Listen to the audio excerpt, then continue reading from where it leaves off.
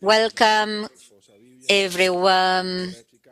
We want to say thank you to the Vice President of Costa Rica, our panel members, all guests today, Aurea Carolina, Congresswoman from Brazil, Eglantina Singh, CEO of goleadores.org, Sofia Sarabia, member of the Escolas Laudato Si program, Mauricio Campillay, integrant of Escolas Laudato Si program as well, all guests and CAF team present here, everyone from listening to us through streaming, Latin America and the Caribbean, everyone.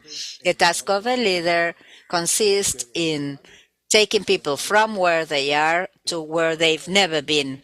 That was said by Henry Kissinger. That will be 100 years next year. This is very relevant today to keep afloat in the middle of the storm, but reach the destination requires capacity to have to keep the bearing in the middle of the darkness.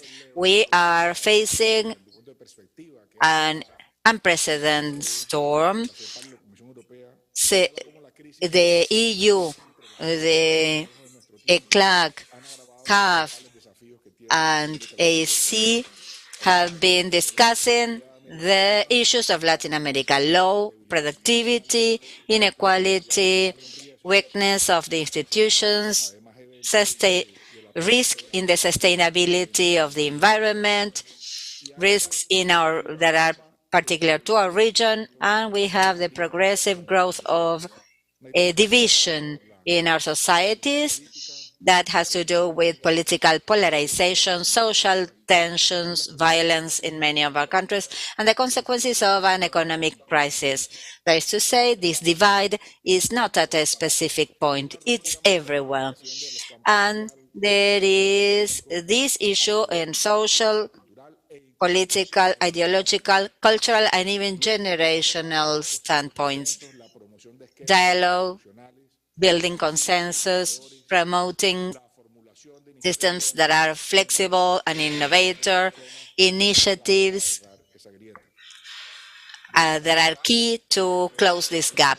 As from CAF, we believe in promoting high-impact actions in favor of development. This is being translated into facts. Our member countries approved last year a historic capitalization to strengthen the bank, to turn CAF into a bank supporting climate change in the region and for social economic reactivation in Latin America and the Caribbean. We have the aspiration to increase our green financing up to $25 billion. We have positive results to show for in Spanish, in sanitation, infrastructure, etc. We will be discussing these topics today and tomorrow in this event that's held for the very first time in New York, Many Voices, One Region, for the celebration of the 10 years of CAF as a UN observer member. The idea is that as from now, we are to meet every year and to make the best of all of our leaders, political, economic union, to better coordinate Latin Americans' voice, to make this voice more relevant in the global context. We are interested in strengthening the education and training of new leaders in the region. We have 1,500 students here with us, working to push forward leaderships with their contributions and questions. We have a good future in their hands. There's space for fresh ideas, and we can tackle the challenges of regions with these new ideas. We are going to listen to the different speakers, indicating that leaders are at all spheres, of course, in government and politics, but also in economics, society, in general, sports. And the aggregation of all these leaders represented here by our panel members will build collective projects accompanying us for this master class. This is the ninth class of the Diplomat in the framework of the 10 years of CAF as permanent observer at the United Nations. We are working for the 2030 agenda for the SDGs. We're almost halfway there. The leaders of today and those that will be leaders in the future, we ratify the commitment of CAF to improve education, to improve the quality of programs, and of course to guarantee access, the institutional strengthening, and a more solid democracy. The new social contract for a society and a post-pandemic world needs to guarantee you have all the necessary tools to stand the bearing and lead forward. Now we will listen to our leaders, those accompanying us this morning here today. Thank you very much.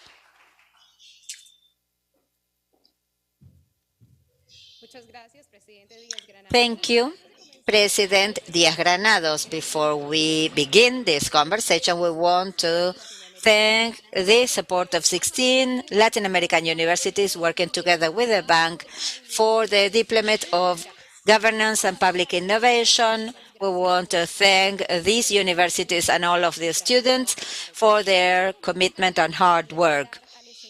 Now we will call upon Christian Asinelli, Corporate VP of Strategic Programming for CAF, that will act as a moderator for this conversation. We also have here Epsi Campbell,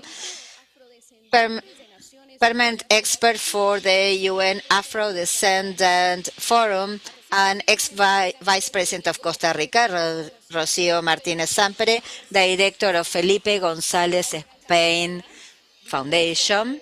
Now Carolina, Congresswoman from Brazil, working for the defense of women, African people living in the outskirts. We also invite Sofia Sarabia from Argentina and Mauricio Campilay from Chile, from Scholas Laudato Si, which are examples of young people committed with the protection and conservation of the environment and with the push to transform the sector. Now, Iglatina Singh, model and actress from Venezuela, founder and CEO of goleadoras.org, promoter of causes related to gender equality, and in charge of the podcast called The Zing. Mr. Anseli, go ahead. Thank you. Welcome, everybody. It is a pleasure to have you all in this space. It will be an hour approximately of discussions of your views in leadership. First, I would like to have the word to remember the words of the President Diaz Granados. We are now back doing this at CAF, going back to a project that worked for 20 years in the institution, more than 50,000 graduates, a great contribution to democracy and the work done in Latin America. I believe it's very important to highlight the leadership of the institution, in this case, Sergio's leadership, that defined that we are to go back once again to work with all of the CAF team to one of the nicest programs we have in the institution, because it's direct contact with reality, with what happens every day.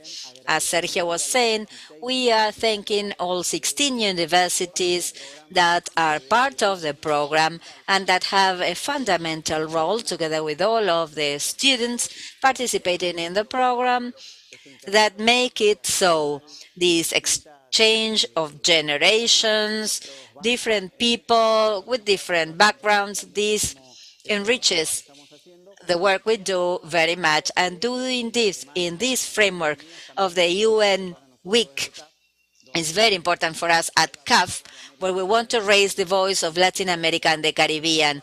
And for us to have this master class number 9 in the program, the first one was by Sergio.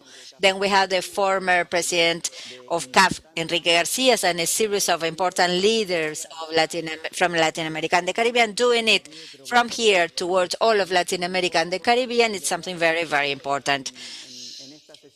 What we're going to do with this session is to take your experience, listen about the projects you have, your dreams, and share that we're more than 1,500 students of governance and leadership programs, and everyone connected through streaming at a web at CAF web page.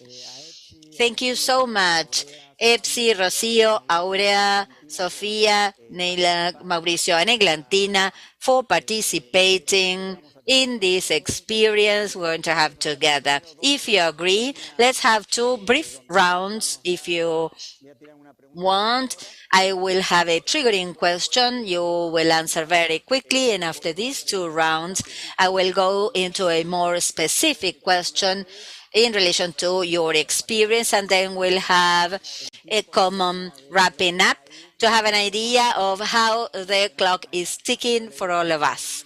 So first round of a minute and a half for each of you, then 2 minutes for the second round for your answers, then 3-4 minutes for your personal experiences, and then a common wrap-up in order to make the most of the time we have together to listen to your experience.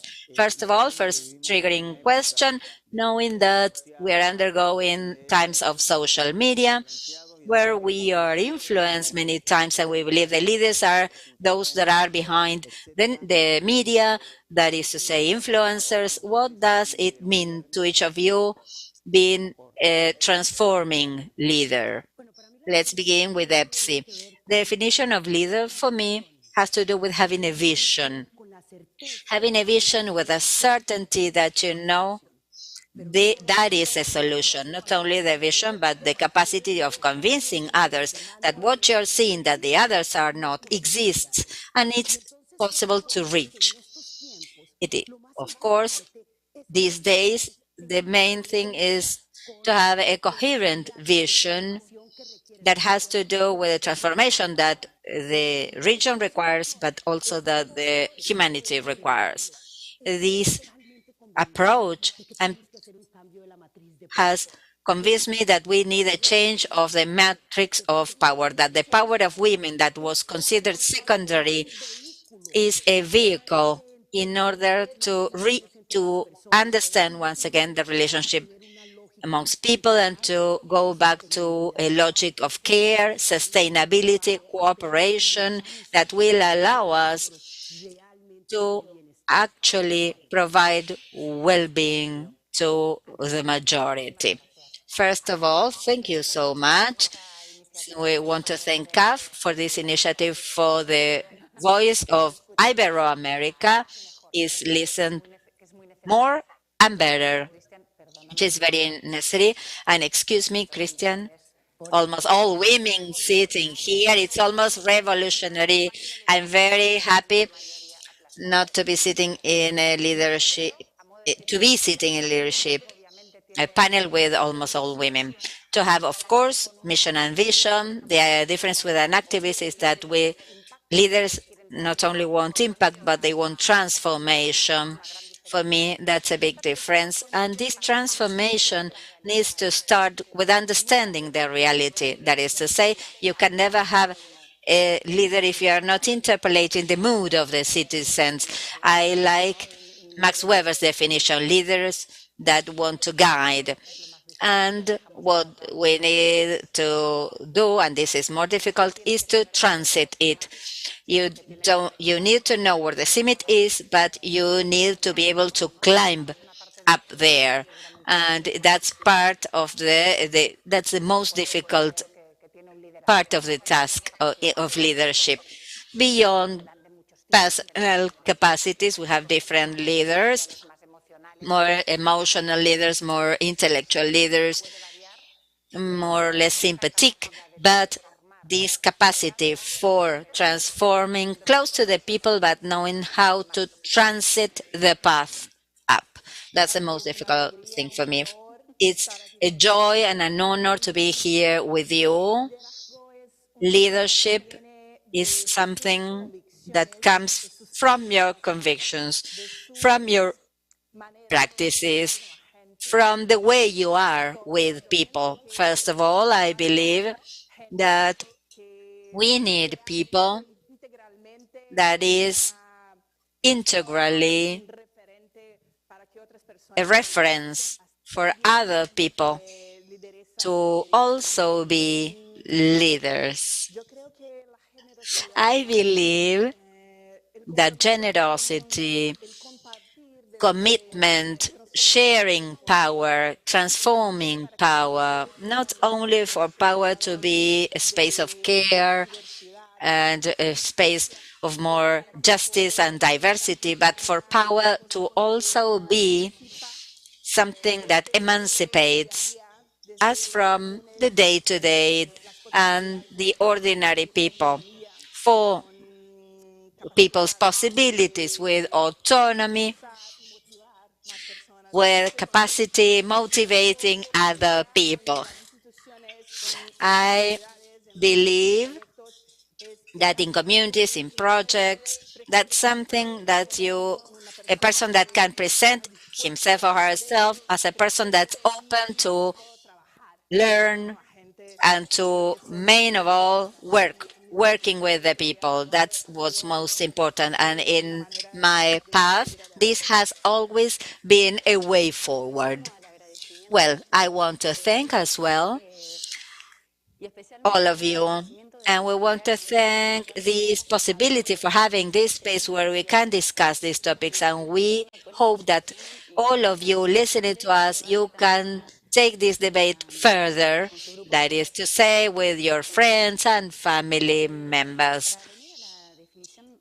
in order to consider the vision for what for me is being a leader. When you talk about leaders, you discuss people, human groups, communities. So I would like to consider this relationship with the other person.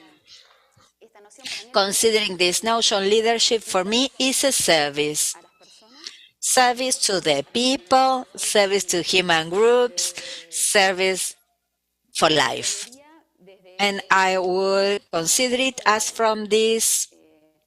I don't know if this is are exceptional features of a great leader, but I would see it as a social project more, really, something that is more communitary. The risk that we focus only in a leadership of an exceptional person is that we end up expecting a messiah to save us all. That's what I would consider a service to the community. I would like to join all the thanks, and I'm blessed among all women. I think that the panel has made justice to what has happened in the world. Leadership, not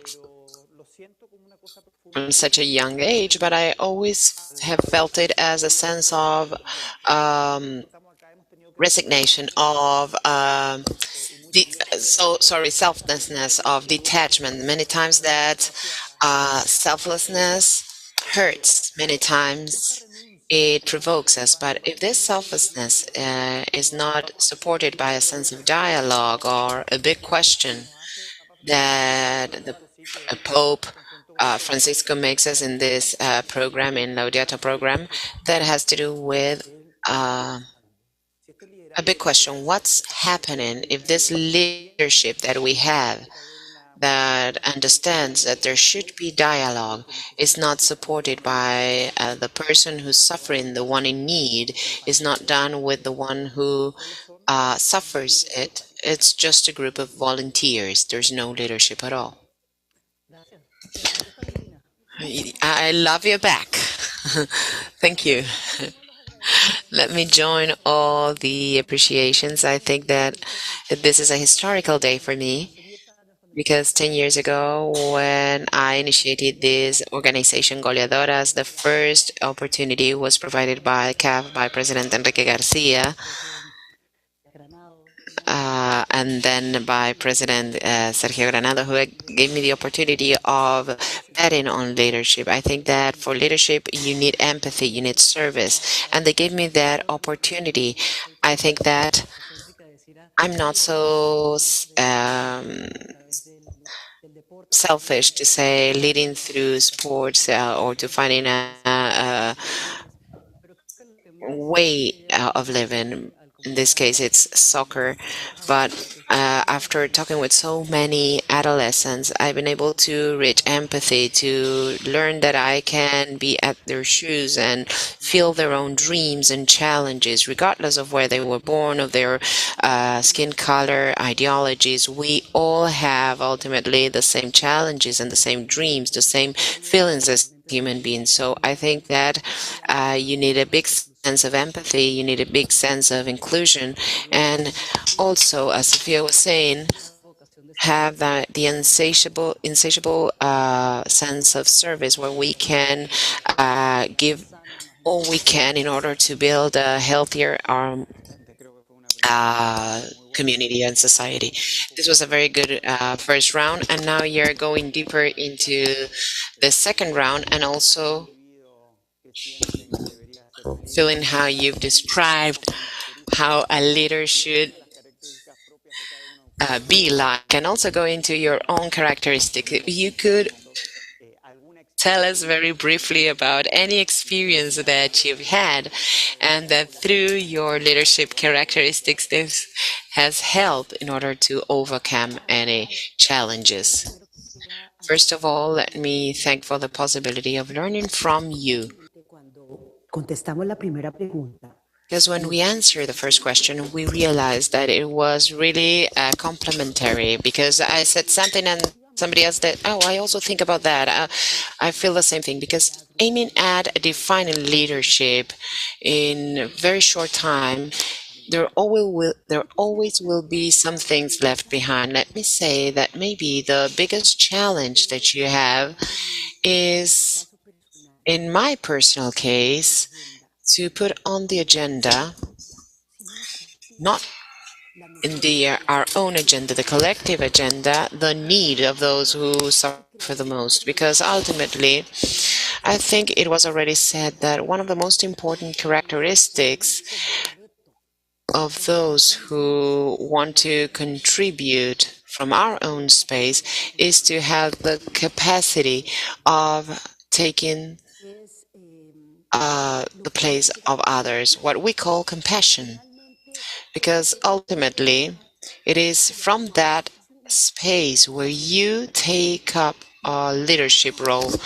And in the very personal case, one of these missions of lives, how we call it, right, is to put on the public debate the subjects or topics of millions of people who are still at the margin of humanity. Why? Because you don't have the most basic rights. Because what we really feel like this is something we need to have, those people don't have it. So I end up by saying that in that path, the very big challenge is to always find more allies, more people willing to understand the reality of those. I think about women, about Afro descendants, about indigenous peoples who, with no need to happen it in a personal life, we can also take their shoes. I agree a lot with you. I mean, leadership, if it's not empathetic and if you don't have commitment, I think it's impossible to have. It's impossible to be a leader. But let me be a provoking agent because I make a difference. I mean, it's not the same to have a leadership for a community, for a specific topic. no matter how important it is, I like to make a difference between a political leadership, because when you have a political leadership, people, and I'm talking about democratic leaderships always, you need to understand plurality, contradictions of everybody, of all of the citizens. And so there you start to have it more difficult. And empathy is really very important. President Gonzalez always tells an anecdote. Uh, if you want to be a leader, the most important thing is for you not to be sorry, because otherwise you will be weak. Especially, you need resolution, because what is the political judgment about leadership? It's not about the personal characteristics. We've had all sorts of leaders. It's about the consequences that you leave behind. Political judgment is about what you've done, not what you've aimed at doing. And that's why I insist a lot on the fact that the most difficult thing, and what makes a difference between leaderships and activists that are so important, influencers that are also very important, are those who change their communities and change their scale from the smallest to the biggest. The difference with political leadership is that you need to experience changes. And it feels to me that today in the world, and this is the first question by Christian, in this disintermediated world, in the world of social media, where everything is more horizontal, it's more difficult to go along this change, touching upon the reality of this heterogeneous, contradictory, and plural group, which are the citizens of a democratic society. That's why I insist, Christian. This is what I'm more worried. What worried the most. How can we go along to have effective changes? How can you tell people, I want to reach the top of it at the summit, and you convince them to follow you? But the thing is to make them climb when you don't have a top. In the curve, you might fall, and that is what I think we need to reflect on and train on, because having committed, empathetic people willing to change the world, I think that fortunately we have many of those. There are others that try to avoid it as much as they can. But the most difficult thing is to have these tools, these instruments, in order to have this path, a path that you create as you go along. And that's always a big challenge. I come from an institutional um, background. But in the past, I was a popular activist. I used to work with young men and women, cultural groups, and I decided to get into institutional politics because I did not see any representation of people like myself, people who believes that it's possible from their own practices to change the reality, and even more.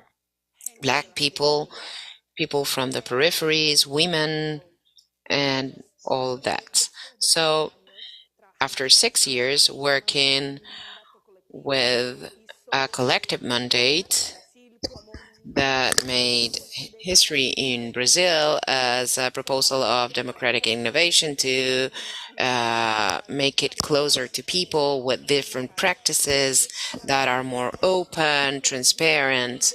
I understood and I decided that it was necessary to go back to the civil society in order to foster and encourage other people like myself. So right now we are going for elections in Brazil. I'm not a candidate for re-election, because apart from everything, we have a lot of political violence in Brazil. We have a government that had a denial posture before the pandemic and is responsible for millions of deaths that could be prevented or avoided in our country. And there is an environment of a lot of persecution,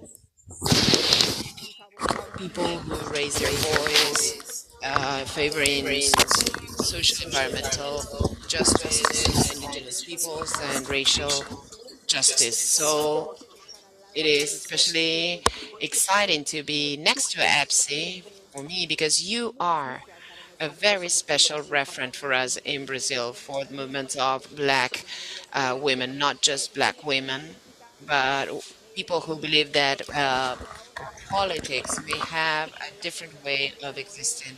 Photography of power may change, as Huma Hayes, an important activist, says. So I think that leadership, as Sophie was saying, is not salvation per se. It is not something that is for some groups. But there is an orientation in terms of the content. There is an orientation in terms of the commitment, the agenda. Is this an agenda that has to face inequalities? It's an agenda that proposes itself to share spaces that are very limited and where people cannot access. So I believe that leadership is also courage of going against many things that still need to be more visible and to be more publicly discussed. Well, now, in order to continue with your intervention, at one point you said that if we need to climb the mountain, how can we do that? The idea is to go to the mountain. How can we mobilize everybody to go up the mountain, to climb up the mountain? So the question is, why should we climb the mountain? Where does that idea come from, that the best thing for society is to climb up the mountain? Does it come from politics or from other sectors?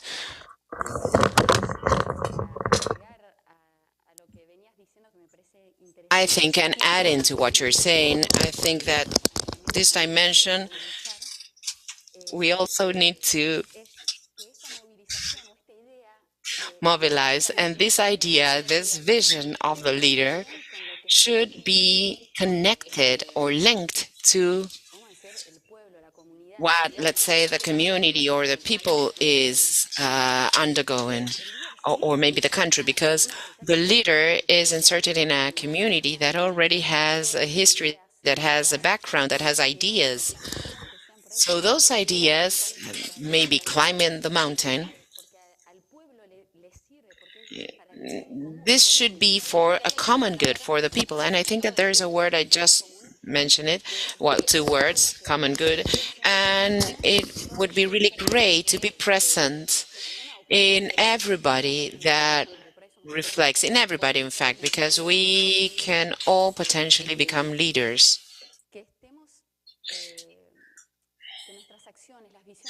that our actions, our visions are at the service of the common good, and maybe defining common good as those possibilities for everybody to self-realize.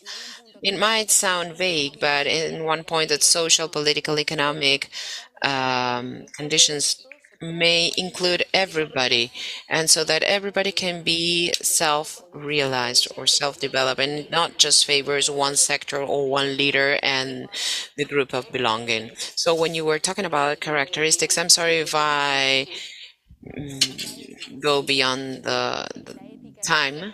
I think it's ethics. I think ethics is characteristics of a leader. Be aware of the impact of his or her actions and the rest of the people in the environment. Profitability should not be the only criterion for leadership. Economic impact, having a unilateral perspective of reality, maybe seeing society in all of its complexity.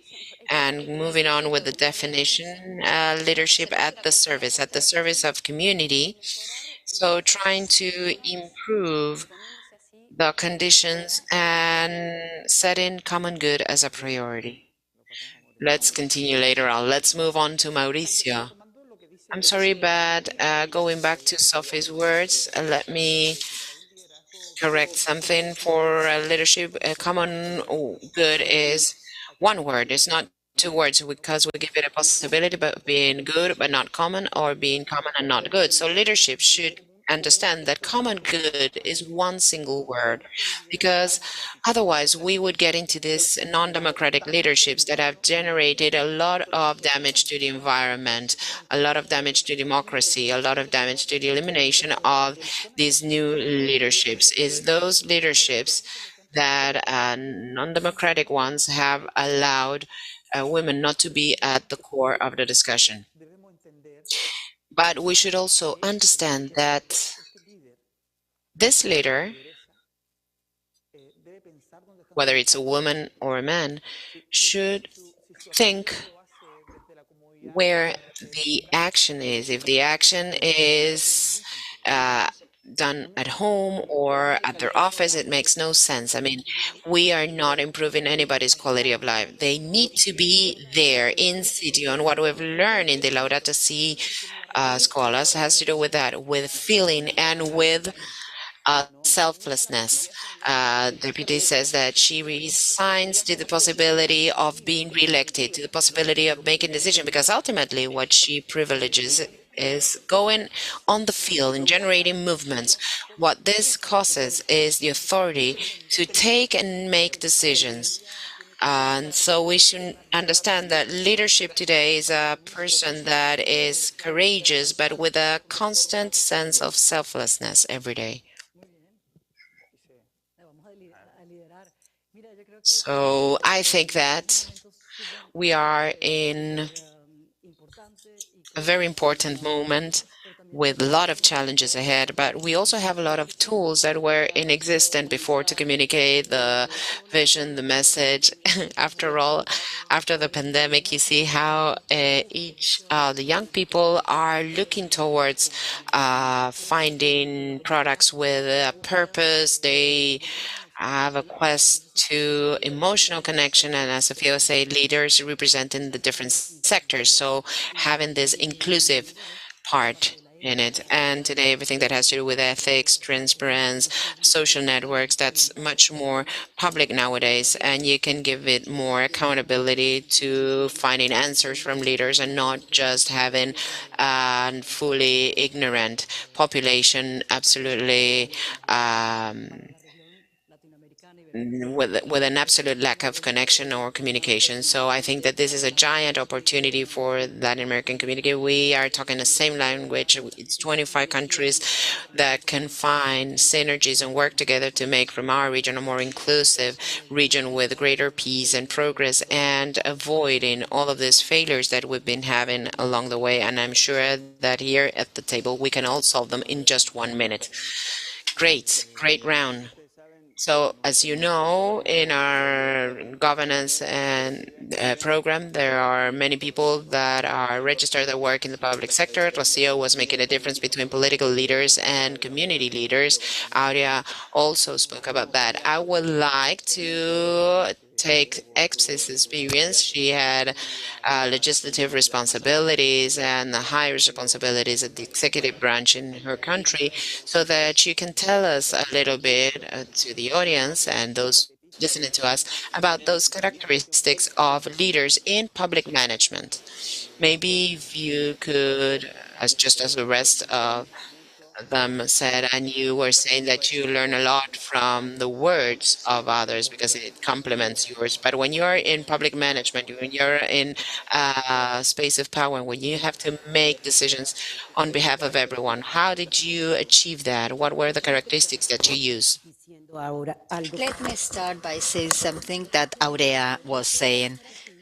I was first an activist. I am truly an activist. In the space where you are, there's part of you that has to do with that commitment undertaken by activists to transform with no retribution in exchange. So I believe political leadership, it's not only going from here to there. It has to do with different vehicles that are used for what you wanted. That is to say, the common good. There's no other way.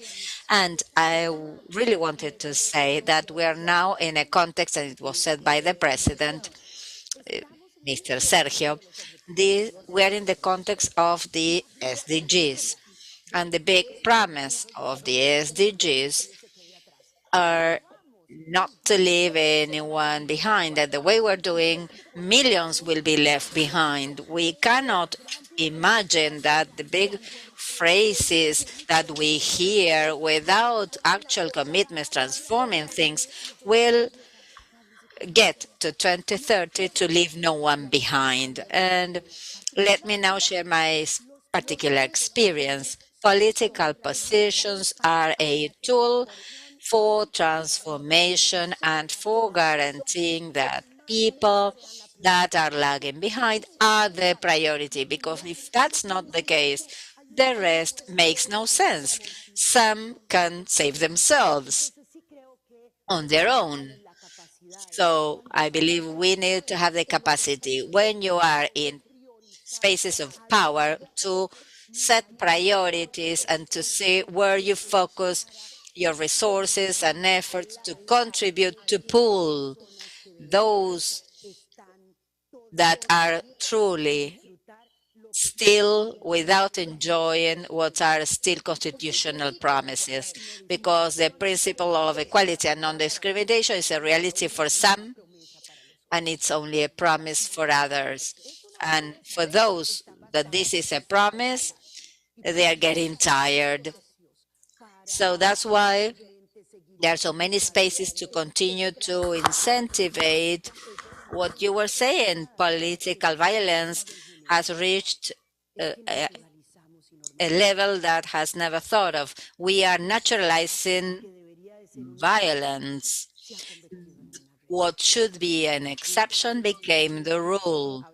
So finally, when you're asked about particular experiences of what you've experienced or how hard it is, I always try not to tell about that because I just think of the 9-year old, the 10-year-old that is now being forced and violated. Children in Latin America that are moms being 10, 11 years old. So I can size that up. What I'm experiencing that could be terrible for me, and I always say it's worthy, always because people depend on the effort that we're making. I have given priorities to working with women, to working in the north of our country, which is the region where we have border with Nicaragua, and there's a lot of people in forced displacement conditions because of a reality there. At the international level, I've given priority to work on Afro-descended people, people's agenda to convince more people that the fight against systemic racism and systemic reparation for millions should be a priority for everyone. I face many obstacles. You fall as many times you do. You need to go up once again and continue to work because you have learned.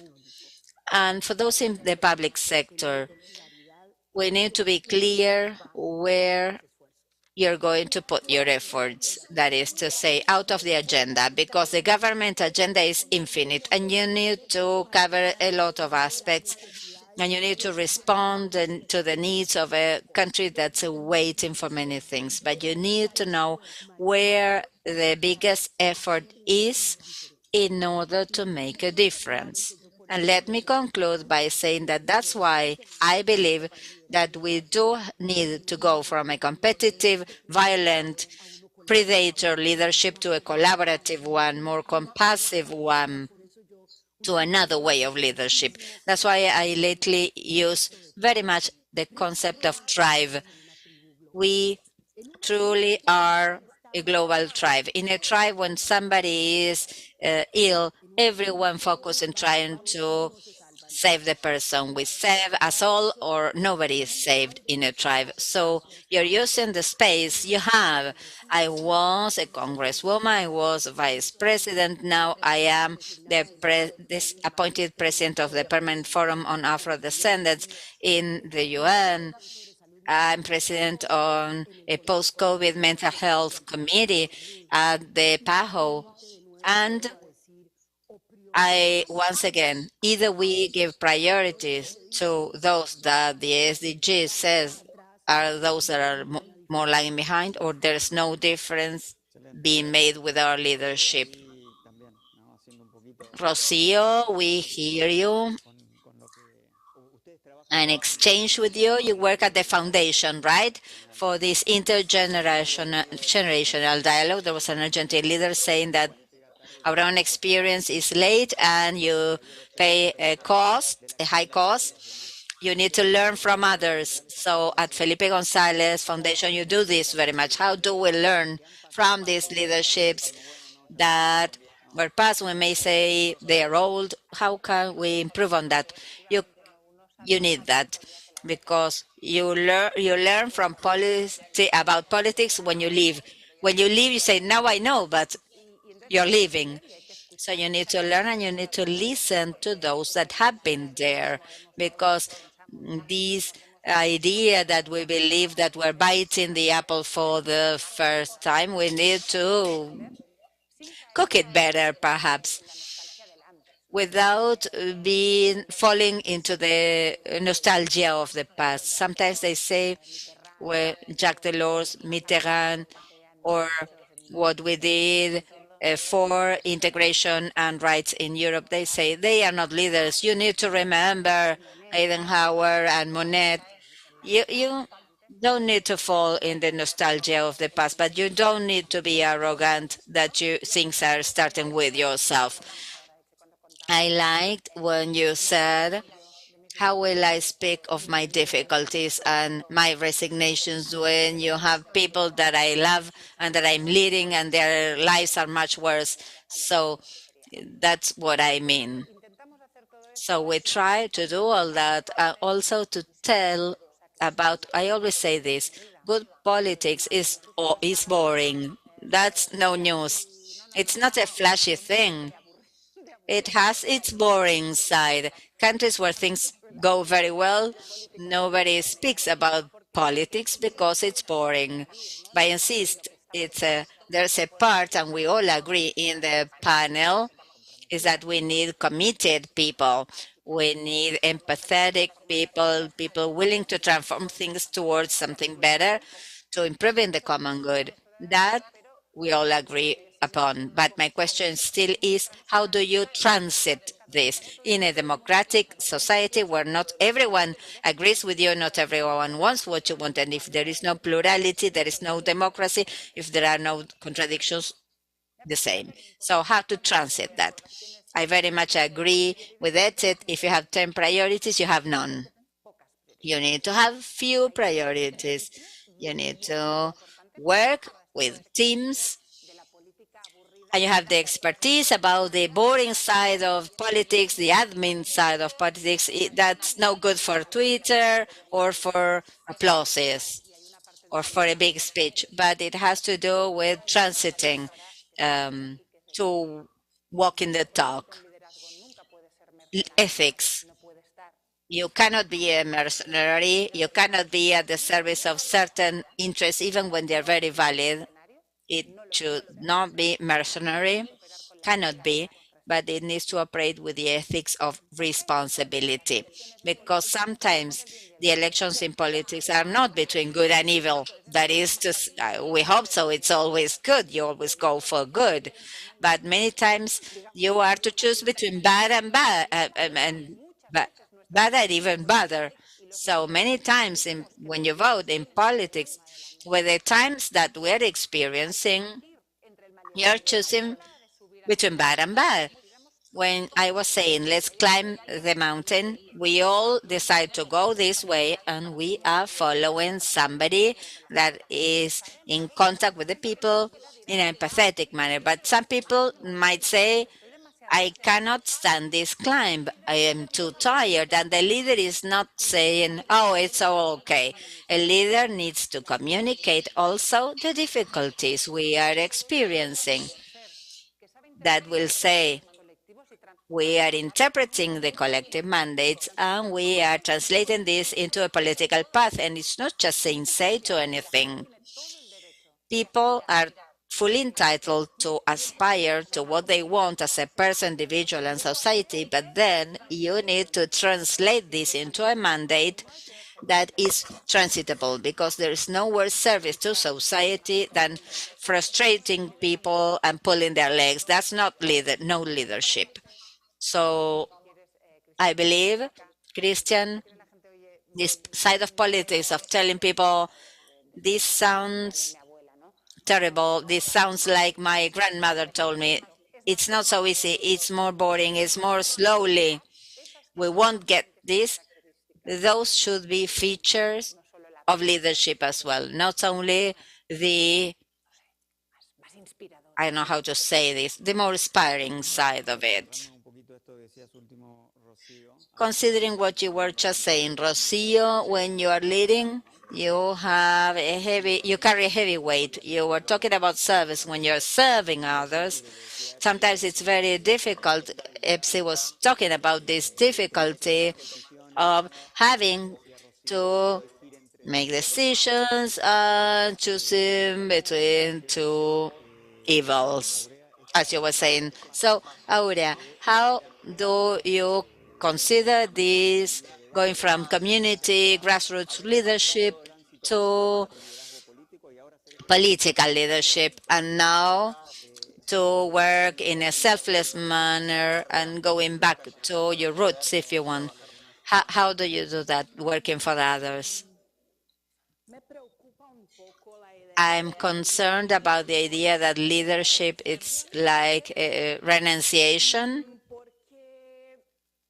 because people passes, experiences change, and institutions and life living conditions of people actually are what need to be changed in a more long-lasting manner. So for me, it's been an experience that was pretty valuable and quite challenging, yes, but it's not enough to have a commitment or to have a vision. It also it's also necessary to go further with deepening democracy. We have something horrible in Brazil called secret budget. That's in the National Congress. That's a corruption mechanism. Uh, Members of parliament have a quota for being used for their grassroots. It's that, just that. And we are denouncing this mechanism, and we are saying we need to open up. We need transparency. This is no longer acceptable. And we are here talking to students of public administration, very much interested in seeing how to improve public policies and all this. So we need to monitor, as from civil society, as from multilateral spaces, how the institutions are doing, because it's no good that it's me and some few others like me were to reach these spaces if actually we don't achieve for our presence to generate conquers for people in a more wider manner and with more continuity.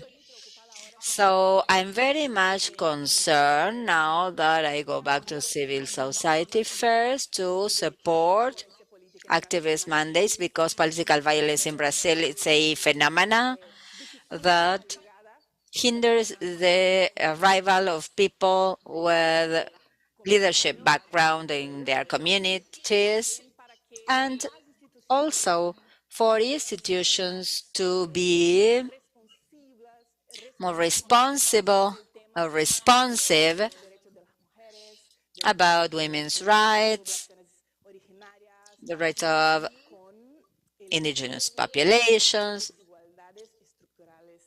considering the structural inequalities. So being in the state should be a commitment with human rights, with the main charters on how to produce better living conditions for everybody, like the SDGs, of course. Sofia and Mauricio, besides being leaders in your communities, you're participating in a program that CAF has together with Escolas Ocurrentes from Francis Pope. You have been in Rome with a week's training with leaders from Latin America and the Caribbean. You're being trained. You're going to end up in Leticia in the Colombian jungle to continue to work, and you have a strong focus in the care of the environment. So, how do you experience this new challenge that you have, that leaderships have? That part of your work has to do with taking care of the environment and pursuing these causes. Well, actually, it was fascinating, and it is still fascinating. That is to take the time. First of all, I believe this first stage of training of education is for us not to go back with quick or pre-manufactured responses that couldn't really solve things, but we are to take some time to see what's the deep root of the problem we are experiencing, the common house, the common home that the Pope speaks of. We can discuss this for our region, for Latin America. And there is this first part that the root of the environmental issue is related to a social root. I was coming more from a more social vision, and I thought we need to solve the social matters first, and there are more urgent than then the environment. And the deep questioning is that what if the root of both issues is the same, and why don't we try to solve as from the origin? So for that, you need to take some time. We're taking some time to actually cover these issues to begin with. And there's a very rich and interesting aspect that's pretty international. And I believe that part of leadership and the challenges we have now is to generate bridges. The richness in diversity, in the cultural diversity, should be a richness of ours to learn to speak to with others who are very different in the school. And that is a wonderful challenge to create bridges, to learn how to talk to others. I don't want to take any more time. It's been an experience that was pretty tough. If you want to share with 55 young people from almost all over the world, believers and non-believers, that's one of the challenges that we have seen as very positive as from the Pope, summoning 55 young people to from almost for all colleagues to discuss this big mother, and that is our common home. We need dialogue. First of all, we need to see what we think about the environment with this sense of a woman, because the planet is a woman that cannot procreate in certain places, cannot feed in certain places, cannot grant water to their children. It's so terrible, and nobody thinking that this is happening. So this is a tool to say the planet is one of us. We're 1 million. Let's consider one more. That's the planet. We're not considering the planet. We're not taking care of the planet. And what the Pope is requiring from us is dialogue, to be able to listen and to take the time, understanding that that time is up. We need to today recover part of what has been lost. But it has to do with this question going out to the field, dialoguing with communities about what's going on, how we're feeling, and as from that, to act. And about leadership in public administration, I have learned in reflecting that us in public administration, we have a double responsibility, and our errors are a double sin. You need to be very careful. We have a power, and the only objective of us in public administration, we want the common good. We want to improve the life quality of the young boy or girl or the elderly. So the question is, when we leave our position, when we have learned from politics, is what have we built for the girl that's now 2 years old? In the next 17, 20 years, if there has been an improvement in her life quality. So we have been able to understand this through the circular at Laudato Si. 30 seconds only. In the notion of interdependency, we're very clear that the idea that liberty or freedom related to independence, and we forget we are interdependent amongst us and with nature, with the environment, and something about how you measure leadership and the effect of leadership. If we could measure to and considering in case of how many other leaders this leader made come up. All right. Now, taking Maurice's last words about lines also mentioned by EPSI in Argentina has been working for more than, Englantina has been working for more than 10 years with a foundation with children related to soccer. So how can you generate leadership with such a passion but focus on girls?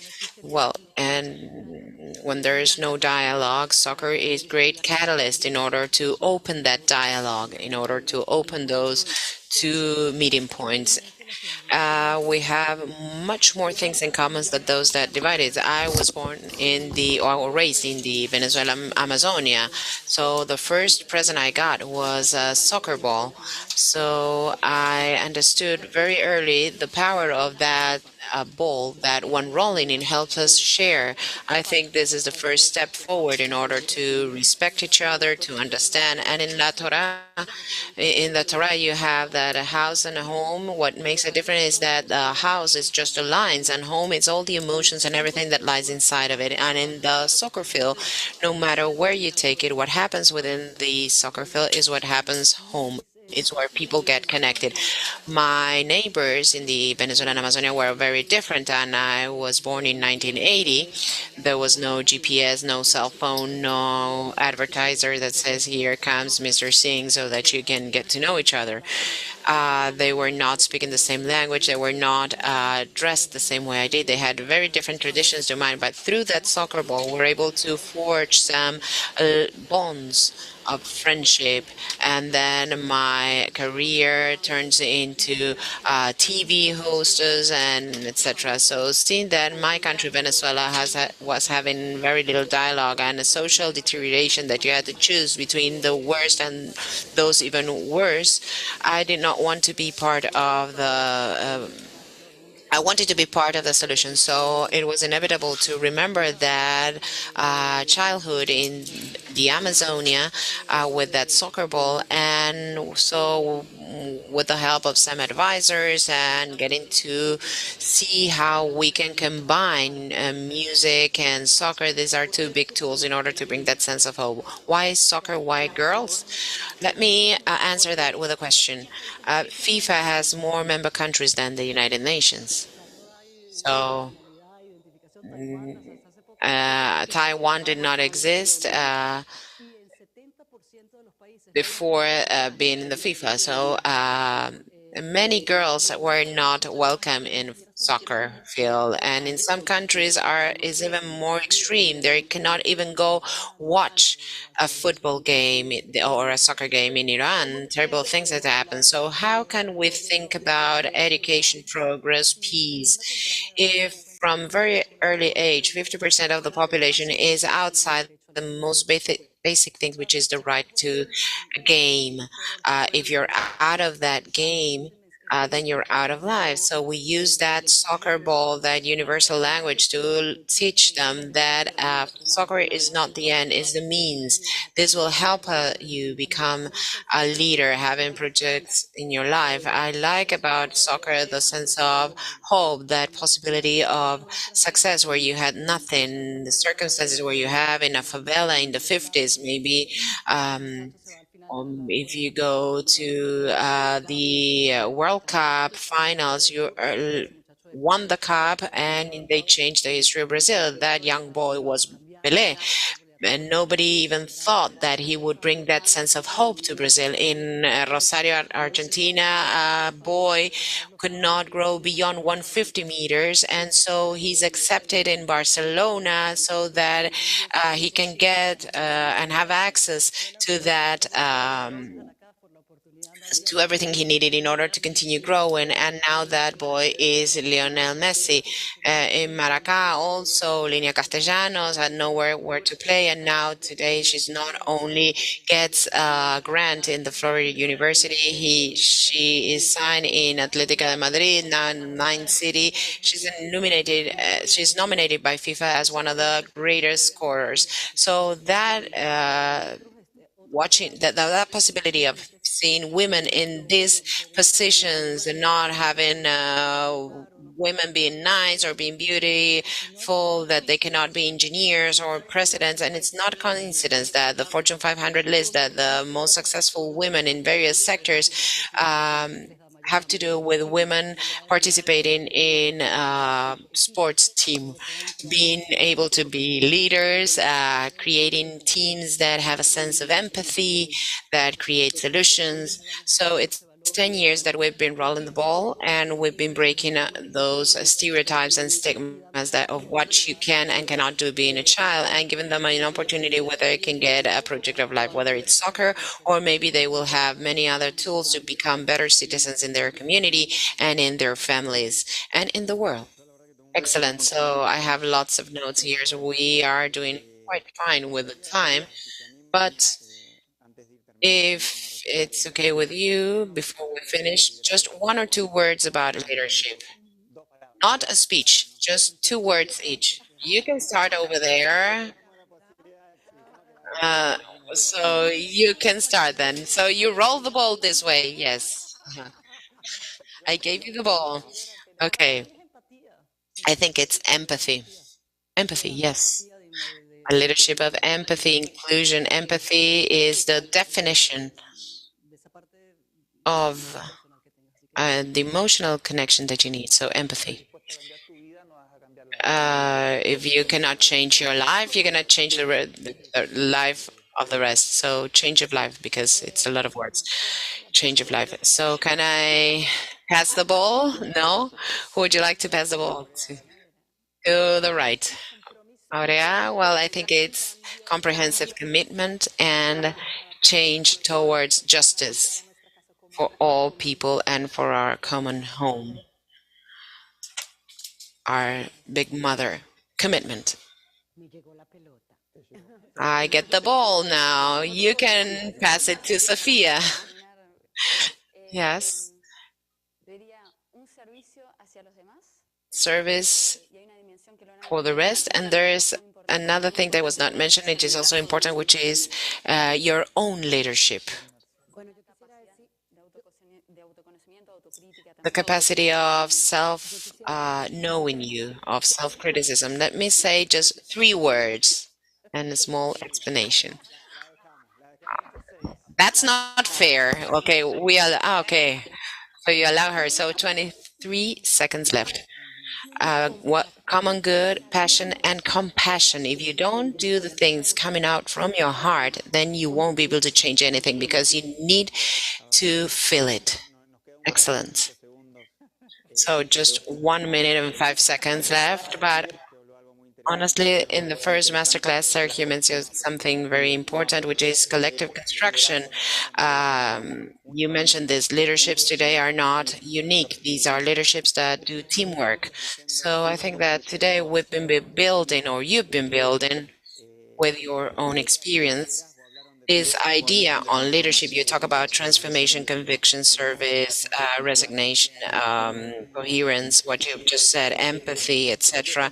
So I think that this common construction that we built has been and still is very useful for the work we've been doing in CAF. So I would like to thank you all and also those watching us from the streaming. I think that we're going to repeat this work. Maybe Natalie, we could collect everything that was said here and send all of notes that were taken. I see that Natalie also took a lot of notes and build something in common so that we can offer to all of those who have listened to you. So thank you very much. 000. So perfect timing. Great.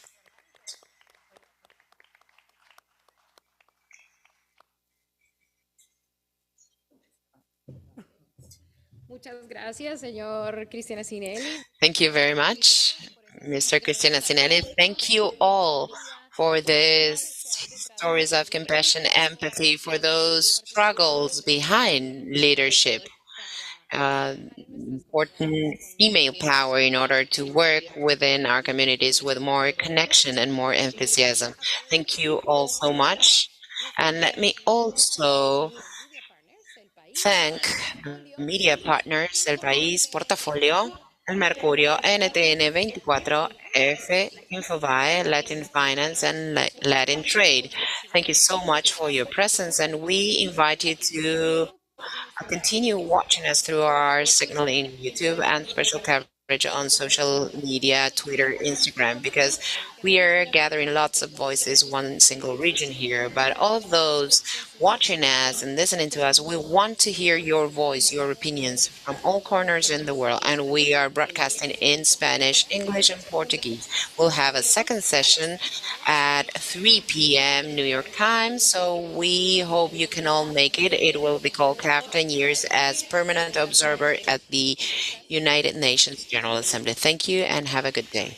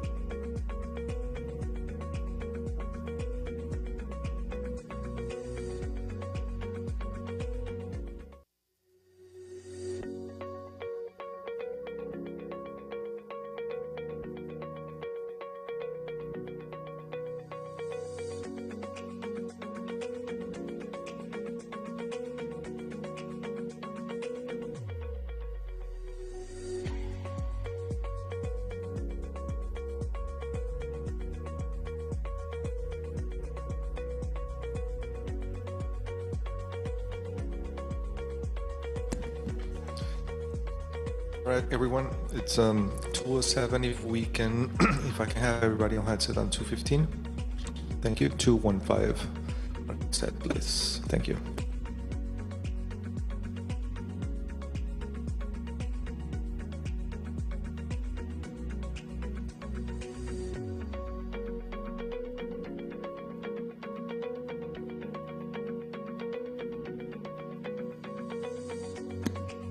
Carla, you have a minute. You can meet us on front of house for a minute, please.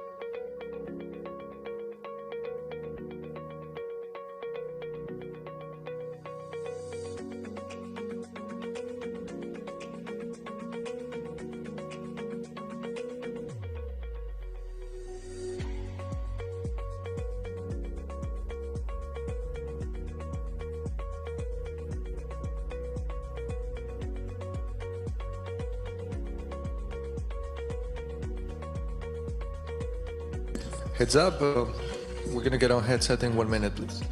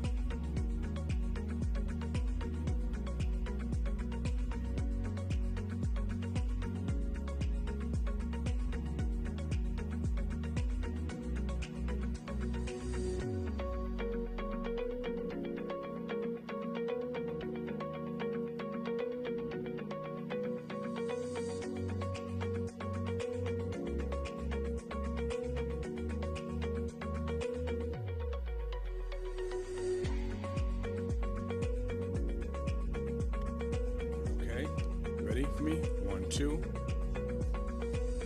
Mic check 1, 2. Microphone check 1, 2. Test the microphone.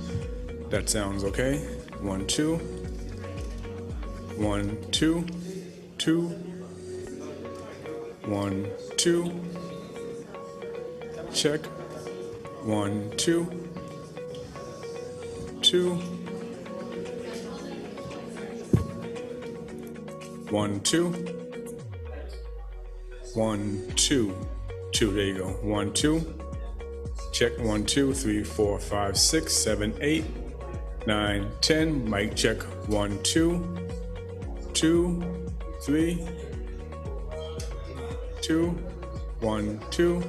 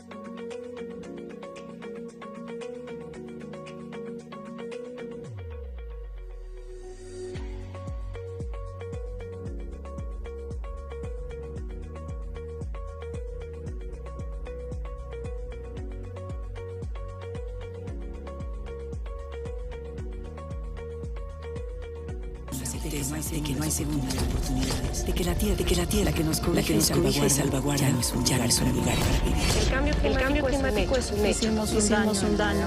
Ahora tenemos que adaptar. Nosotros sin agua no somos nada. Y si nos despertamos sabiendo que ya no hay un mañana.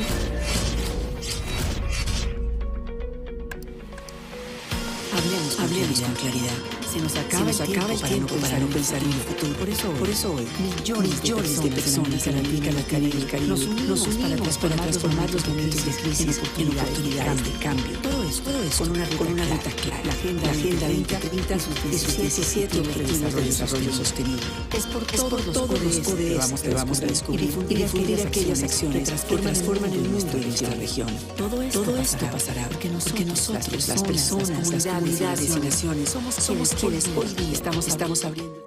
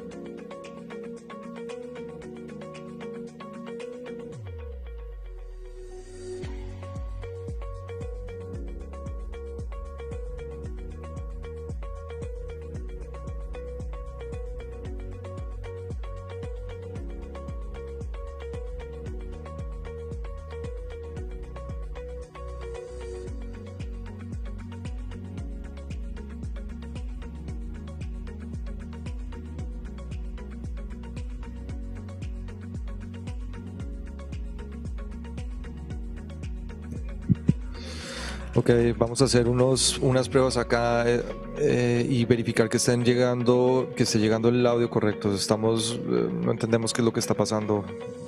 Entonces, por favor, verifiquemos que les esté llegando mi voz en el stream de forma correcta. Voy a hacer un conteo, por favor, Héctor y Daniela y... sí, y Mercedes, perdón, me confirman, por favor. Estábamos haciendo una prueba. Listo. Bueno, después aclaramos un poquito el workflow porque estamos un poco confundidos. Entendemos que hay unas partes que están cortadas y después ahora estamos transmitiendo estas partes. Entonces entendemos que tenemos que darle los heads up cuando vamos a hacer el conteo de manera que no haya cortes en la parte de ustedes. En fin, pero por ahora confirmemos que el audio lo están recibiendo bien.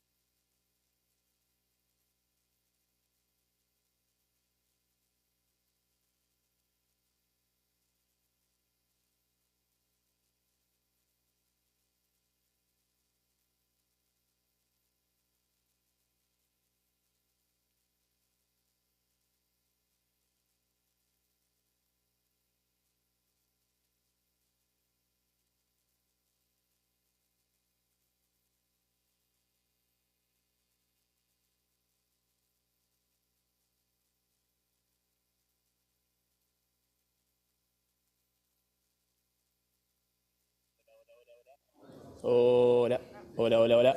Hola, hola, hola. Tommy, aprovecha. Dale play a la mocha, así lo chequeamos en la corte también. Hola, hola, 1, 2.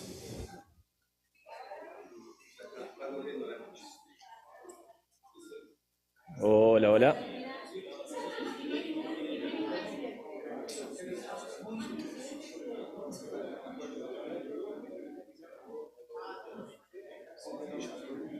Hola, hola, hola, sí.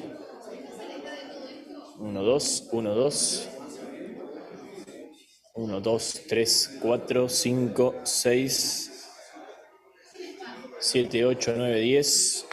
1, 2. Hola, sí, sí. No. Hola, 1, 2, 3, 4, 5, 6.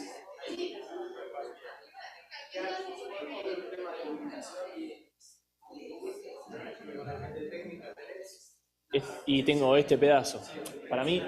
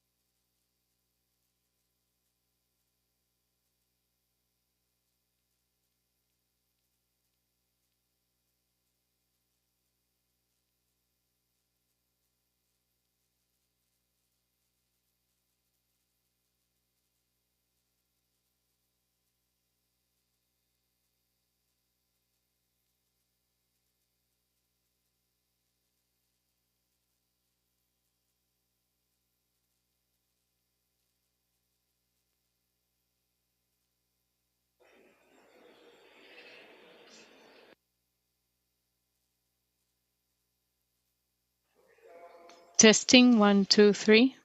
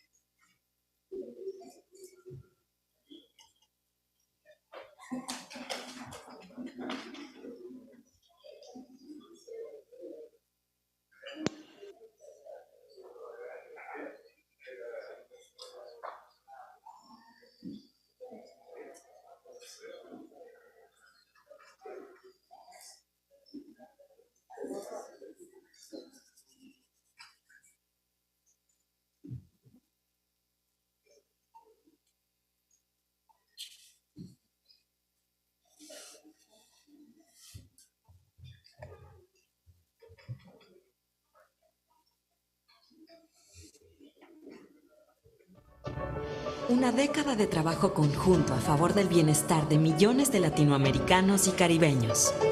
CAF, Banco de Desarrollo de América Latina, cumple 10 años con el estatus de observador permanente de las Naciones Unidas, periodo en el cual hemos suscrito al menos 35 acuerdos, convenios y cartas de cooperación con más de 20 entidades del sistema de la ONU para enfrentar de manera conjunta y articulada los grandes desafíos que mantiene nuestra región en temas como agricultura, finanzas, educación, empleo, salud, igualdad de género, gobernabilidad, medio ambiente, entre otros. En nuestros 52 años de vida, nos hemos convertido en una de las principales fuentes de financiamiento multilateral y en un aliado del desarrollo de América Latina y el Caribe, movilizando más de $200 mil millones para sus países accionistas. Nacimos en 1970 como el brazo financiero de la región andina, con la misión de trabajar a favor del desarrollo sostenible y la integración regional. Y hoy, 21 países accionistas y 13 bancos privados han convertido a CAF en el principal emisor latinoamericano en mercados internacionales, con el reconocimiento de las calificadoras de riesgo. La interacción con actores cruciales de la región, como lo son las entidades del Sistema de Naciones Unidas, nos permite seguir beneficiando a millones de personas latinoamericanas y caribeñas a través de grandes obras de infraestructura en agua y saneamiento, energía, movilidad urbana e integración. Y seguir construyendo alianzas con los actores clave a nivel global para trabajar juntos en el cumplimiento de los Objetivos de Desarrollo Sostenible y la Agenda 2030, para elevar las voces de América Latina y el Caribe, para proteger nuestro hogar común, poner fin a la pobreza y mejorar la calidad de vida de millones de personas, sin dejar a nadie atrás. CAD, Banco de Desarrollo de América Latina. Hola, muy buenas tardes. Soy Claudia Ospina y en nombre de CAF. Hello, good afternoon. Claudia Espina, in the name of CAF, Development Bank of Latin America, we welcome you all. We want to thank you for your presence. We are initiating now the second session of a series of meetings called Many Voices, One Region, Latin America and the Caribbean, working for the Agenda 2030 for Sustainable Development. As with our 10 years of permanent observer for Latin America, we strengthen the role of our region in the global debates in the framework of high-level meeting for the 27th meeting of the UN. CAF has built this space for reflection together with world leaders in order to co-build and contribute with experiences and solutions for the global challenges we face in relation to climate change, biodiversity, gender equality, inclusion, diversity, amongst others. Before opening remarks are made, we want to remind you we are working in English, Spanish, and Portuguese in our site caf.org, and you can follow our account in Facebook, Twitter, and Instagram as well. We want to greet all of you. We have Mr. Alberto Fernandez, President of the Argentine Republic, Sergio Díaz Granados, Executive President of CAF, Akim Steiner, Administrator Manager of the UNDP, Rebecca Greenspan, General Secretariat of the UN Conference for Trade and Development, and Enrique Garcia, former CAF Executive President. Now we will hear the word from Sergio Díaz Granados, Executive President of CAF. Good afternoon. We want to say hello to the President of Argentina, Alberto Fernandez. Let me say that in this very same room we had a meeting with the Chancellor Cafiero, with the first meeting of CELAC and the AEC. It was a good beginning for Many Voices, One Region. Greta Rinsman, UNCFA, Akim Steiner, PNUD Administrator, Enrique Garcia, our leader, Panama, Martín Torrejos, President, López Calva, a good friend working with us today as well, my colleague Cristiana Sinelli, by all representatives from the UN and the different UN organizations, executive from CAF, all our special guests, and everyone joining through the different streaming platforms, using the time as a tool, not as a sofa. This was Kennedy's recommendation in a conference here. This is important now, celebrating the first 10 years as CAF and its work as a UN permanent observer. The world is very different now. With the pandemic, we see more and more that the only way forward to be stronger with the multiple crises that we are facing is a determined action for the human beings and the environment, and timely action to have time working as an engine for prosperity. In this decade, since 2012 to 2020, besides having a role for multilateral funds, mobilizing more than $200 billion for energy infrastructure, sustainability, and integration. CAF has consolidated thanks to Enrique's voice, amplifying the voices of the region in the global context. And this is a cyclist story. The first participation of CAF before the UN was in 1968. The topic was the Agenda for Development and Latin America and the Caribbean is the birthplace for many speakers. We continue to participate actively in the global conservation to guarantee compliance. And we continue this work these days. CAF consolidating its work in the capital markets and relevant sectors, and also transcending the region and working in a multilateral manner here in the UN to tackling problems for the benefit of the whole of humanity. The presence in the UN opened up for CAF new spaces for interaction and incidence in key international agendas. In the case of SDGs, and of course, the Summit for Climate. 10 years of CAF as an observer in the UN have allowed us to better interact with the system, but also with other multilateral bodies. Since 2010, CAF has actively participated in the conferences in the Framework Agreement on the UN on climate change and working in high-level meetings. In Glasgow last year, we announced our commitment of becoming a green bank to have a floor of $25 million for mitigation adaptation to climate change with our partners.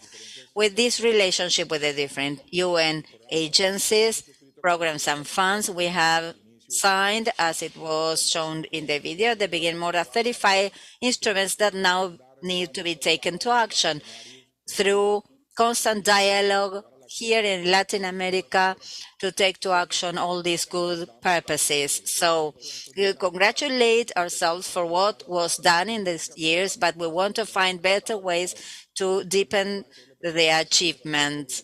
And going forward, we want to thank President Fernandez for his presence here today. We are to better coordinate the voice of Latin America in the global scenario. CAF, as a permanent observer, was rooted in the work of Enrique. That's why we're here. We need to project our vision forward. We have now 2,100 days to 2030. The clock is ticking. We need results. We've been hit by the pandemic. We are facing more and more challenges with our people. I would simply say the future is definitely the consequence of our actions and the decisions that we take as from today. Our region is raising its voice through actions and investments. Last year, with the uncertainty after the pandemic, unanimously, CAF's board, and Enrique was present to inspire our directors, we reached the highest capitalization of CAF, $7 million in its history, the biggest bet for an financial instrument at the region. This is done with the ministers and everybody convinced that we are capable of building a powerful integration tool that will contribute to the solution of our problems. We have the potential, the talent, the ideas, the innovation capacity in Latin America. When I go from Argentina to Mexico, going through all Andean countries, we always find this light for hope, this willingness to work, the commitment with the region, and the possibility that we have to reach further. We have the institutional capability. We have built little by little all the tools to achieve this. And Franklin Delano Roosevelt said the only limit for our achievements for tomorrow are the doubts we have today.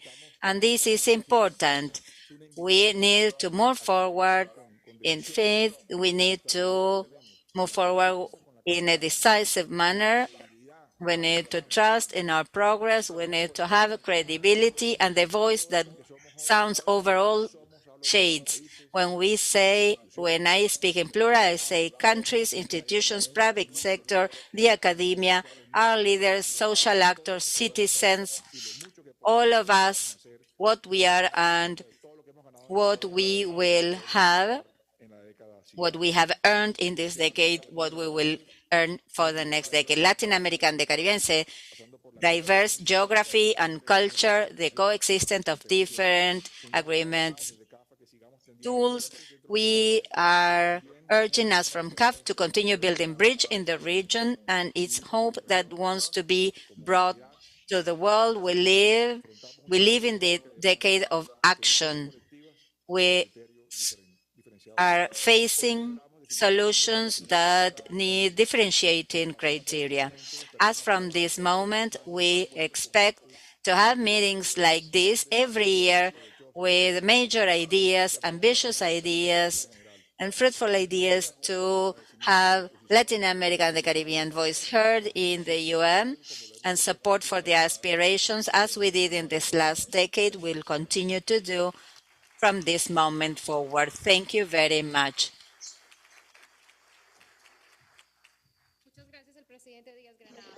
Thank you very much, President Diaz-Granados. And now we call on President Alberto Fernandez, the President of Argentina and pro tempore President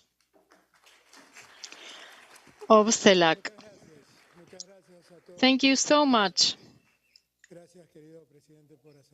Dear President, thanks for inviting me to participate in this event. It is a pleasure to meet again with dear friends like Enrique and Rebecca. Thanks again for participating. And thanks for allowing me to meet Rigoberta Menchú. This round of applause to her, a Peace Nobel laureate of Latin America. It's a great opportunity for all of us. We celebrate here CAF, wonderfully developed by Enrique from years. It was just CAF, not the Development Bank of Latin America in its origins. And we celebrate 10 years as UN permanent observer. And very well done. Good celebration and deployment with the UN agency systems. And it's only timely to do it because we're facing challenges, not just in Latin America, but worldwide. These are times marked by a pandemic that has claimed thousands of lives. The pandemic has only made inequalities more apparent. Inequality, as Latin Americans and Caribbeans, should call our attention. It just calls us to strengthen our efforts to eliminate it. Latin America is the most unequal continent of all. It shows the greatest differences between the income of the rich and the income of the poor. We are a continent with a long task to carry out in front of us. The costs of working separately are too high. At the time where UNASUR was closed, where Mercosur was put at risk, and other groups like the Lima group, the Prosur group, differing attempts that were not necessarily Latin American, and they always only generated more dispersion in Latin America.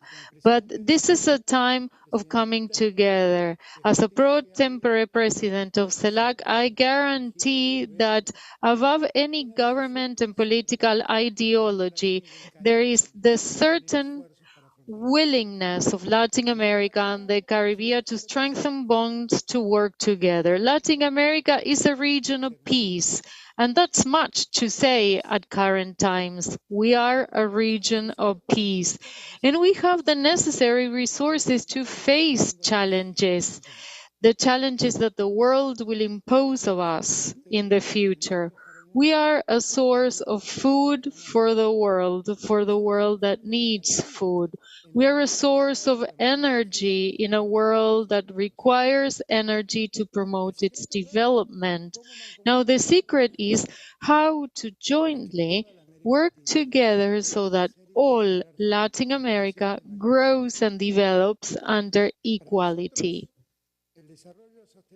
For us, sustainable development is only possible if we develop with social justice ruling above all, where the success is not just for some, but for all. Development that integrates and doesn't divide. And for that, dear President, we need a development bank. We need a development bank. Enrique envisioned it years ago, and now it's in your hands to make it advance forward. We need it because Latin America requires to finance infrastructure to root its growth. Truth be told, we have here a great opportunity ahead of us. We should work together, work jointly, call for the end of blockades suffered in our Americas. And as Latin America, and as CELAC and pro tempore president of CELAC, I live it as a personal challenge, is to become integrated with the Caribbean. The Caribbean is part of our Americas, and the Caribbean suffers the problems Latin America suffers too. Today, unfortunately, our friend from Barbados is not here. It would have been interesting to hear from her, to get to know firsthand from her the problem suffered by the Caribbean because of the climate crisis. The Caribbean, a region that did not cause climate change, now suffers it the most. We endure the suffering in Latin America and the Caribbean, so we should support the Caribbean to overcome climate change. We see what's going on in Puerto Rico now, but constantly we see these issues throughout the Caribbean, and it is our obligation to come out to support them. In CELAC, we have created a fund to support Caribbean countries in facing the needs arising when climate change affects them. And I was telling the president of CAF that indeed CAF should be incorporated into the administration of those funds just to make sure and confirm that the objectives are met, is standing by Caribbean countries that suffer climate change the most. These are special times in history. These are times that demand that we stand up strong after a pandemic while wars arise that affect the entire humanity. And so what we must do is preach peace more and more so that the world finally understands that there are no more times for wars. The pandemic has already claimed too many lives. This is a time for peace and development. That's the message that Latin America should communicate to the entire North. The missiles are blown up in the Northern Hemisphere, but in the Southern Hemisphere, we suffer hunger that can affect 300 million inhabitants. The 300 million people that would suffer hunger are in Africa, Asia, Latin America, not in the Northern Hemisphere where the wars are fought. So we should get involved in the search for peace as fast as we can, because while the war goes on in the North, the risk of a war expanding becomes too dangerous for the entire humanity. So thank you so much for inviting me to join you. It is great to see the Development Bank of Latin America and CAF. What do we do with that acronym? It doesn't match anymore. When I met Enrique in 2013, I was first minister. We were much younger, though we still look very good. CAF was CAF, the Andean Corporation of Support. But with this new fancy name, Development Bank of the Americas, we're doing well. Regardless of the name, the spirit endures. The joint effort, equitable development for all, becoming part of an entire world. We are no longer a neglected area from the developed part. Thank you, everyone. Muchas gracias, presidente Fernández. A continuación, vamos a Thank you escuchar. so much, President Fernandez. Now we will hear from Kim Steiner, administrator of the UNDP program.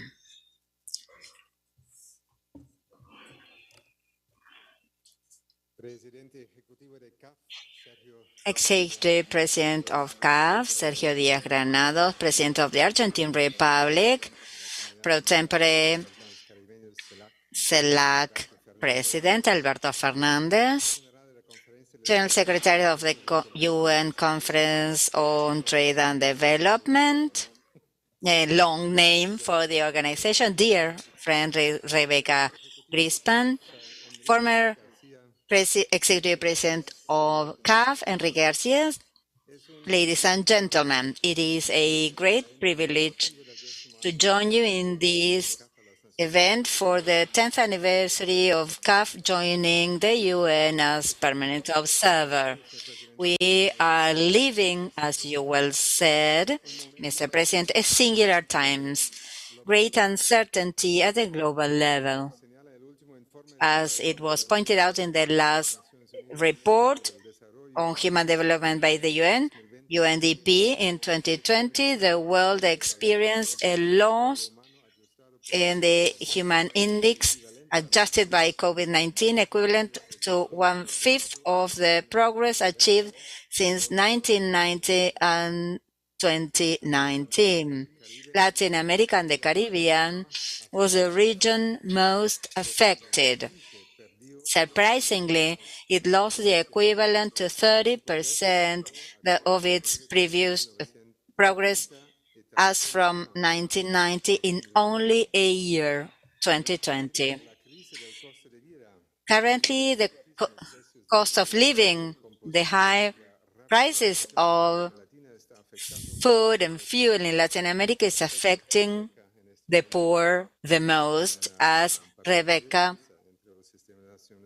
has a role in the UN for this as well. This is feeding also the problems with the population. Climate change is affecting us most, with record temperatures in countries like Argentina, Uruguay, Brazil, Paraguay, and others. In fact, we also know that in 2021, the deforestation rates in the region were the highest since 2009, hitting the environment as well as our goals for the mitigation of climate change. The fact of the Andean glaciers losing more than 30% of their surface in less than 50 years. In this era of uncertainty, it is vital for reliable institutions like CAF to implement solutions for development that are urgently required. We celebrate the intention of CAF to doubling its portfolio for 2030, aligning them with SDGs. We congratulate the work in relation to the Green Bank for Latin America, working on nature-based solutions and energy solutions. The alliance of the club with CAF generated tangible results. For instance, we work together at Ecuador, Argentina, and Peru to help out and strengthen their national capabilities to tackle violence against women and girls. This is crucial in a region with 14 out of the 25 countries with the highest femicide rates in the world. We supported the government of Paraguay for the acquisition of medical supplies through COVID pandemic, which was crucial for the country to receive quickly. We work with the communities of Ecuador to adapt to the climate change effects, that is support to the national adaptation plan in the country, which was essential for climate adaptation. Challenges in Latin America are large, and so are the opportunities. It is the region with the most biodiversity in the world, which is essential for the survival of the whole planet. Essential for energy raw materials, but also with the biggest potential for transitioning into a green economy, a region with an enormous potential for transitioning for affordable clean energies. The club is privileged to join in CAF in these key areas, with the biggest support for climate promise, our initiative supporting more than 120 countries and territories. We are leveraging climate financing from international funds for working in this area, climate change, with the work of the Green Fund for Climate and the World Fund for the Environment. We also have an ambitious objective working with key partners like CAF. We want to work with $1 billion towards 2025. This means financing can be invested in throughout Latin America and the Caribbean in key areas: clean, renewable energies, expanding access to education, or improving towards gender equality. Ladies and gentlemen, we can break our complex of global uncertainty if we support Latin America and the Caribbean to take the bold decisions that will foster decisive climate change actions. It will reduce inequalities and poverty, and it will work towards human development. This will be done if all financial sources work towards sustainable, inclusive development, reducing risks, together with key partners, CAF and the UN organizations supporting countries and organizations to take these bold decisions. These most solid alliances between the UN and organizations such as CAF have stronger impact, helping out protecting our planet and improving the daily lives of millions of people throughout Latin America. Thank you very much. Thank you very much for the administrator of PNUD. Now we will hear from Rebecca Grisman, General Secretariat of the UNCTAD.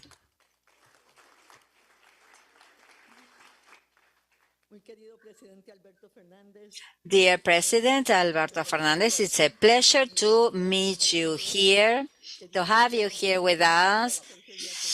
Dear President of CAF, Sergio Díaz-Granado, thank you for inviting us for this celebration. Thank you, Achim Steider, the administrator of the UNDP, my previous home, Enrique Garcia, dear friend. Such a nice surprise to meet you here. Dear ministers, ambassadors, former President Martin Torrijos, Rigoberta Menchú, dear friend, an icon in our region. Thank you so much for being here with us.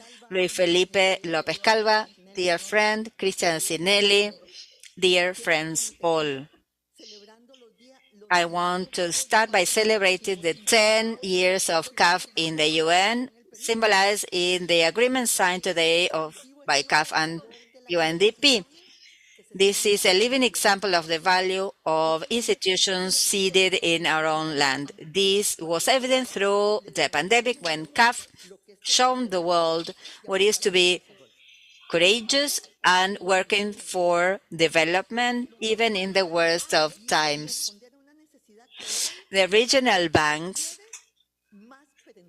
are working more and more, responding to a global trend, because what we've seen through the UNDP is that what we are seeing for the re-globalization, not a de-globalization, because there's no large evidence in that that's happening. Re-globalization, we believe it's more regional, with value changing that are shorter in many sectors and more diversified. And this is a great opportunity for Latin America, but it also represents a trend for regional banks to become the center of the not only regional agenda, but global international agenda. Because it's us from them that the regions, if we look for more integration, if we finally have the reality of the regional integration we wanted for Latin America. And my generation failed, I need to say. We speak of integration, but we didn't do it. Let's see if we can do it now with the proper conditions for integration to happen. Not to separate ourselves from the world, but to be better integrated in the world. What I remember in my younger years, what we called at the CLAC the open regionalism. It was to be integrated with the world, and that's what we're here to do today. And CAF was the multilateral bank for development between April October 2020, provided the highest level of funds to support countries face pandemic. The CAF applied disperses $990 million, more than the IDB, more than twice that was disbursed by the World Bank, in spite of the fact that the CAF has a capital that's 1/3 of what the IDB has and 15 times less of what the World Bank has. This has been acknowledged by the capitalization of the bank, because the countries trust the bank, and it was recapitalized, which didn't happen with all other world banks and regional banks. We always said in 2008, 2009, the banks were recapitalized, but CAF was recapitalized because they want the CAF to be their regional bank. So CAF is an example that the policy and politics that we have been working through were the world global response for multilateral banks to lend more with the capital they have, a petition that G20 president that will meet again found an echo recently as a policy that's correct and possible and certain. So the world needs more banks like CAF. Leadership is essential more than ever. And that's what CAF shown. As from Enrique Garcia, that was the one that built this institution, now with Sergio Diaz Granados continuing this leadership path. We need leadership because we live in a world, as the General Secretary Antonio Guterres said, it's a cascading crisis world. As from 2020, no country ended up being stopped being in emergency mode, and things are becoming worse. It's important to celebrate the 10 years of CAF in the UN, because multilateralism must be defended and revitalized because only collective action can save us. And here we have a crisis of public health that became a social economic crisis and that quickly became a debt crisis. According to the IMF, 60% of the low-income countries and 30% of medium-income countries are in under debt distress, according to the IMF. Climate change affecting us more and more. We were talking about this in the morning. We heard a speech about the moment for the SDGs, and we heard very clearly that the Caribbean countries, small island countries cannot face the damages derived from climate change. All resources they have for development now have to do with adaptation. Adaptation is not being funded currently with the amounts that are necessary.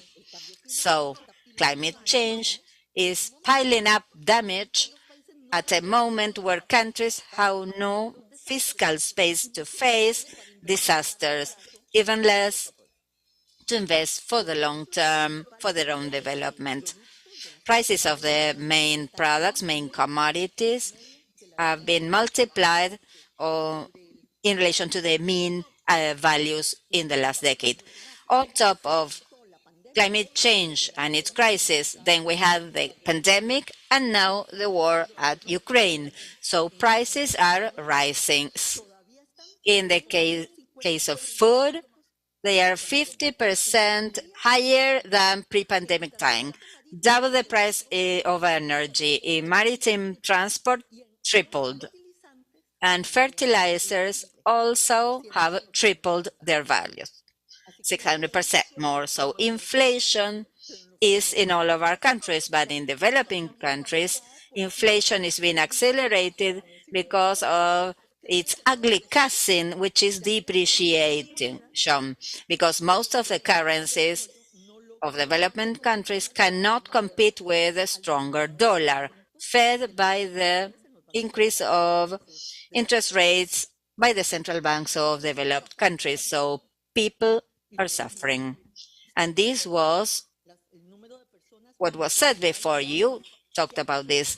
The amount of people with food and safety has tripled in these years. Now it's 50 million people.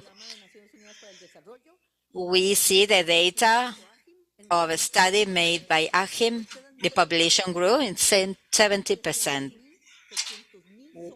300,000 Somalians are literally facing famine right now. Families cannot deal with these situations because part of the problem is not only being exposed to the crisis, but not having resources to face it. Families and countries have now less capacity, less resilience than what they used to have, because this is a crisis on top of a crisis. It is a crisis in cascade. So cascading crises are also cascading crisis of inequality, and that is what is happening to us. According to the World Trade Organization, 60% of workers worldwide have now actual income that are lower than the ones they have in 2019. And the trade that was taken for granted can no longer be so. Airspace is being closed.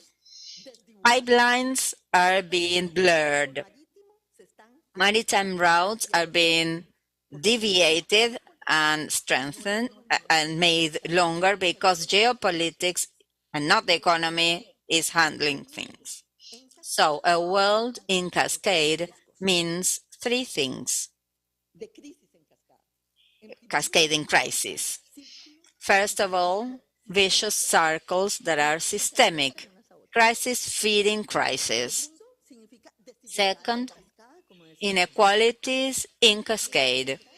Crisis leaving behind more and more people, and chronic instability, crises that are becoming worse and worse, more and more frequent every day without people seeing any answer to their suffering. But there is time now to stop the cascade. But the time is running out. If we don't act now, we will be drawn by the cascade. What can we do? We have a crisis of access to food.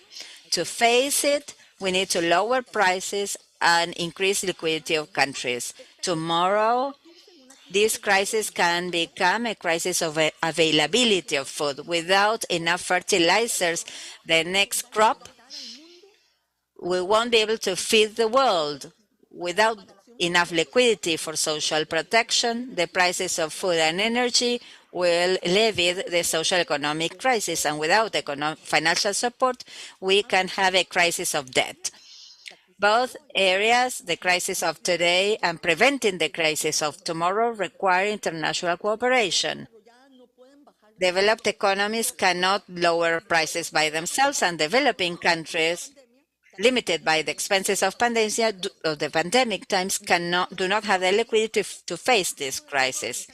So the task force for responding to the crisis, let me say that this General Secretariat developed a group of champions to defend the world from the crisis. We have heads of government and state with the General Secretariat, and we have a group directed by the General Vice President with institutions, all the organizations from the UN, World Bank, IMF, World Trade Organization, and there's another task force led by myself because we work a lot. And we have a task force divided into three: food and fertilizers, energy, and financing. And we propose 10 topics. First, we need to support the initiative by the General Secretariat to open up the Black Sea and to reintegrate in exports of food from Ukraine to the world trade. And we need to support exports of food and fertilizers from Russia to be once again back at the world trade. This was done by the General Secretariat to remove the hurdles for the trade of these two countries, generated that today 4 million tons were exported through the Black Sea, and that we can say now that the prices of food international trade decreased. According to the FAO, they decreased more than 14% in 5 consecutive months, but it needs to go down even more. We need to limit food export restrictions. That only worsens the situation. Since the war announcement, more and more countries have done so. We need to control demand, because with energy prices, if developed countries start buying more at a lower offer, they fix the price and we end up paying at the high price in the rest of the world. Secondly, we must to improve liquidity, open up fiscal room. We need to open up, dear Sergio. In the first few months of the year of developing countries, reserves have dropped in around $380 billion. That's twice what they received in the issuance of rights a year and a half ago done. We need to increase the limits to, we need to increase the access to emergency financing and loans, and drop interest rates. In that case, we support Argentina. We need new capitalization and using the special rights of draft done already by the International Monetary Fund. And finally, all countries have programs for social protection, focusing on the most vulnerable one, protecting them against inflation. I give you just a number.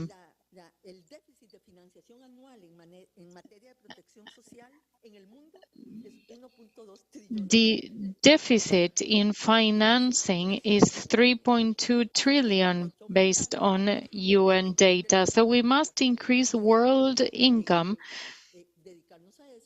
to dedicate ourselves to that. And part of that is taxing willful profits, as it is called. And to conclude, because I'm running out of time, I must say, multilateralism in the current context is more necessary than ever. Cooperation is a must. I celebrate the 10-year anniversary of CAF as UN Permanent Observer. It's an opportunity to be more solidary. It's an opportunity for Latin America to be reintegrated, to diversify, to protect the most vulnerable. UN and CAF have shown that we have what it takes to do the task. You through your investments and us through the initiative of the Secretary General that has allowed us to drop prices and aid in the crisis. But this initiative is just a commercial response to the current crisis. We also need a financial response. There is no access to food crisis without a financial response.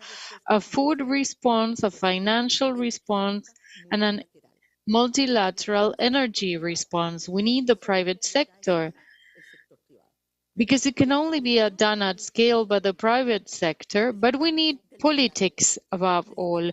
We need politicians and leadership, and as the president said, we need peace. Thank you very much.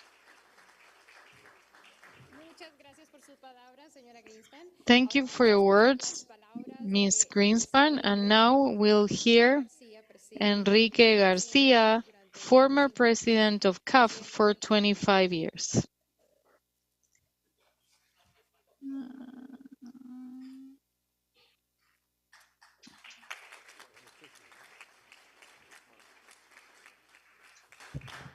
Bueno, en primer lugar, muchísimas gracias, Sergio. To start with, thank you very much, Sergio, for inviting me to this very special celebration. My warm greetings to President Fernandez in his dual or triple role, the first president of the Republic of Argentina, president of CELAC, and a friend.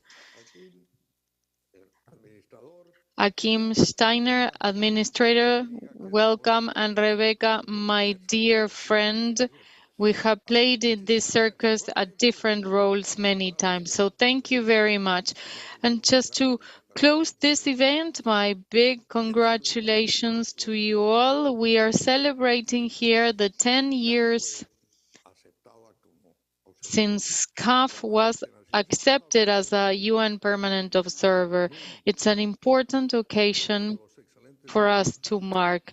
And in the excellent speeches of my predecessors, we have already described the trajectory of our organization back in the 60s when it started, and the regional multilateral agencies, the first one, the Ibero-American Development Bank, which in addition was the engine for the creation of CAF, the Central American Bank, and others. It's the tradition of this institution, very small one in the beginning, only 5 countries, but the decision, the bold decision was made. And I remember when I started as president, I told my staff, I have 3 objectives. First one, we need to expand and incorporate more countries. And they told me it's been very difficult. We attempted with Brazil, but Secondly, I told them we need to go into important areas of development, infrastructure, social development. And they told me, no, that's for the World Bank, for larger organizations. Third, I told them we need to go into capital markets, investment markets.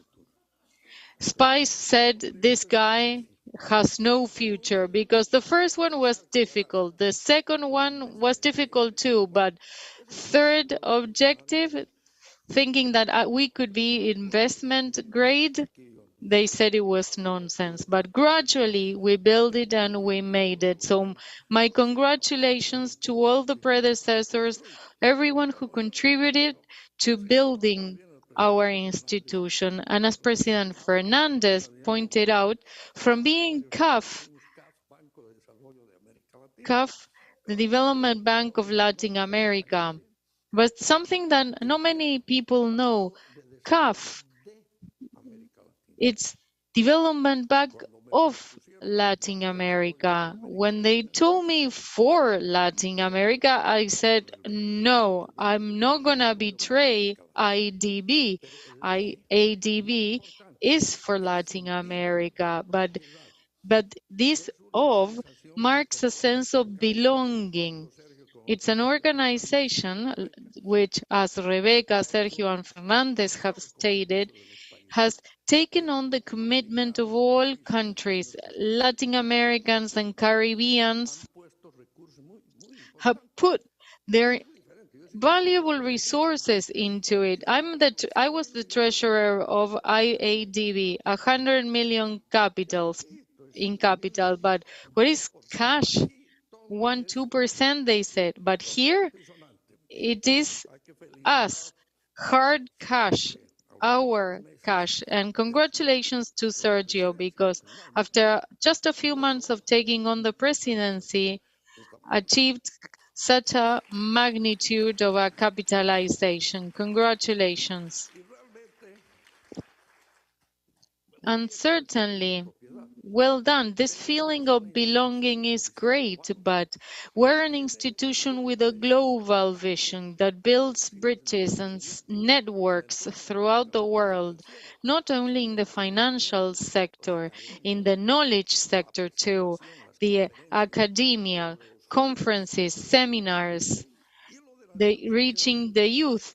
And part of the work of that bold process we follow is with the United Nations. So congratulations to two of the people of the staff that are invaluable.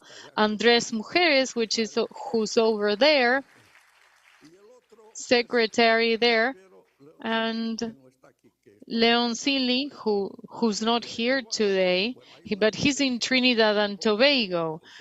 Back at that time, whom you see over there had long hair. Now he's bald. And I can't speak for myself now. I'm bald too.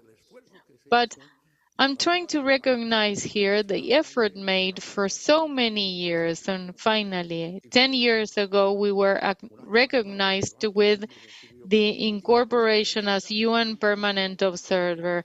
Ban Ki-moon received us back then. And when building that bridge from Latin America to the world in the club of development institutions and setting up relations with Europe, with Russia, with China, with everyone. That's our mission.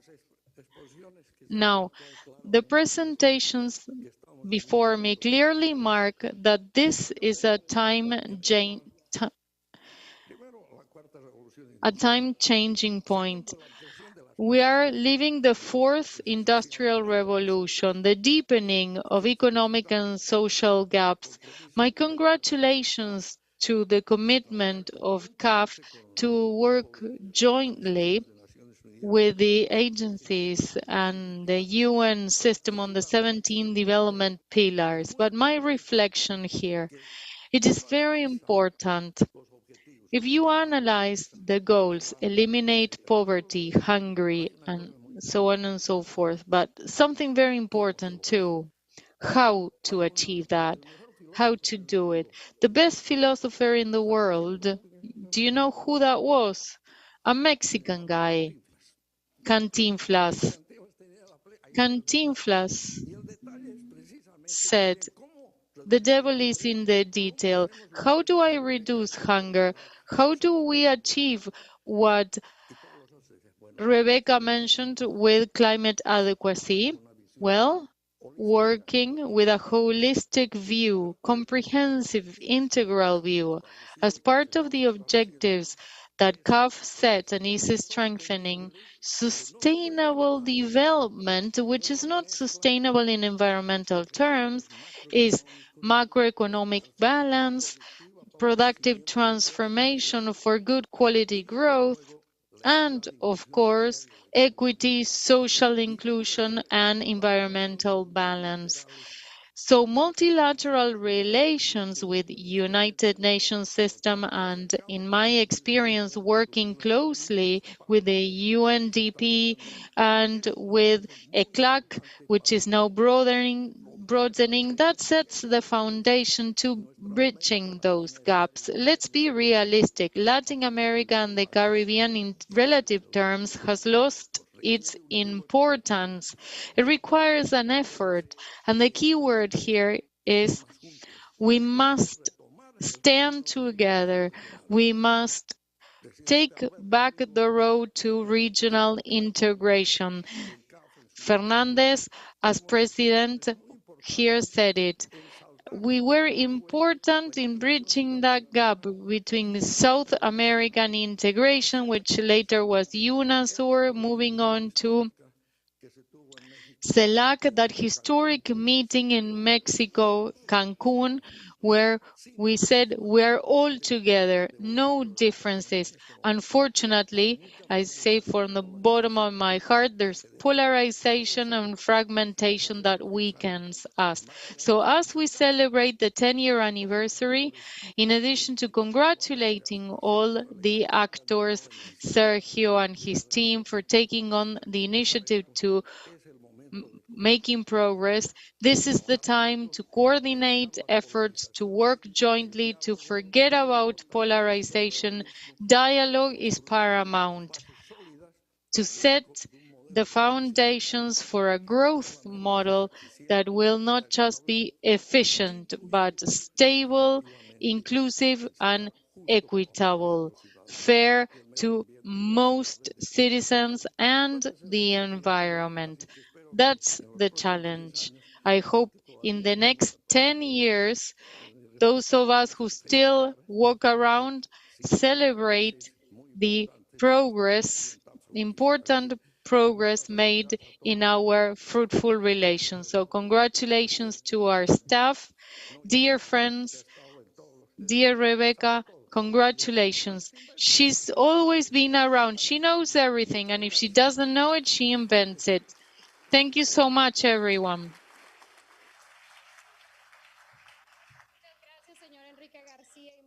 Thank you very much, Enrique Garcia. We want to thank the 5 authorities joining us today. And now it is a great honor to call on Luis Felipe Lopez Calva, Regional Director of Latin America and the Caribbean for UNDP, and Sergio Diaz Granados, Executive President of CAF, to celebrate the signing of a collaboration framework agreement to join efforts and work for sustainable development of Latin America and the Caribbean. Thank you.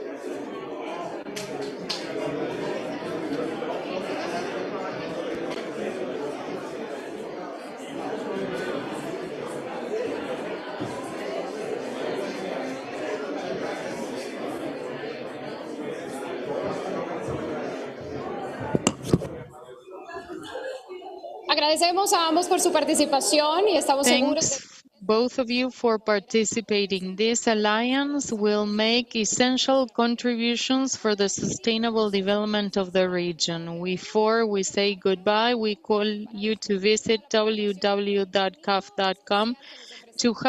to see the special content offered during these two sessions, Many Voices, One Region. Latin America and the Caribbean working together for the sustainable development of our region. We will soon meet again to receive our Nobel Prize laureates, a peace dialogue from Latin America. Thank you.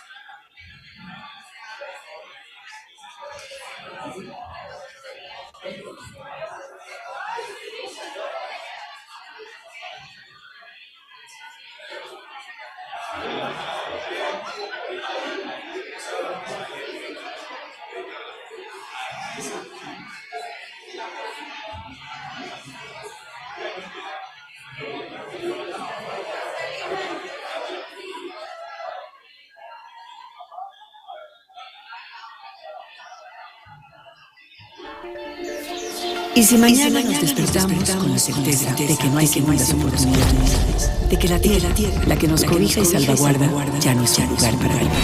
El cambio climático es un hecho. Hicimos un daño al medio ambiente. Ahora tenemos que adaptarnos. Nosotros sin agua no somos nada. Y si nos despertamos sabiendo que ya no hay un mañana,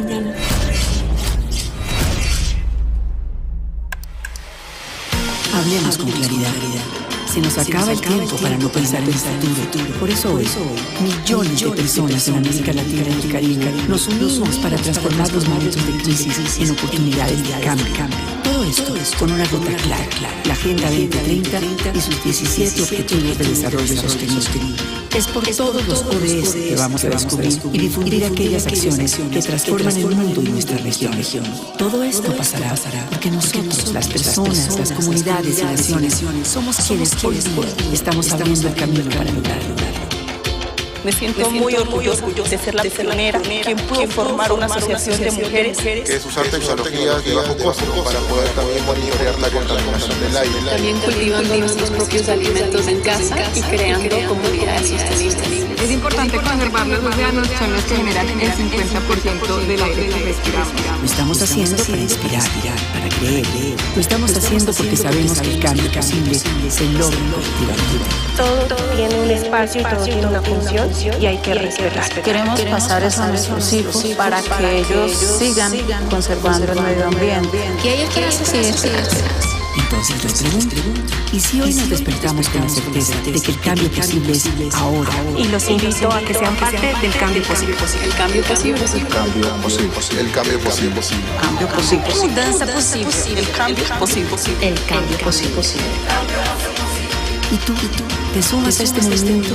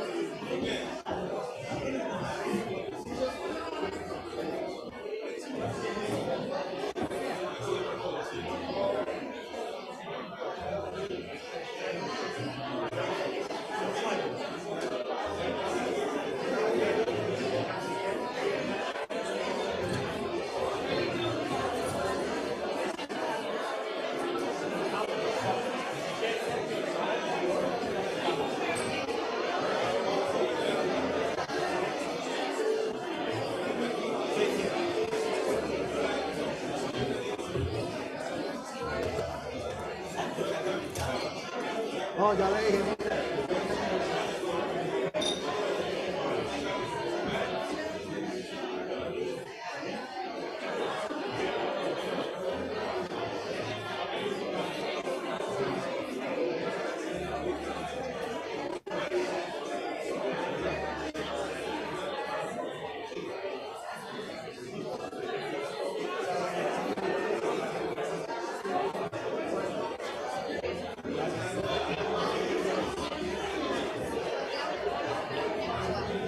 Sí, sí podemos, sí podemos.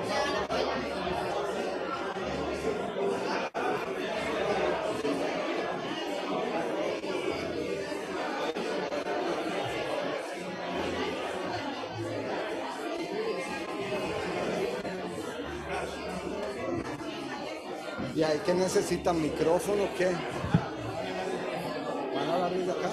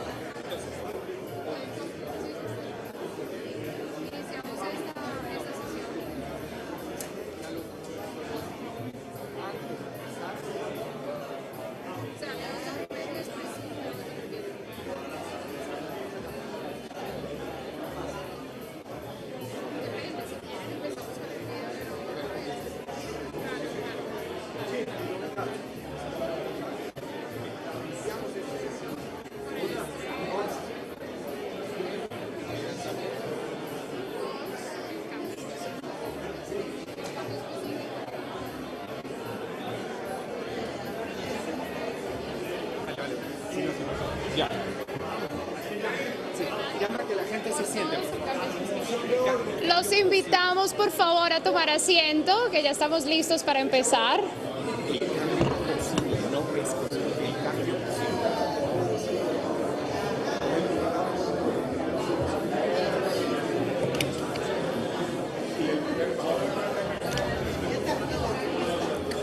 Hola, ¿me escuchan?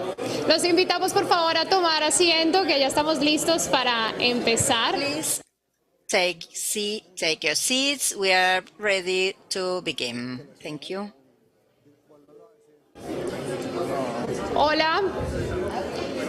Por favor, les pedimos que tomen asiento, que ya estamos listos para empezar esta Please sesión. go back to your seats. We are ready to begin the session with the Nobel laureates.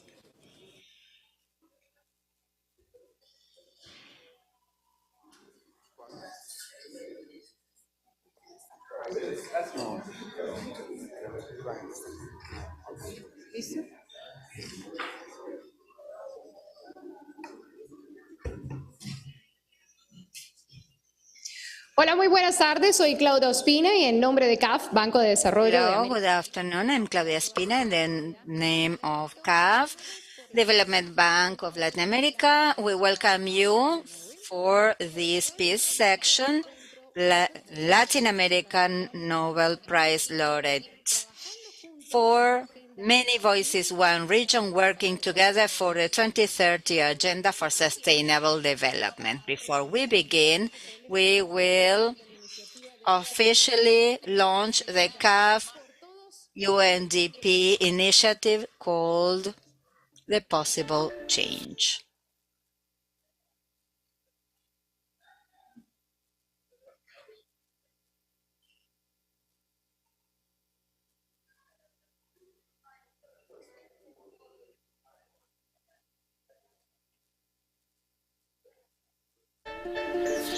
Y si mañana nos despertamos con la certeza de que no hay segundas oportunidades, If we de que la begin, tierra, wake up la que nos tomorrow cobija y with the certainty salvaguarda, that there ya no are es un lugar para vivir. El cambio opportunities, climático es un that hecho. Hicimos un climate daño en change el medio is a ambiente. Ahora fact. tenemos que adaptarnos. We damage the environment, we Y si need nos to despertamos sabiendo adapt. que ya no hay un mañana, If we wake up knowing there is no tomorrow, hablemos con claridad. Se nos acaba el we tiempo para no need to pensar en speak el futuro. clearly. Por We're eso hoy, running out of time. millones We de need to think personas of en the América future. Latina y el Millions of Caribe people nos in Latin unimos para America transformar and the los momentos de Caribbean crisis en oportunidades de cambio. Todo esto get con una ruta united clara, for la Agenda 2030 y transforming sus a 17 clear Objetivos de agenda. Desarrollo Sostenible. The Es por todos los 17 ODS que vamos a descubrir Sustainable y difundir aquellas acciones Development que transforman el Objectives. It's mundo y because nuestra of región. all Todo esto SDGs pasará that we will porque work nosotros, transforming las the world personas, las from our comunidades y region. naciones, As somos people, quienes hoy día communities and estamos nations abriendo el camino para are lograrlo. prepared Me and siento muy paving the orgullosa path de ser la forward. I'm pionera very quien pudo proud of formar being una a asociación de pioneer mujeres que es usar with an tecnologías de bajo association costo of para women poder también monitorear la using contaminación del aire. low-cost También technologies to cultivando nuestros monitor propios air alimentos en technology. casa y We are creando comunidades cultivating our own Es food at importante home, conservar los creating océanos, son los que sustainable generan el 50% communities. del aire que respiramos. We Estamos need haciendo para to inspirar. clear the air Lo that estamos we haciendo porque breathe. sabemos que el We cambio are doing posible this se logra because we know the possible Todo tiene change un espacio y is todo to tiene be una done función y hay collectively. que respetar. Everything has a Queremos space pasar and a eso a function, and nuestros we need hijos to para que respect. ellos We need to sigan pass this down to conservando our el medio children ambiente. for them ¿Qué hay to atrás de continue esperanza? to preserve the Entonces, les pregunto, environment. ¿y si hoy nos despertamos I con la ask you, certeza de que el if we cambio wake posible up es with the ahora? certainty Y that los the invito possible a que sean change parte is del now, cambio posible. I invite you to be part of the possible El change. cambio posible. The possible change. Mudanza The posible. El possible cambio change. posible. El cambio posible. Possible ¿Y change. tú? ¿Te sumas a este movimiento? What about you? Are you joining us?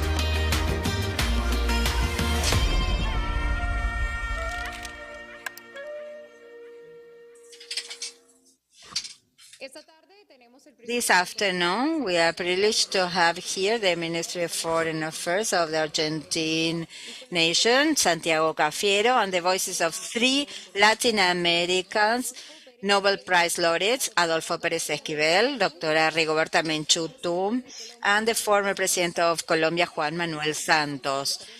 With these voices, we will have We will hear about the challenges for the region in relation to development, climate change, amongst other topics, with the purpose of reinforcing our commitment with dialogue and the capacity of working together with one voice, one region, Latin America and the Caribbean. Before opening remarks, we invite you to share your opinions in the social media with hashtag La Voz de Latam and following our account Agenda CAF Agenda in Facebook, Twitter, and Instagram. We are broadcasting in English, Portuguese, and Spanish in CAF.com and our YouTube channel. We invite Sergio Díaz Granados, Executive President of CAF, for welcoming words. Mr. Foreign Affairs Minister Santiago Cafiero, Rigoberta Menchú,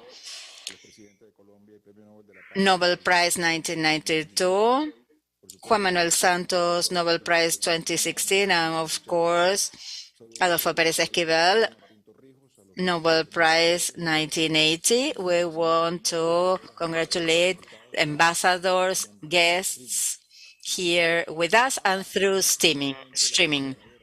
Peace is not only the absence of war. While there is poverty, racism, exclusion, we can hardly find a world of peace. The author of this phrase is here with us, dear Rigoberta, dear former President Santos and Adolfo. It is a pleasure to have you here, to listen to you, and to work for the conciliation of the region and the world at peace. This significant work and the role of you in Latin America and the Caribbean is very special in a week where the planet is bonding further in a ever-growing complex context. As we have seen, we are celebrating the 10 years of CAF as UN Permanent Observer, leveraging the potential of our region for generating ideas for peace. We are all speaking of peace, is speaking of SDGs. Latin America and the Caribbean have a lot to share with the rest of the world. Here we have one of the creators, former President Manuel Santos. Peace touches upon all of the dimensions of our world. Peace, as it was presented by Adolfo Pérez Esquivel, is the fruit of justice. Now there is another unprecedented threat. This could block the construction of consensus. Fake news, ignore social reivindication, the crisis of our times. This gap seems to be installed in different spaces in our societies. There is a real threat when the opposition is an enemy to be eliminated. Violence takes place in its more horrifying situations. How to leverage integral peace. We will hear from our Nobel Prize laureates today. The challenge of peace construction has to do with acting according to differential needs in the differentiated space. CAF is aligned with the priorities of each one in the territory. We have clear objectives, as when you are clear on your destination ports, even the hardest of storms push you forward your port, as Mr. Santos said. We want to thank you for your work every day, showing that the fear, lack of hope, and prejudices cannot determine the fate of our societies. And I give the floor now to Mr. Cafiero. We want to thank Argentina with all of their commitment for the process today and tomorrow. Thank you very much. Gracias, Presidente Díaz Granados. Thank you so much, President Díaz Granados. And now we welcome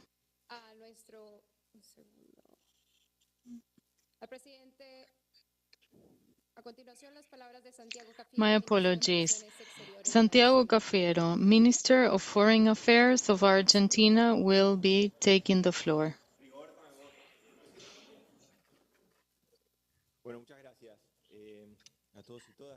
Thank you. It's a great honor to be part of this panel, getting to know such icons of our region, internationalizing the values of our region. Rigoberta, with her example, with her personal life story. I'm glad to meet her finally in person. I've seen her before virtually many times, so it's my opportunity. Sergio and Christian are great friends of mine for long. Thanks so much for your support and for putting CAF at a different dimension. This is a dimension that is not an economic or financial viewpoint. It's the comprehensive development of our region. From CELAC, we proposed doing joint work with CAF, and right away, CAF, or this Development Bank of Latin America, quickly came over to build. In Argentina, we still call it CAF, of course. Now, thinking about integrating Latin America and how Latin America and the Caribbean must walk their own development path. This is not just access to specific sources of financing. It has to do with collective development projects. Times of uncertainties, like the current ones, show that this is not a matter of ideology or political parties. It is a need to become integrated. Working jointly is a need, because inequalities and the permanent threat against the possibilities of our region, when the rest of the world goes down a path of restrictions for their own economic growth, we always get a different kind of impact, a harsher impact we suffer. Like with the pandemic, Latin America and the Caribbean being 8% of the global population only, contributed to 20% of the total COVID deaths. So we're only 8% of the global population, but we represented 20% of the coronavirus deaths. And that clearly shows how the pandemic discriminated. In fact, indeed, it did. It hit harsher vulnerable population groups like ours, where we have inequality with disinvestment in the healthcare system for long, with weak health systems in place. We did not have the capacity to respond to the event. The inability to provide quality public services as a result of the disinvestment in the area caused it. When we talk about inequality, it's not just of access to material assets. It's inequality because of cultural colonization, things that have made us believe that we should just basically settle with what we have. But here we are meeting to highlight three people, two men and a woman, who stood up and said, well, this is not good. When armed conflict was common coin, they stood up and fought that paradigm. President Santos, in a region with a history of confrontations around him, stood up and said, this is wrong, we must make peace. And then Adolfo, because I feel it as a friend, because he's from my country, he also suffered and endured the violence of the dictatorships in Argentina. He himself in the in his own flesh suffered the torture of the civic military dictatorship that left 30,000 disappeared people in our country.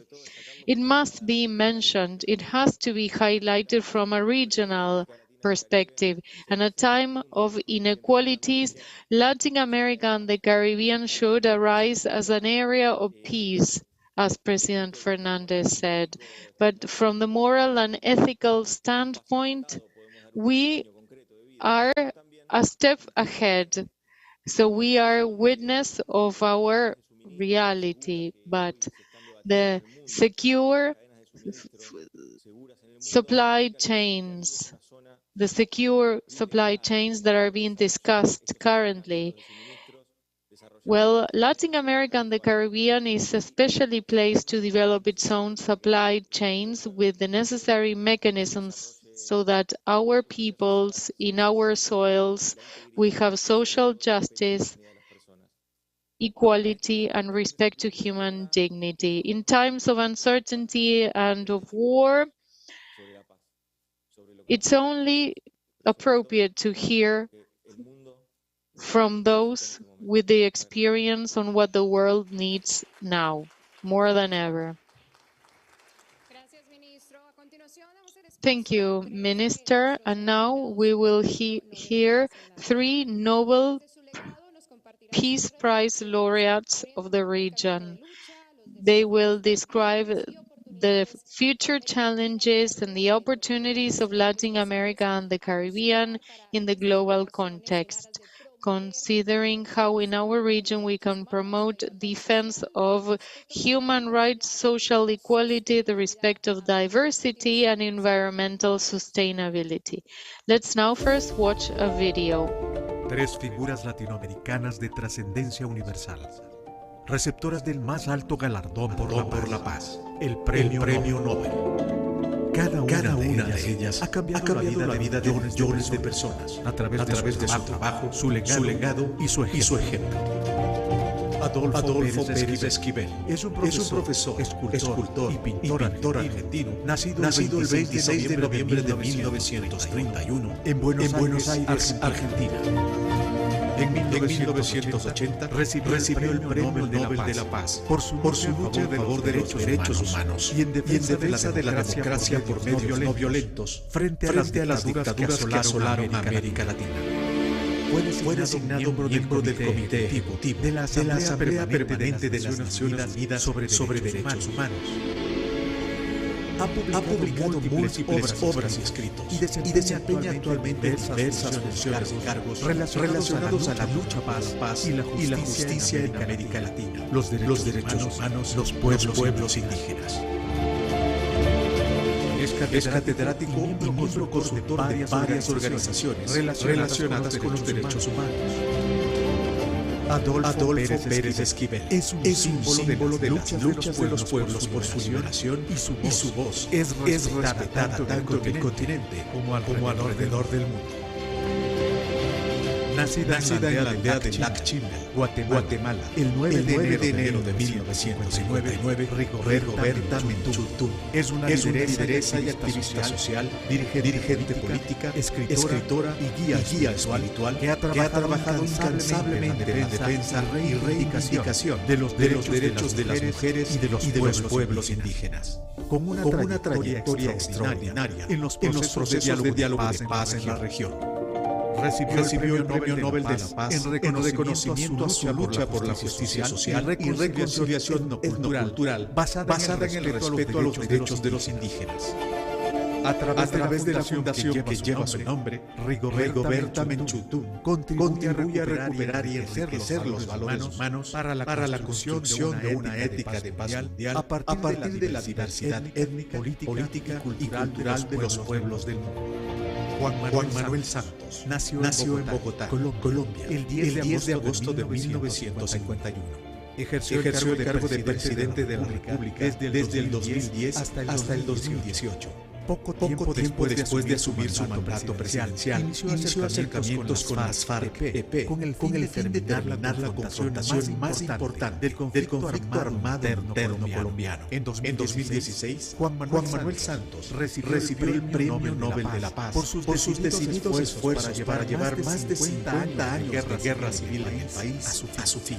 Actualmente es profesor de la Escuela de Gobierno John F. Kennedy de la Universidad de Harvard y miembro de la Junta de la Fundación Rockefeller. Es fundador y presidente de la Junta de la Fundación Compás, creada para promover la paz, proteger el medio ambiente y luchar contra la pobreza, principalmente a través del liderazgo. América Latina y el Caribe se honran por contar con tres figuras de talla mundial, cuyas contribuciones a la paz, los derechos humanos, derechos indígenas y la preservación del medio ambiente han sido pieza fundamental para construir sociedades más justas y son fuente de inspiración para las presentes y futuras generaciones.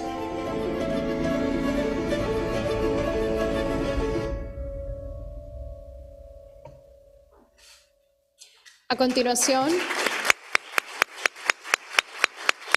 And now we will listen to Adolfo Pérez Esquivel, Peace Nobel Laureate of 1980.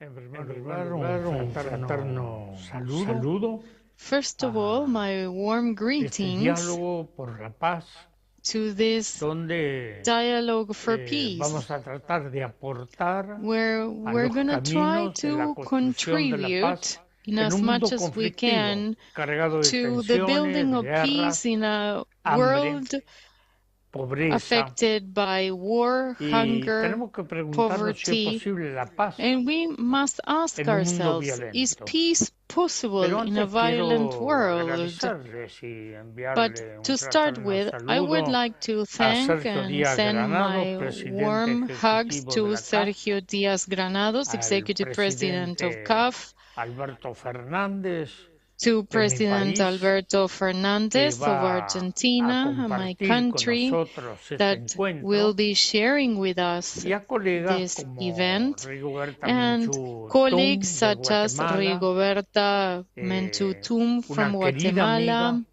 a dear que friend estuvo of hace mine, pocos días en who's Buenos just Aires, a few days y a ago was visiting Buenos Juan Manuel Aires, Santos, and to Juan Manuel premio Nobel Santos, porque aportó Nobel el laureate for his diálogo de la contributions construcción de la paz to en un país the con dialogues mucho for conflicto, building muchas peace guerras in a durante más de country 50 años en affected by Colombia. wars and conflict for more Y than 50 esperemos years que in esos acuerdos Colombia. de paz se reanuden y We puedan hope that the peace concretarse. La paz no se agreements regala, la can, paz se construye.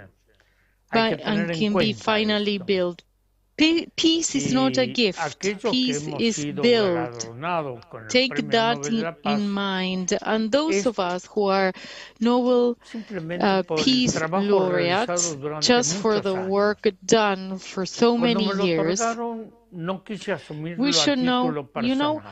when Primero I porque was no es given el the trabajo award, de I una didn't persona, accept it es el trabajo and as a compartido por personal miles de personas recognition en because toda América Latina peace y is el not the mundo. result of a single Entonces, person. en Peace is nombre the de ellos, result of the asumí el entire Premio Nobel. community. So I accepted Campesinos, the indígenas, award on behalf organizaciones of thousands populares, of people, religiosos y social religiosas organizations, que religious trabajan en los groups, lugares más non-religious inhóspitos groups, communities, y también native por el derecho peoples, peoples a la tierra, a la identidad, a los who fight valores, for the human rights, recuperar la for the right memoria, to pero identity, for recuperar the right también to los land, valores y las lenguas recovering de their los pueblos memory, their originarios que values, están siendo recovering the expulsados, languages of masacrados, the original le quitan peoples los who territorios. have been Entonces, taken out of their territories tienen and el mismo massacred. derecho.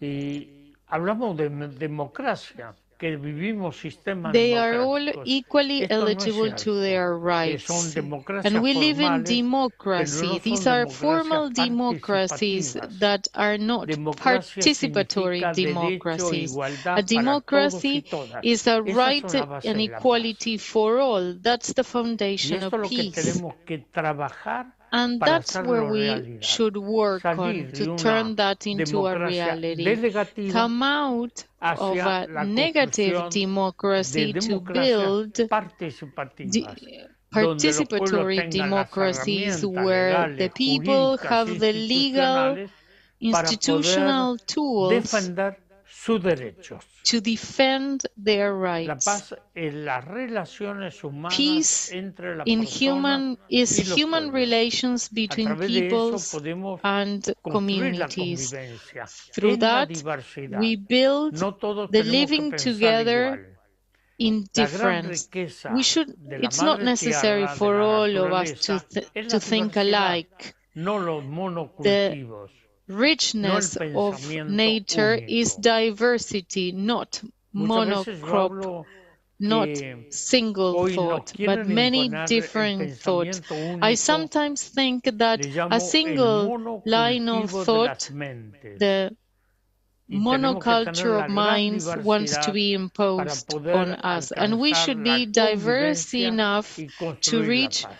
peaceful Me coexistence quiero and to referir build muy peace. brevemente a este I want to continente que es briefly en mi make vida, América reference Latina, el Caribe, to this continent that este is my life, continente Latin que America and vive the entre la Caribbean, the angustia y la Americas, esperanza. that lives in between anguish La angustia and por el hope. conflicto que tenemos. No somos Anguish pueblos because of the pobres. current conflicts. We are not poor América Latina es peoples. riquísimo en Latin recursos America naturales, is rich en in natural valores, resources, en in pensamiento, en values, filosofía, in en philosophy, ciencias, in thoughts, in pero somos sciences. pueblos empobrecidos But we are por la impoverished explotación económica by y la economic dominación exploitation a que and someten a nuestros domination, pueblos.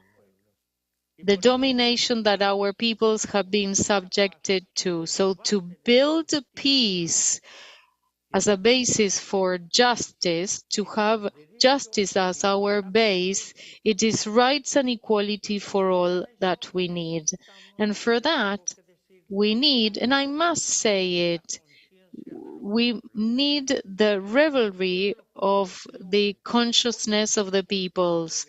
When the peoples become aware, become critical and rebellious, they are able to transform reality in spite of domination. And there are plenty of examples of that. When the people rises and becomes its own protagonist, can change reality. An old proverb says, if you do not know where you're going, return to where you came from. And we must find our identity, our belonging, our origins first.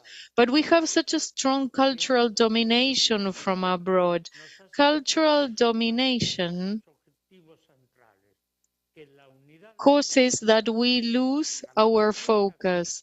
The Latin American unity, the critical awareness, the Latin American values are lost, and memory is lost too. It's important to consider this. Memory is not for dwelling in the past. Memory lightens up the present.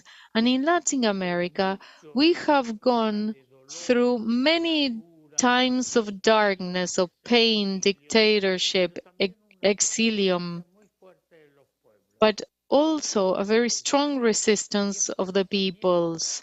Their thoughts in many places of Latin America of critical awareness and values. And for that, we must deepen a liberating education for us all, like the great teacher Pablo Freire told us all. Freire helped us take a different point of view to recognize ourselves as dominated in the road to liberation. Wonderful things have arisen from Latin America, like the theology of liberation, the spirituality of the peoples. And that has been the support of our search for peace. And now I want to talk about women, the role of women in our society. Women are carrying out a non-violent revolution at all spheres, science, culture, education.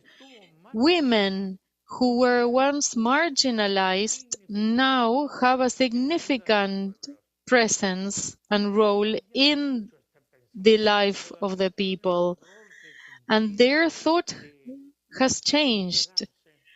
They still have to become free of ties set on them by the culture of domination. That's why we must find and strengthen in this dialogue for peace the path forward. So it is very important to see these historical emerging points. And on the other hand, very important to consider what's the relationship between human beings and Mother Nature. The exploitation of Mother Nature, contamination of the environment, deforestation is no good at all. So, a thinker, a philosopher 25 centuries ago said that the health of humanity is the reflection of the health of the earth. See how important our health reflects the health of the earth. Development is one thing, and exploitation is something completely different. We must change. Please change. Organizations such as CAF, the UN, grassroots organizations, civil rights organizations, environmental activists, we all must change the way how human beings relate to Mother Nature. We do not own it. We are the children of Mother Nature, and we are very bad children indeed sometimes. Mother Nature always responds back to us. This is the small world we have. This, our planet, that Pope Francis calls our common household, receiving all, we must preserve it from the harm we ourselves humans inflict on it. That's what peace is about, being attentive, day in and out, of human relations, of relations with Mother Nature, with our relations with other nations. It's so rich and so profound, our humankind in this regard. So I share my reflections with you today, and I wish you all strength and hope. We must continue building a world, as we say in the social south of the world, another world is possible.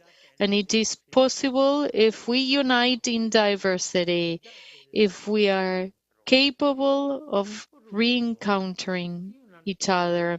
And finally, an antique proverb says, a basin.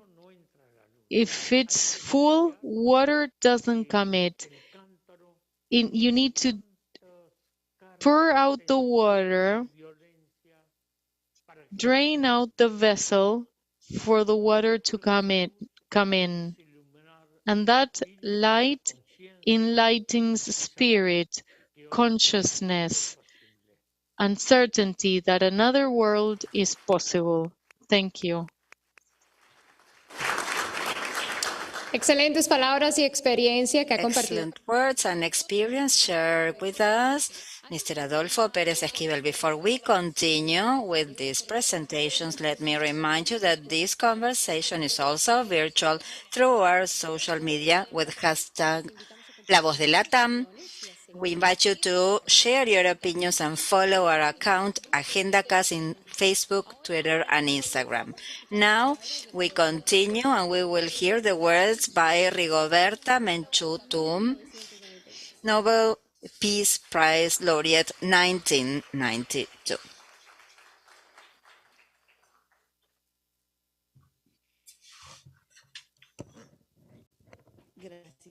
Thank you.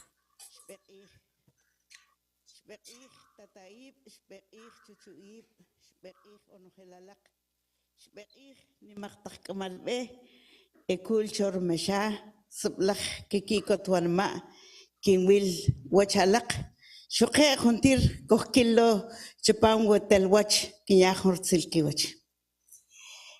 Este es el idioma maya quiche. This is the Maya Quiche language, and I'm not going to translate, she said.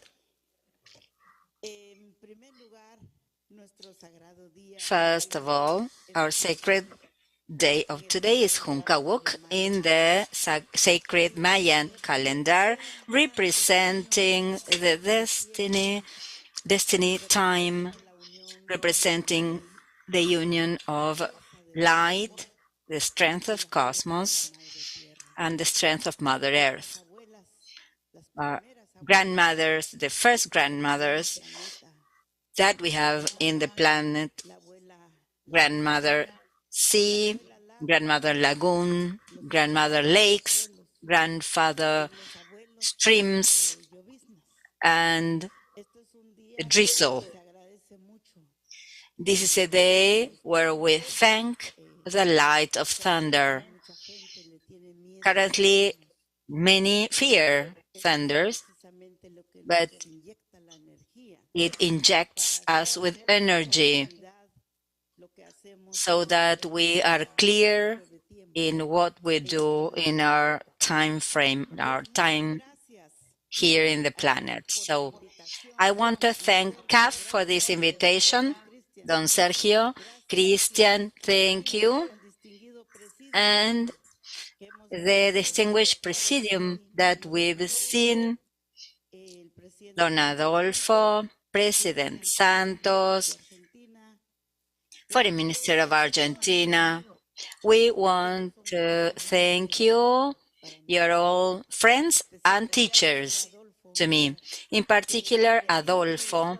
I learned so much from your life when I was very young, and I never thought he was going to introduce my candidacy for the Nobel Peace Prize. When he registered my name at the Nobel Committee, I was far from believing that I would be awarded with this prize because I was very young. It's difficult for young people to gain space in the heart of their own communities and their own countries, and then the world, which is the global world. But at the same time, the fight of so many. So I'm aware and I'm convinced that development goes through people. Integral development goes through women, children, communities, leaders, social leaders that day in and day out make life possible, as well as education for life, because They are truly dedicated not to surviving, but to fully living with what they have and where they are. And that's why I very much appreciate the system of ancestral cultures, indigenous culture and system, because it's the participation of different degrees of authorities in order to solve a conflict or to follow the path of universal rights of where good and evil are. So integral development cannot step over feelings, the sentiment of a society in general, different conflicts faced every day. Some of those are to do with poverty.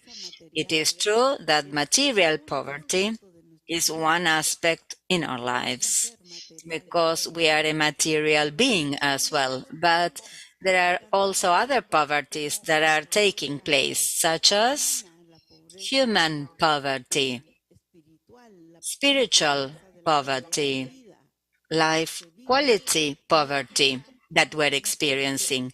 And this knows no borders currently because we are all sharing the same fate globally. So giving opportunities is a relevant goal. I try to do this with those around me. I give out opportunities to 5 people, 10 people, 120 young people, to a group of women, to 1,500 women. It is a mission that is good in this world because we are educating generations that will carry this forward. So for me to be here with CAF, with the Development Bank of Latin America, is a hope as well, because we're talking about millions of people, indigenous women, leaders, women leaders waiting for a loan, for credit. It is amazing the demands that there are for family credit, community credit, for them to be able to continue with their self-managed initiatives. Because I always insist in self-management, self-entrepreneur, because there are economic initiatives that give out a possibility for the integral development. If you give it to a group of people through the effort of the same people through years, if life was given in the framework of armed conflicts, if the opportunity was given of moving forward in face of tornadoes and the so-called natural disasters, if the possibility was given of moving forward vis-a-vis economic crisis at a global level, today we have the opportunity of acknowledging them, appreciating their work, and giving them a further push. I believe this is the desire of many. I have been through many communities in Latin America and I have found amazing entrepreneurs, artists, weavers, midwives, following ancestral medicine that are at the forefront of care to millions of people through COVID. In Guatemala, it was amazing the example of work of the 23,000 midwives. They continue to work in the communities with or without hospital care or doctors or other types of medicine, allopath. They continue to receive the children through the COVID pandemic. It's amazing the work being done by people in the communities. So I am Mesoamerican deeply because I have one foot on the land that is Mesoamerica. I'm deeply nationalist in a Guatemaltec because I believe in the Maya women, in the Maya young people, and Guatemaltec young people and businessmen making decisions that are crucial for the national economy. They need to be including. My message to them is always for them to invest in their peace, because peace is not war that I support. The peace that I support is dialogue, harmony, and the search of well-being of what humanity says is our common goal, that is common well-being. If we are all moving towards the same direction, we will face the different problems that there are. I know that Latin America is a continent that's full of challenges, human challenges, economic challenges, social challenges, political challenges as well. Democracies have a lot to make headway in relation to inclusion and global participation of citizens, but we need to begin somewhere, and that is leadership. I invite you to work supporting the different leaderships, because this way we can gain experience. So the Development Bank of Latin America has not only a lot of goals, but they need to continue expanding the horizons of so many. The people that are looking for allied. I'm here to look for allies, and I'm sure I found them. I have gotten closer to the good tree, as we say in our popular language. I think that this good tree is the common goal of how we are going to eliminate some prejudices, dichotomies, and many things that prevent us from relating with one another. And now I salute the social media. Because of social media, we can reach many of your hearts and many places. And we salute here, as from New York, we want to salute these 10 years of CAF, 10 years. You for sure have covered a cycle that's relevant, and your experience could be a good light for what comes ahead. We speak of about post-COVID. COVID put us against the wall. We realize we're vulnerable. All of us, human beings of all ages, we are vulnerable. So let's work as humble people and not only as powerful people. Thank you so much. I have only a few minutes here with you, but I want to leave with you is this optimism. We need to be optimists. If we work for development, we need to have this as a goal, and we need to work very creatively.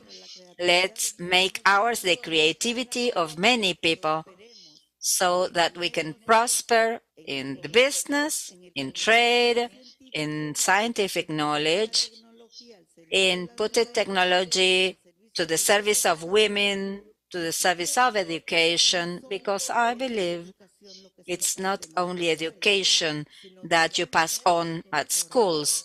We need to improve leadership as well, our leadership. If we are global leaders, from the humanist point of view, I'm a humanist person, a humanist woman, because I believe in the human being. So this way we can inject more optimism in our population, and we can better overcome obstacles, conflicts, and threats that we face. There are so many.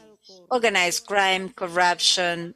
If we enumerate them, these are so many obstacles, but the human being is larger than any obstacle we may face. Thank you very much.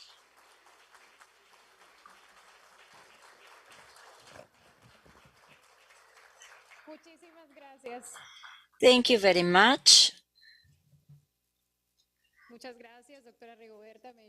Thank you, Rigoberta Menchutun, for raising your voice and sharing with all of us your life story and your fight for reivindicating the rights of women and indigenous people. Now we will hear the words of former President of Colombia, Juan Manuel Santos, Nobel Peace Prize laureate from 2016, accompanying us virtually. Good afternoon. My greetings to CAF President, Minister of Foreign Affairs of Argentina, and Nobel Peace Prize laureates. Dear colleagues, I want to start my brief speech with just an anecdote.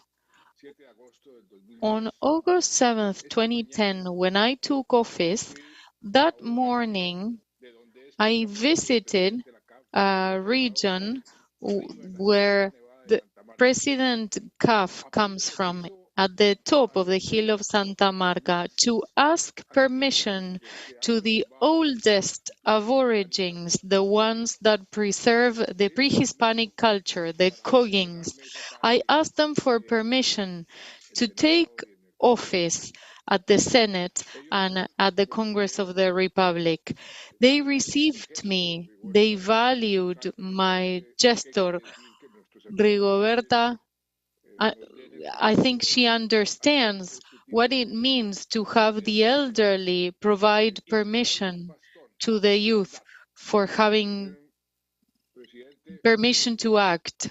And they gave me a cane. They told me, you have the power, but now it is your turn to create peace between human beings and with nature. And when your mandate ends, return the cane, they said. Years later, when my term in office concluded, I went back with a cane. And I took with me the peace agreement with FARC, and I took with me a copy of the work we've done on the environment. We created the Ministry of the Environment, we multiplied protected areas, we protected natural zones, and I took with me the development objectives. And their answer was that they were going to study the documents, and they called me a couple weeks later. I was still in office, and I visited them, and they told me, the cane, you cannot return it because you have not concluded your mandate. Peace with FARC, as has already been said, is not just disarmament. Peace goes beyond, and I won't repeat my predecessors. Peace is justice, equity, well-being. And they told me something else very interesting.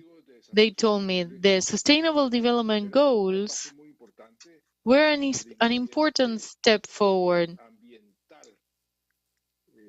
but the environmental component and the fact that the developed countries took on commitments above the Millennium Objectives was important, but it was missing something fundamental.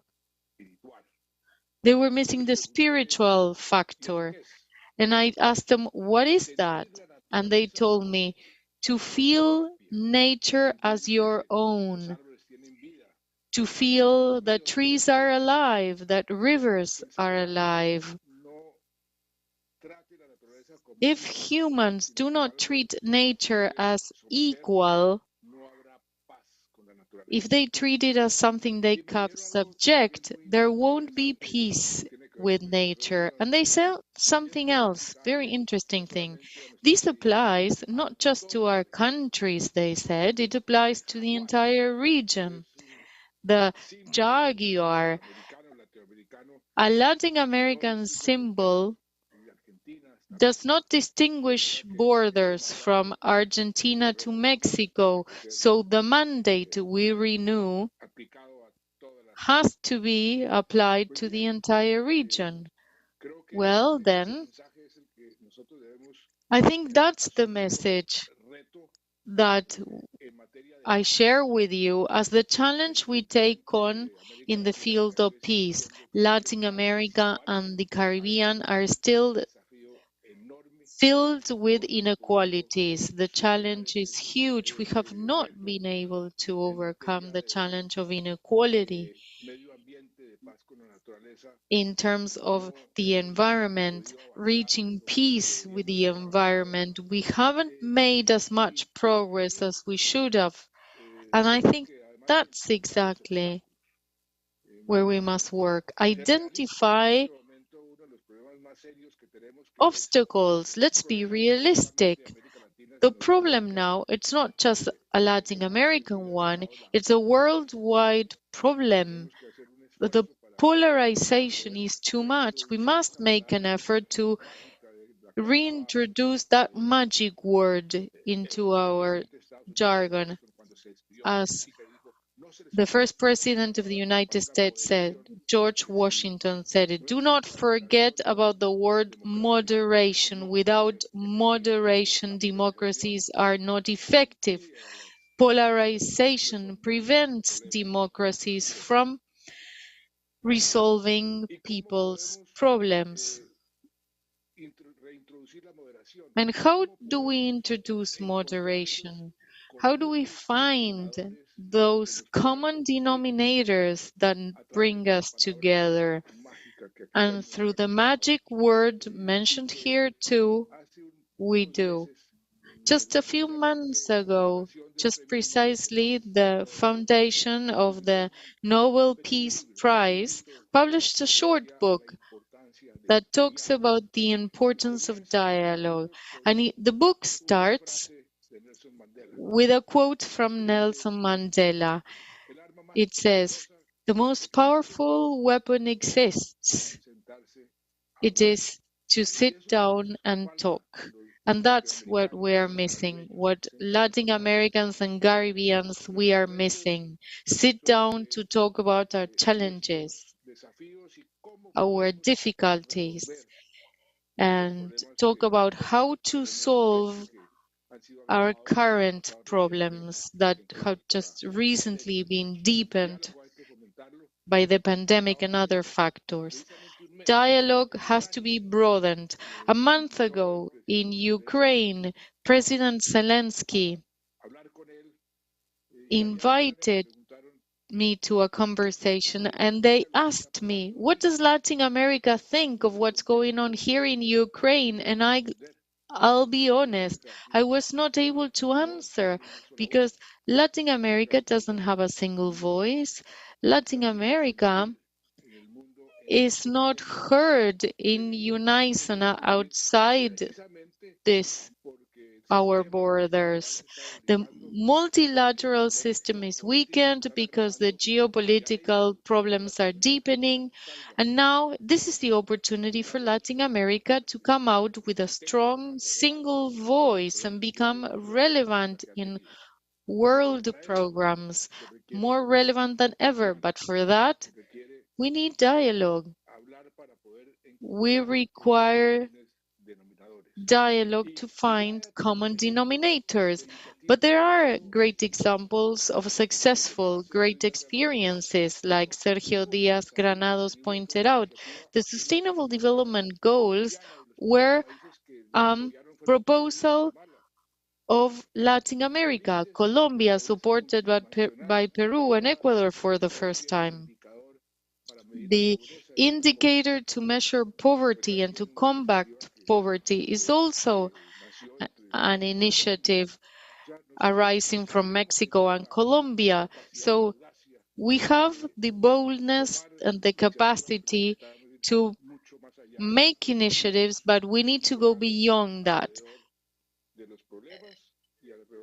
Get together around problems and opportunities. And I want to close with two very relevant problems currently.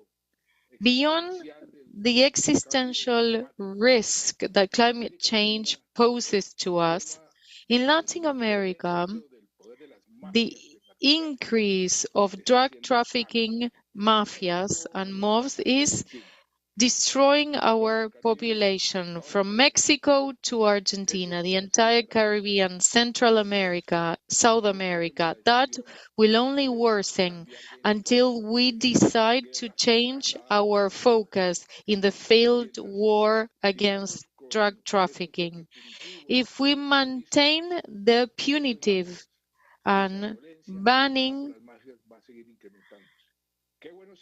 policy, the mobs and the mafia will be powerful. So we need to ask in Latin America to review the international conventions to mitigate the effects of drug trafficking and have a humanitarian and more effective approach to the fight against drugs. So Latin America could be bold enough in participating in a conversation that several are discussing, OECD and several Nobel Peace laureates are already discussing it. I think Pérez Esquivel mentioned it. Let's reassess progress. Progress is not the result of GDP. Look at Chile. Chile was the star country in our region, but the people came out in the streets in demonstrations because the supposed success recognized by all in Chile was not felt by the Chileans. So it would be great to come together in dialogue with the support of CAF, for example, to reevaluate success indicators so that we can work together and create synergy. CAF, and I certainly benefited of CAF as the Minister of the Treasury at the beginning of the century in very complex situations. I received amazing support and aid, and CAF today can play an important role in that too, because all these challenges ahead of us, fighting effectively against poverty, fighting effectively against inequality, fighting for peace with nature requires financing. It requires resources. It requires balance between resources and effectiveness to make a leap forward and progress successfully. So I congratulate you all for this meeting. I congratulate CAF for refocusing their priorities, for reprioritizing. And I am sure the work done will be very useful for all our countries. And I urge all countries to use CAF. CAF is a source of solutions. We need to learn how to put it to good use to be more successful into the future. Thank you so much for listening to me, and I hope we can soon meet in person. Thank you.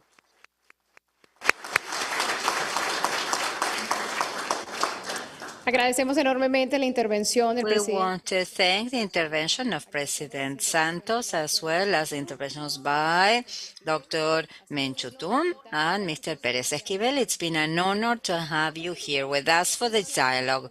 Now, Cristian Asinelli, Corporate Vice President of Strategic Programming for CAF, for closing remarks. Good afternoon, everyone. When, with the initiative of Sergio, we started thinking about this space here in New York for raising the voice of Latin America and the Caribbean in one of the many meetings we have in airports and airplanes.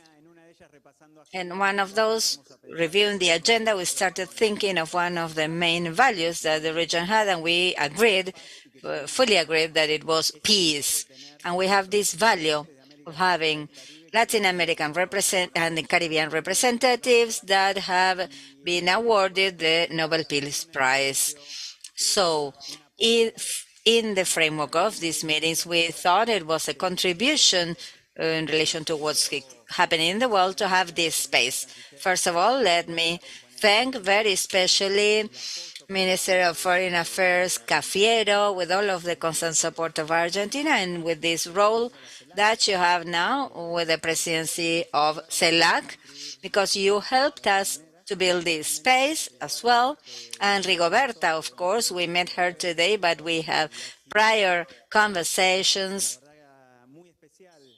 with her, and her presence here today is very special for all of us. And as Díaz Granado mentioned in the previous meeting, she has gained an ally here at CAF, President Santos, with us, and Adolfo Pérez Esquivel. We want to thank you. And summarizing their words, we clearly have a common goal for all, an objective to continue to work towards peace, for the peace in our region, to continue to build opportunities, to weave amongst all of us, as from our different spaces mentioned by the Nobel Prize laureate, spiritual, religious, economic, political, those spaces that, as Rigoberta said, that will help us overcome the big challenges that our region has.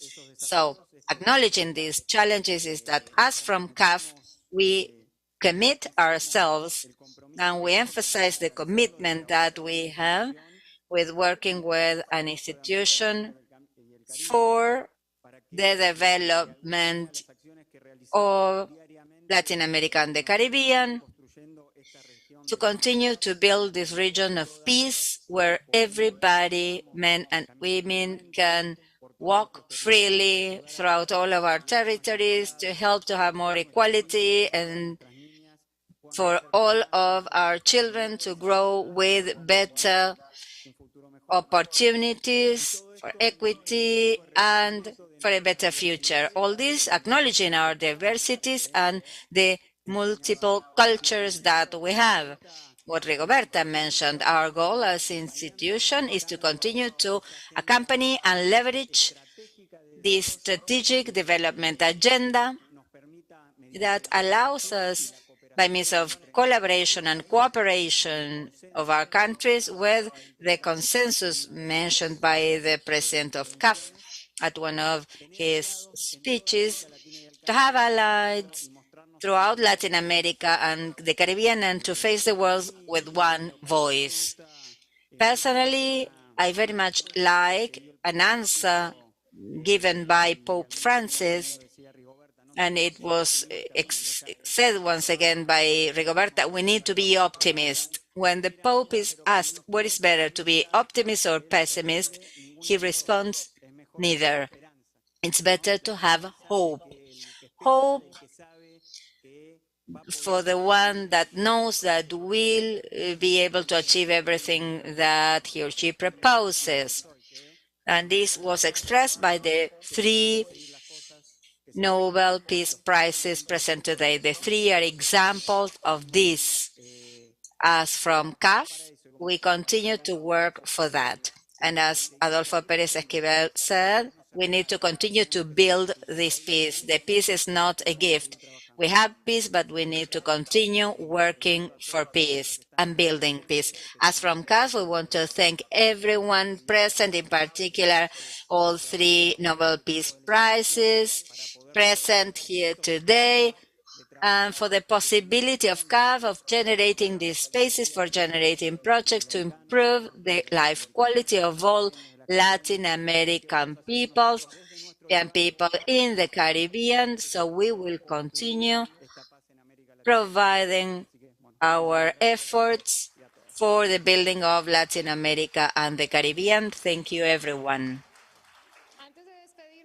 Before we conclude, we invite you to visit our website, www.caf.com, in order to see all we have in relation to many voices and one goal for Latin America and the Caribbean, working for sustainable development. Good afternoon. Thank you.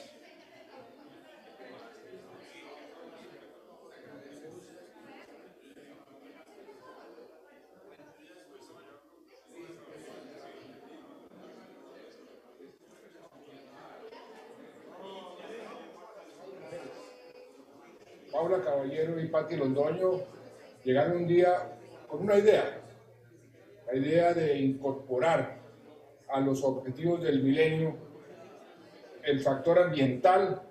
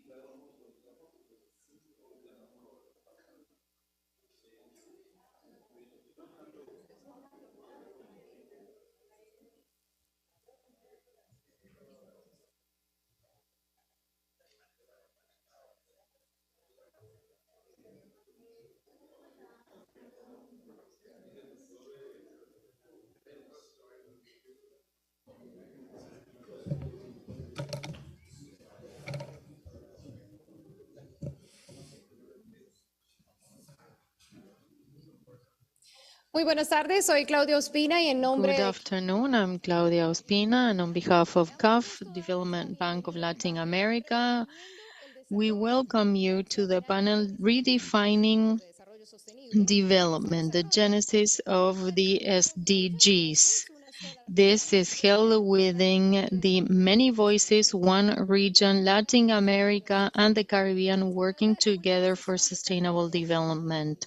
This is the last session of the first day of activities held by CAF in New York City in this 77th General Assembly of the United Nations. We have now the writers of the book Redefining Development, the amazing genesis of the SDGs. Thank you for joining us. We have revealing data on the origins, the negotiations, and the challenges of the SDGs. As Alejandro Werner, director of the Institute of the Americas from Georgetown University, who will be moderating the panel. Before the opening comments, you are invited to share your opinions on social media with the hashtag La Voz of Latam and follow our accounts in Twitter and Instagram. We are currently transmitting in Spanish and English on our website and the YouTube channel. We now call on former President of Spain, José María Aznar.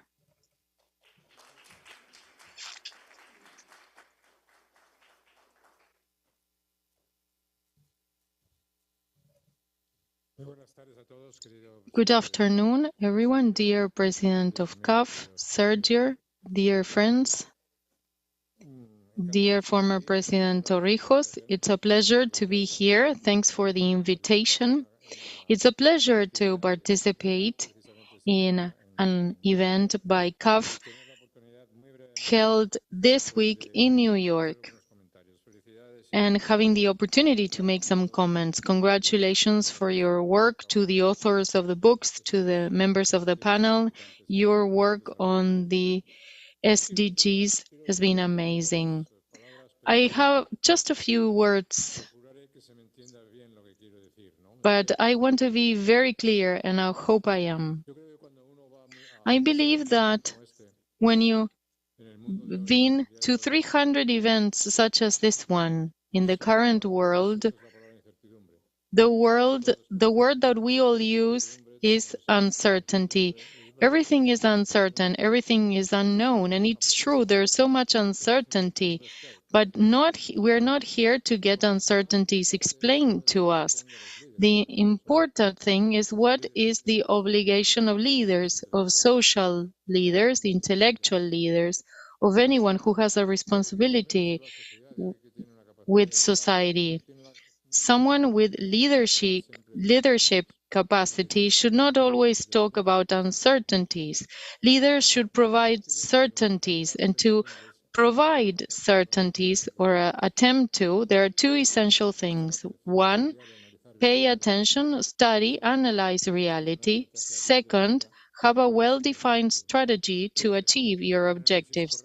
So with the correct analysis of the reality and without a strategy, without a definition and strategic thinking, then things will be too complicated. When you look at some of the problems the world faces today, we see that the lack of strategic thinking is one of the problems, but the lack of analysis and historic knowledge is part of the effects of the current systems. The thing is that since 2011 and 2015 and to 2030, thinking of 2030, so many things have changed. From 2011 and from 2015 to date, things have changed. A huge pandemic. We still follow the most important technological revolution. In history, a war has started in Europe after so many years. The invasion of Russia over Ukraine is an unprecedented event. We face deglobalization, the deglobalization crisis, the liberal crisis that the globalization brought about, and we see the difficulties of free trade, the populism, liberalism, problems in supply chain, energy crisis, inflation that is putting at risk many economies, the threat of recession in all economies, a huge debt in many countries, the result of caring for the needs of all the problems arising from the pandemic, a leap backward in poverty levels, bringing us back to 1998, a leap back in education objectives, 15 years backward, 15 years of backwardness. But we have objectives for 2030. And allow me to say, one thing is an objective that we can maintain, we can share, and then deadlines are something completely different if you want to be realistic or not, and based on the current situation and based on the current needs. Let me give you a very clear example of the energy problem currently faced by Europe. I'll say clearly, to think of a decarbonization objective for 2030 for Europe now is absolutely out of reality. It's to work on a virtual reality that does not have anything to do with reality, with facts.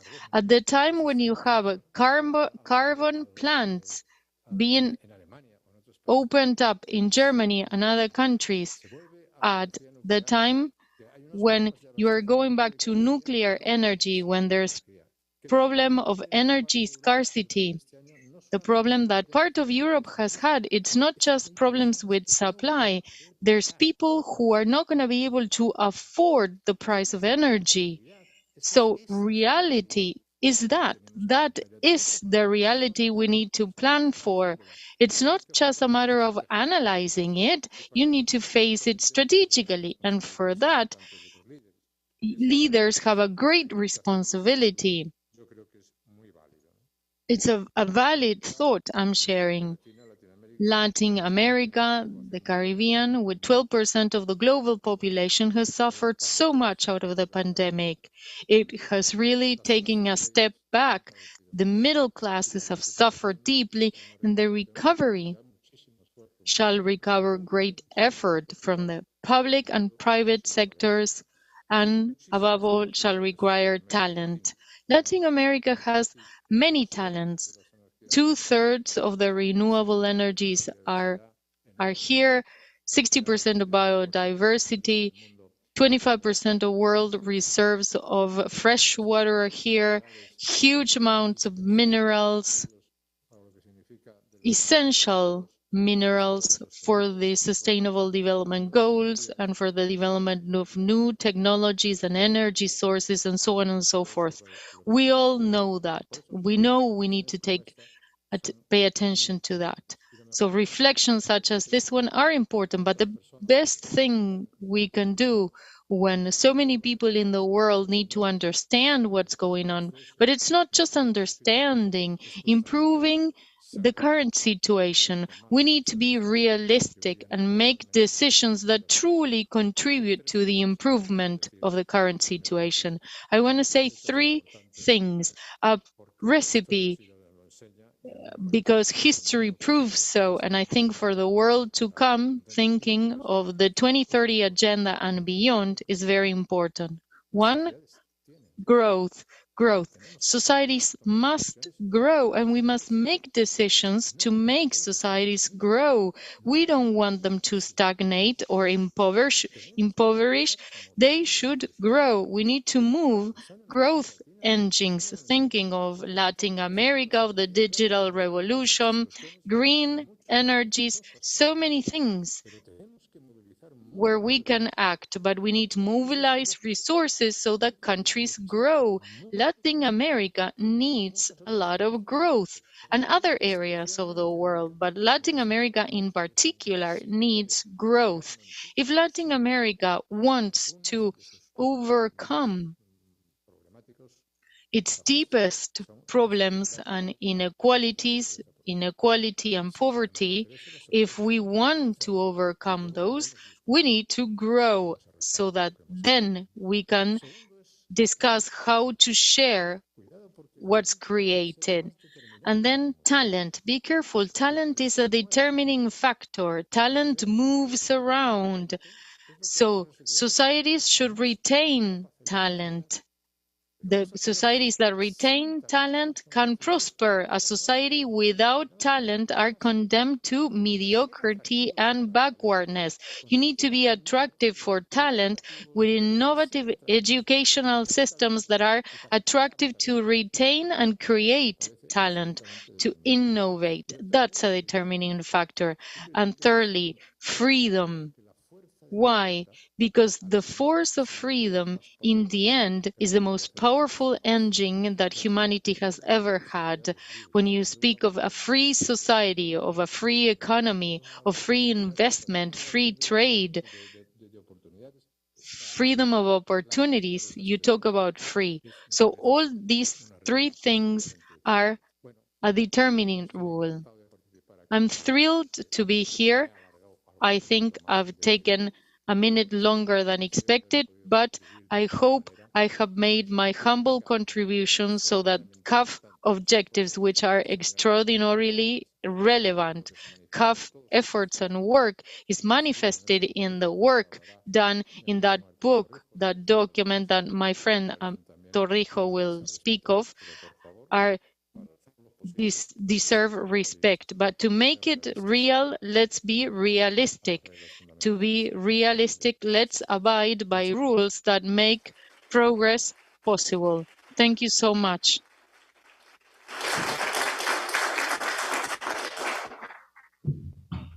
Muchas gracias por su intervención, Thank you so señor. much for your comment, former President of Spain, José María Aznar. And now we call on Martín Torrijos, former President of Panama.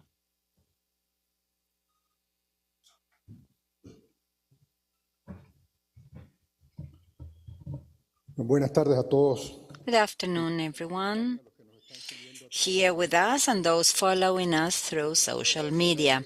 I want to thank Sergio Díaz-Granado for his participation, for inviting us to participate in this dialogue, and it is an honor for us to share with former President José María Aznar to reflect upon his realism and expectations. The genesis of SDGs, book that I had the opportunity to read, it is a mandatory reading for this post-pandemic time, and for Paula Caballero and Patti Londoño, I want to congratulate them for this publication for a critical path for an ambitious idea that's deeply human to capture the idea of the world mobilizing the planet. This book, it's a detailed technical uh, story that is quite moving. They were born in Latin America and the Caribbean. This is a demonstration that good ideas can change the world and a triumph of both formal and informal diplomacy. So I want to acknowledge the vision of former President Juan Manuel Santos and Paula and Patty. It is Latin America where the pandemic affected the most. As Nar mentioned, 8% of population, 20% of fatalities. That is a death rate that's accumulated that's quite high. We had drawbacks economically, politically, and socially speaking. This contrast, and this is the change that we have ahead. With COVID, many deficiencies were seen, giving rise to SDGs and the extreme need to materialize in them. That is why this opportunity for dialogue is so relevant, proposed by CAF today to redimension and to learn from the process in order to accelerate its effective implementation.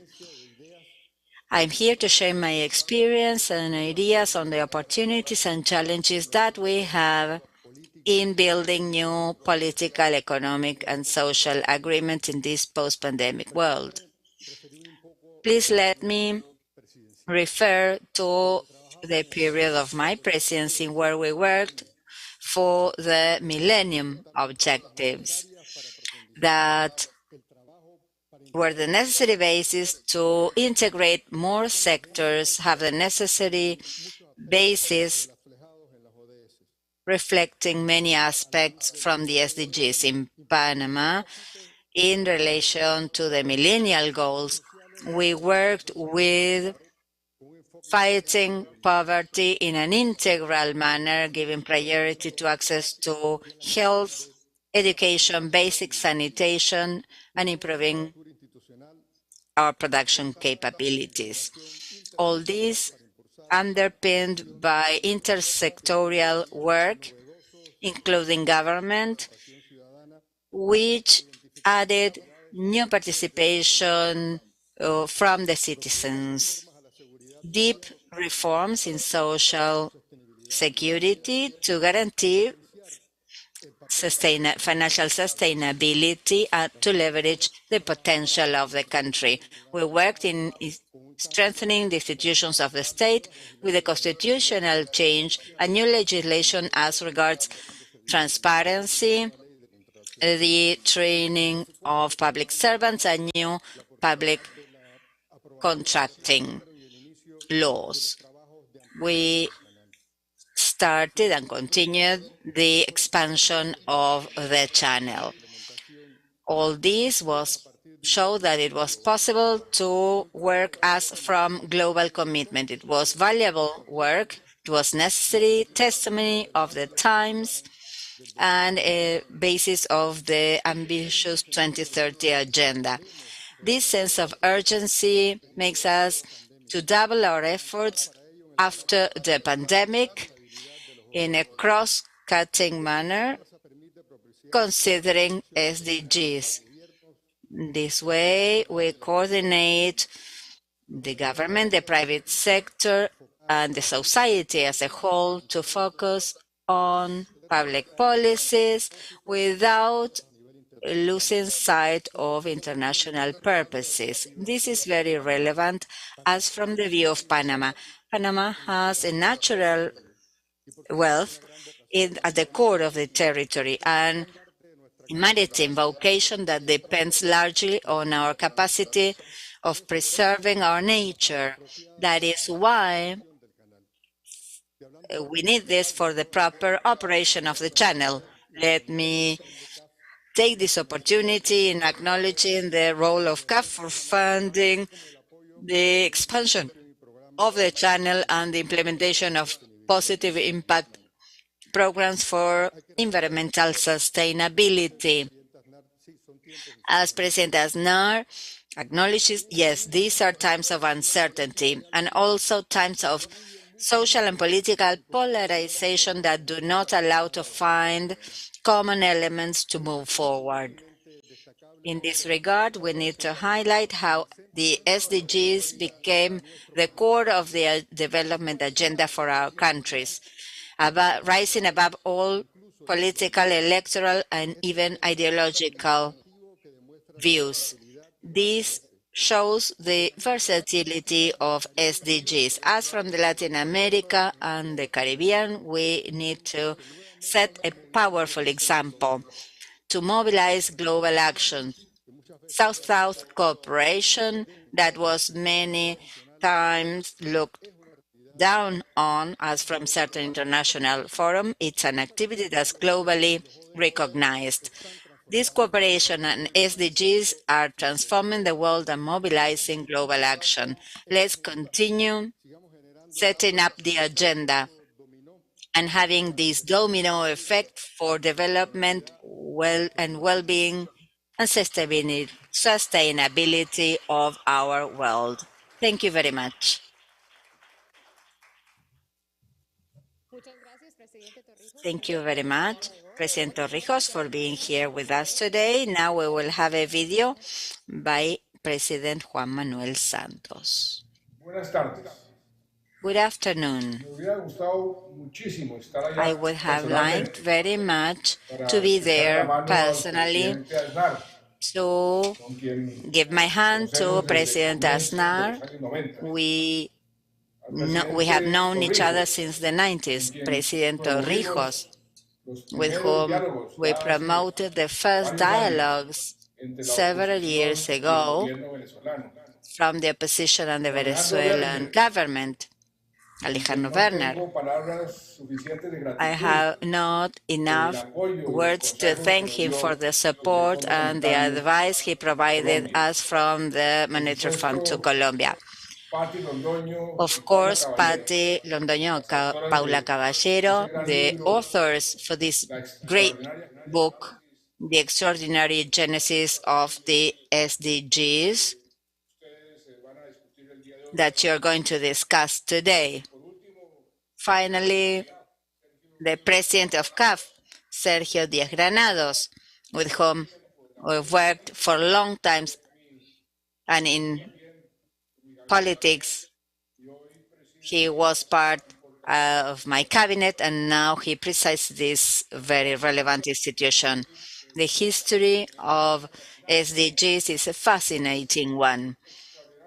These extraordinary women, Paula Caballero and Patti Londoño, one day have this idea, the idea of incorporating to the Millennium Objectives the environmental factor and to make developed countries to be also responsible.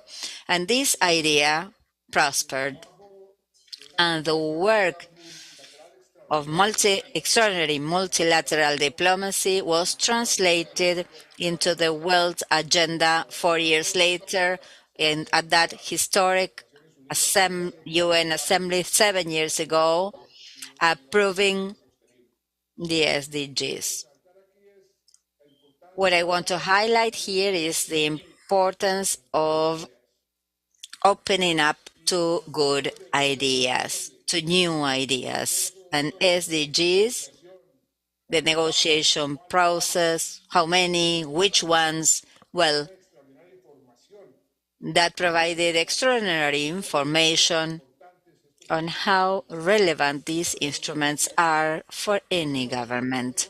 These objectives are today a lot more relevant even than what they were 7 years ago. After the pandemic, with poverty and inequality at a worst level, we have left too many people behind. We need to recover the time lost, and the SDGs provide us the way to do this. That is why I so very much celebrate that we are discussing these topics, that this pair of extraordinary women, those that took the time to coming up with this initiative. In my case, I just politically pushed this idea forward. They are here to tell you about the details on how these objectives were created and approved. Finally, I know we have little time, the role of CAF. At this point in time, it's very important that it was for the financing of these objectives, the transition towards a greener economy, efforts for the Latin American region to fight more efficiently poverty and inequality. CAF, and I was a treasury minister, perhaps at a worst moment of the Great Depression of Colombian economy, and I can give faith that was essential to move forward. CAF can have today an essential role to set up the push for the objectives and to transition towards a green economy. I congratulate you. I wish you all the very best. And I hope I can be there with you in person next time. Thank you.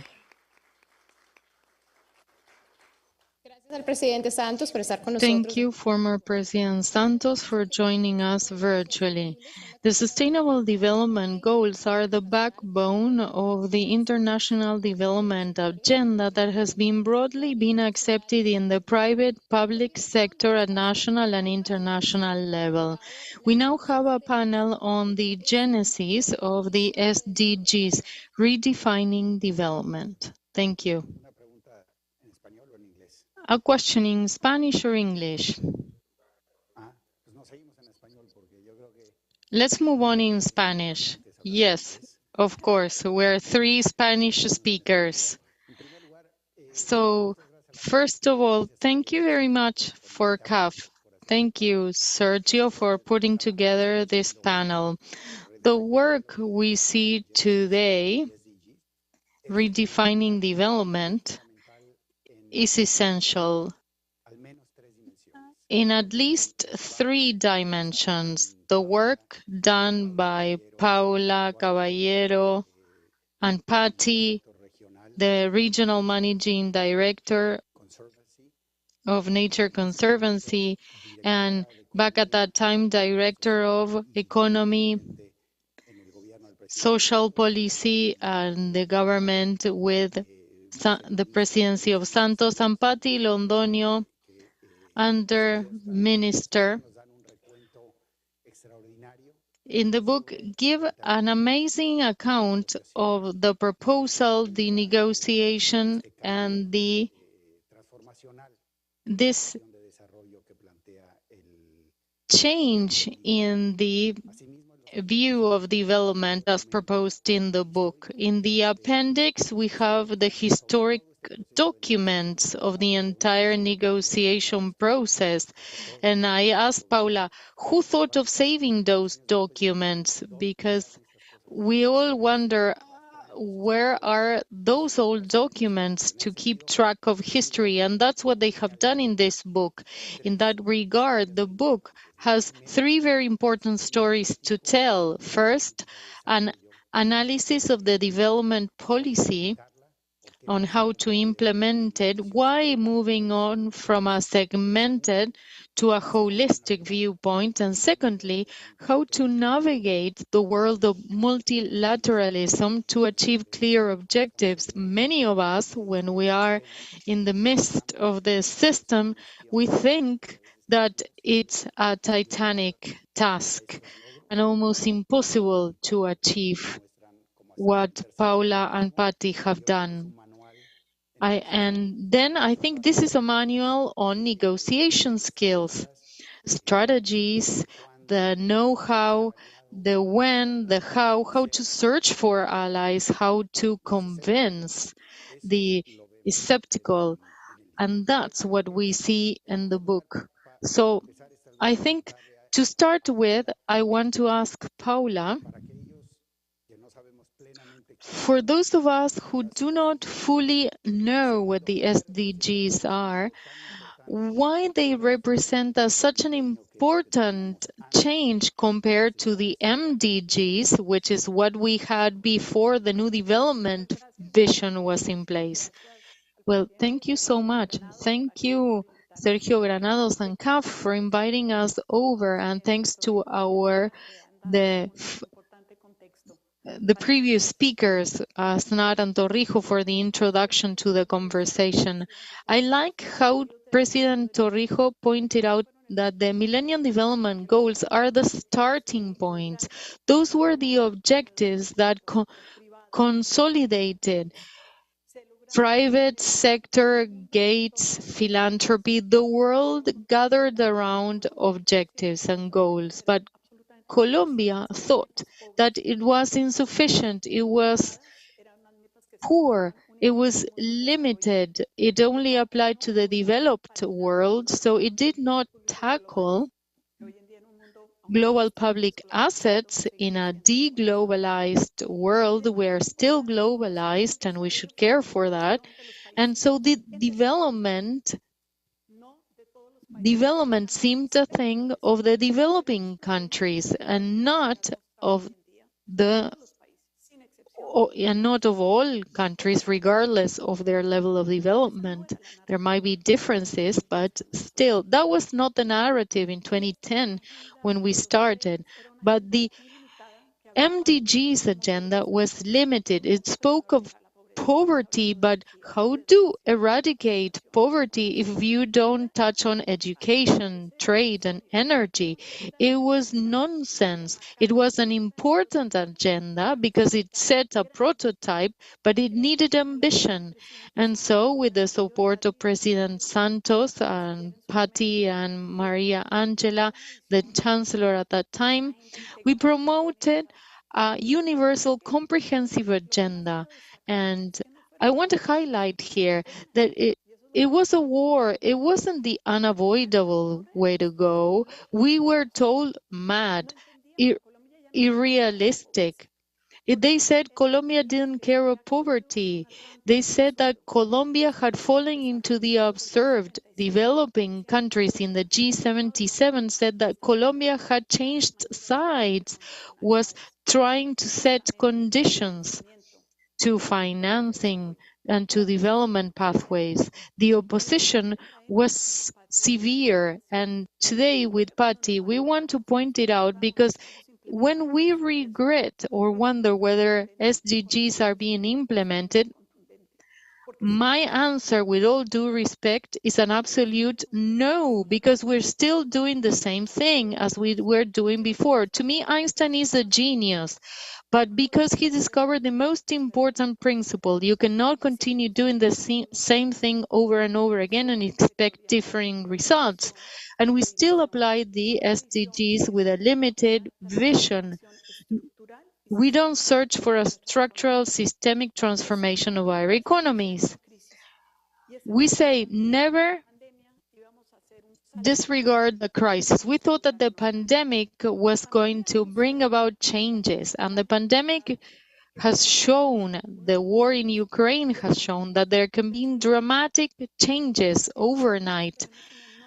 And we have an amazing reactive capacity to it. Wouldn't it be wonderful that with the leadership that President Aznar mentioned, that find the leadership that the world needs, visionary, transformative, searching with ambition, looking for the break with the past, search for that, so that we can finally respond to the three intertwined crises: the crisis of climate change, which is evident and tangible to all; the biodiversity crisis, which sounds esoterical, but the fact is that up to $217 billion will be lost in agriculture with the loss of pollinators. So the biodiversity is the axis of our economy, and the equity crisis in third place. These three crises are intertwined, so the SDGs now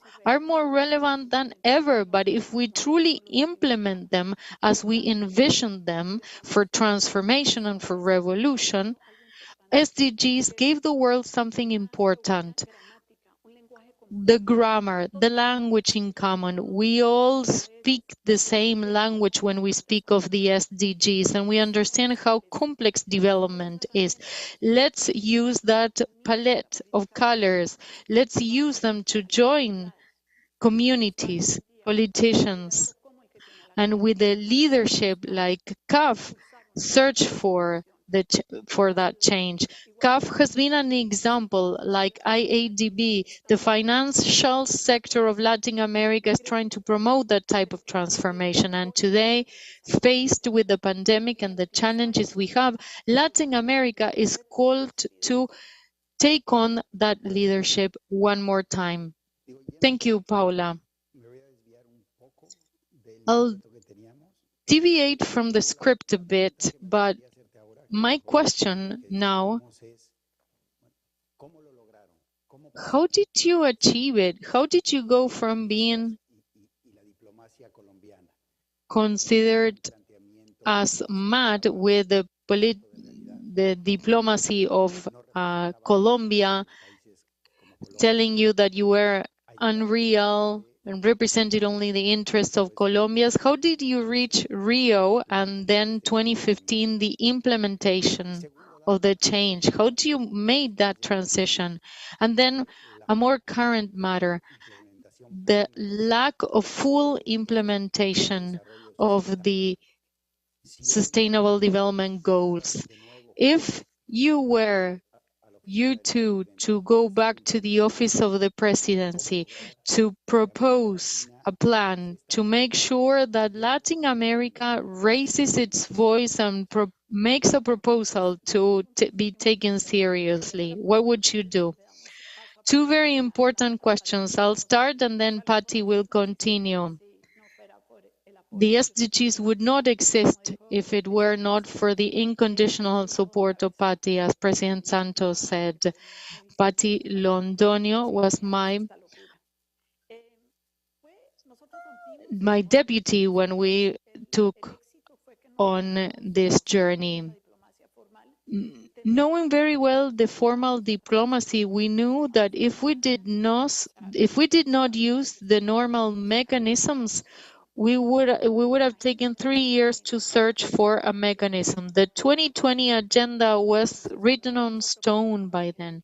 And when we started making proposals, we were told the idea is very unrealistic. It was mad. The process had been cooked and it wasn't touchable. We couldn't be change it. So never give up. If you have a vision, follow suit.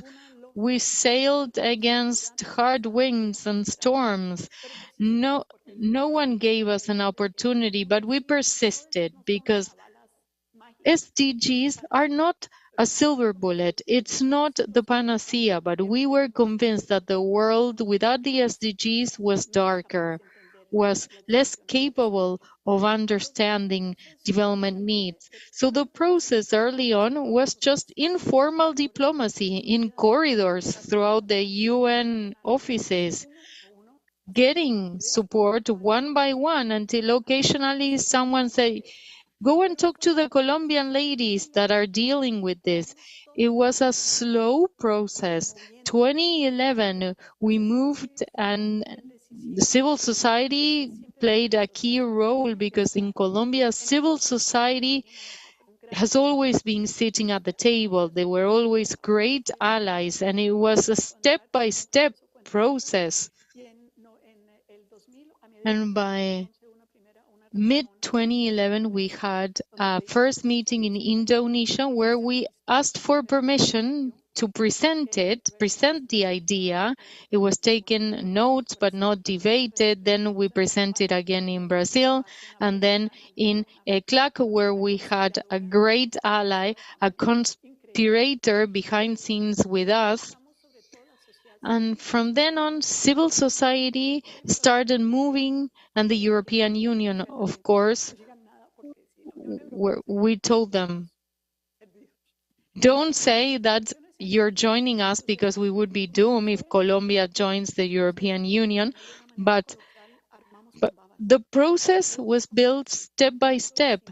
We were feeling around, checking out the political landscape and trying to position ourselves. And a decisive event in November with Patty and Maria Angela, we decided that time had come.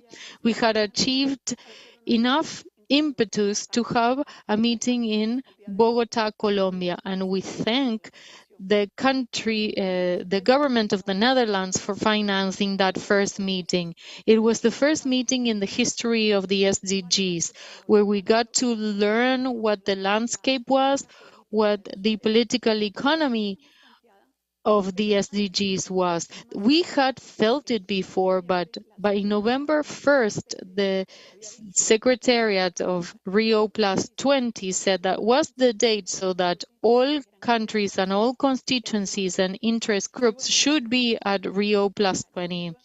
And by then, by November the 1st, we had so many supporters that we had overcome enough barriers and had enough people saying we wanted the SDGs. We were on the phone with the Secretariat, with Nikhil, so that by 3 p.m. we were told, you can breathe now, the SDGs are approved. And as we describe in the book, the initiative that obtained greater momentum was the SDGs. And from then on, we started the formal negotiation process. We started writing some very short briefings to position the topic. And by August, Guatemala supported us with a document. So the proposal was Guatemala, Colombia, then Peru, supporting us too, a great ally. And when negotiations started, we had difficult discussions within I-77. The book describes it. The formal Rio Plus 20 discussion is described there, which was chaotic. From 19 pages, we had more than 400 paragraphs, 200 pages of text of negotiation in between inverted commas. The text, it almost fails, but we built in 18 months great allies from other governments, which are the secret supporters of the SDGs, and from civil society. So a movement started in spite of all opposition, which was harsh for many months, from countries that I don't want to say what countries it was. They said they wanted goals for rich countries and other goals for poor countries. Those were the opposing parties, but we pushed through. And a lesson I want to share with you all. We always asked, it's always Rio plus one, the day after Rio. We knew it was revolutionary. We didn't want it to be a declaration and then die. We said, Rio plus 20, okay, but how about Rio plus one? So there's a whole book in the chapter about the creation of the Open Working Group, which was revolutionary in the history of the United Nations, a technical group. The European Union did not participate, G77 did not participate. Countries with experts participated because we wanted to have the experts there. We wanted the technical people with indicators to guide public policies. We needed technical people there. That was a first timer. And There are many books written about that open working group, but that's part of the legacy we left from Rio. We left Rio with a movement, with an idea, a revolutionary concept, and we left Rio with a revolutionary forum where negotiation took place around the SDGs. So if you want to create a revolution, create the forum, the political space for that revolution and to turn that into a reality. What would we do now? Well, I want to thank in particular our president, Sergio Díaz Granados from CAF. Of course, I want to join Paula's words to thank both former presidents Aznar and Torrijos for being here with us, our President Santos that pushed forward for this idea but wrote the prologue to the book. We're very happy with that. And Minister Maria Algena Olguin that provided all this political support. And there's an essential issue here, political support with technical work, because everything that was achieved technically was achieved because there is political support. Both former presidents discussed about the leadership that is required in Latin America. Many voices, one region explain what happened and what continues to happen in Latin America. With Paula, we made an effort to have this become a regional proposal, and that was not achieved. We had an ECLAC meeting, which is told about in the meeting. It was at sunrise, and in Latin America, we see if you're convinced about ideas, we don't promote them enough, we don't open up enough. And before going into full multilateralism, we were convinced this was to be discussed and worked at the UN. If it's not in the UN, it's not universal. So we made a lot of effort in Latin America, and it's true, Guatemala co-sponsored it, Peru as well. In the third case, you won't see Guatemala because they were changing governments and they did not have time to come up with this. And we got the support from the United Arab Emirates. Here we have the former ambassador present with us today that had an essential role at a universal level. This lack of union in Latin America is still effective.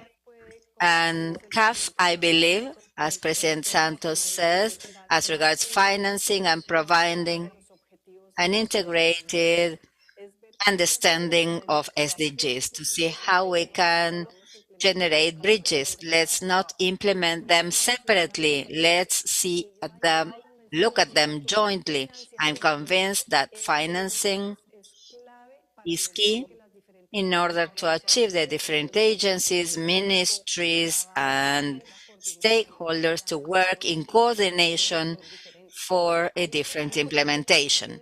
For example, if you think of empowering women, SDG 5, you see that that is related to 1, 2, 3, 4, but also 9, 10, 17, many SDGs. If you see, as Paula and the book says, SDG 12, production consumption, is related to all of them.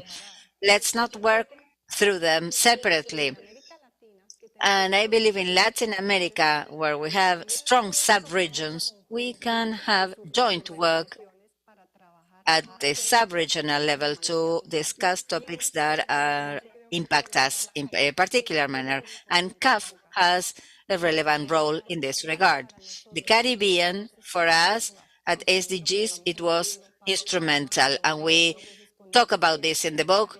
Paula met the Caribbean as a bloc. They understood and supported SDGs as from the beginning.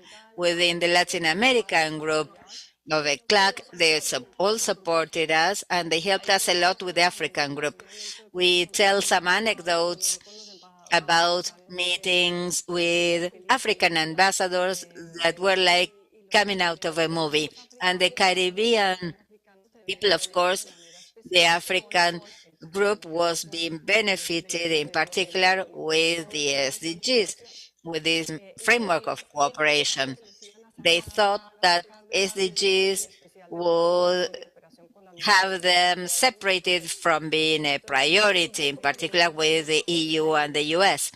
So the Caribbean group helped out with that, and all these voices from a region that needs to become one voice in one region.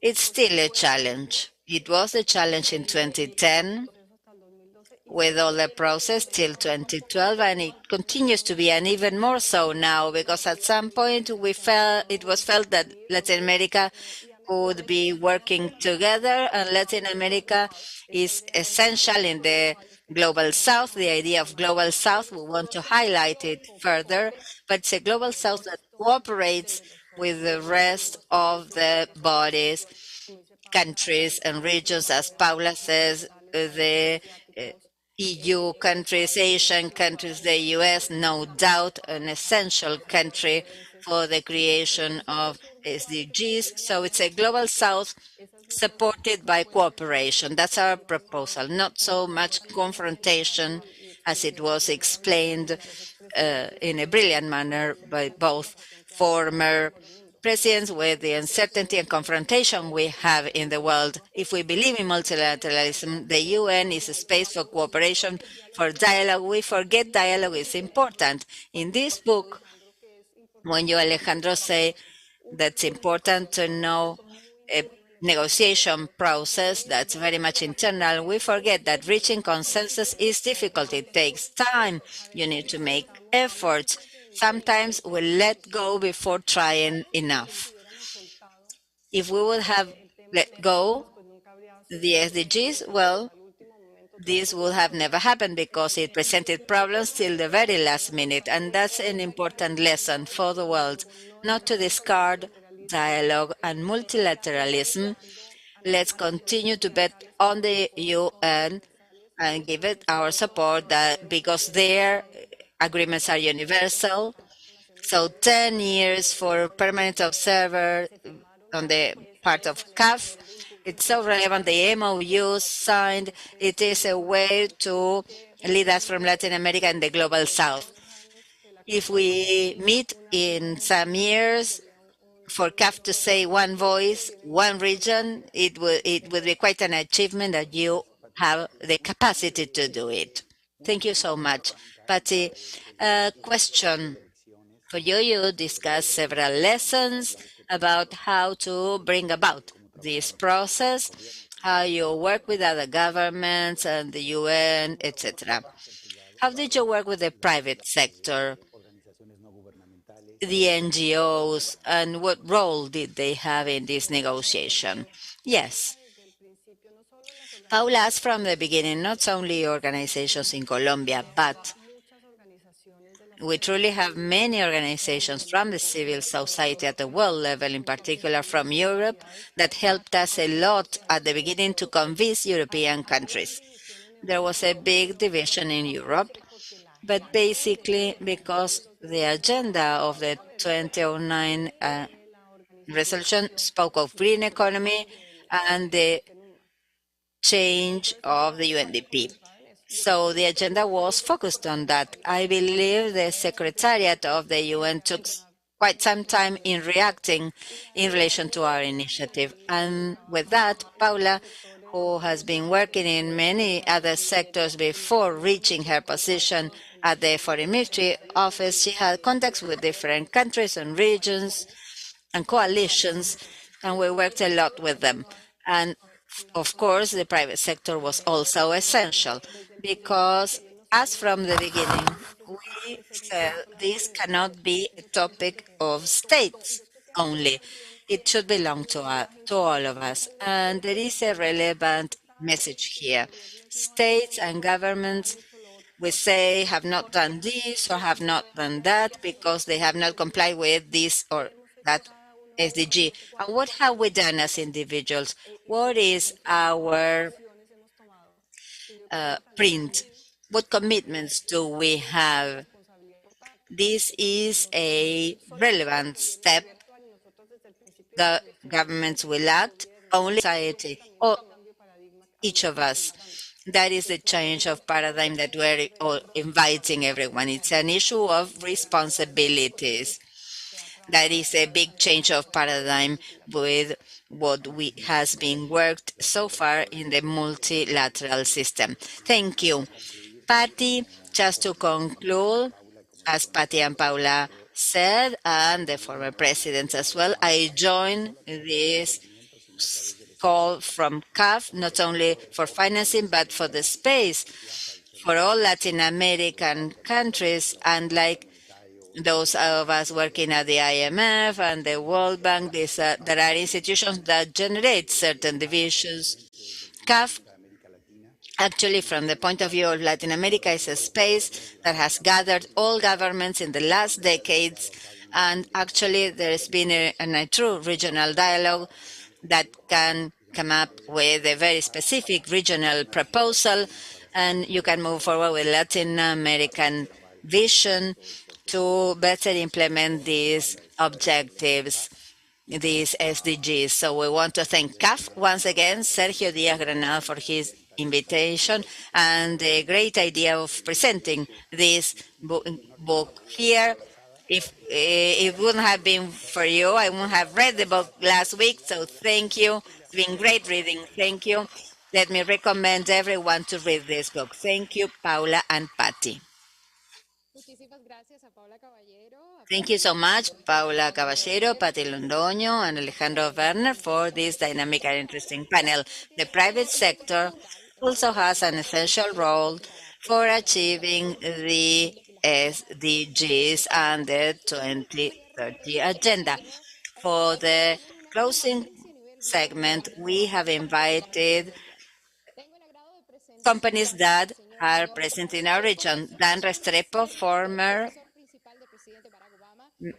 advisor to Barack Obama president in relation to Latin American countries.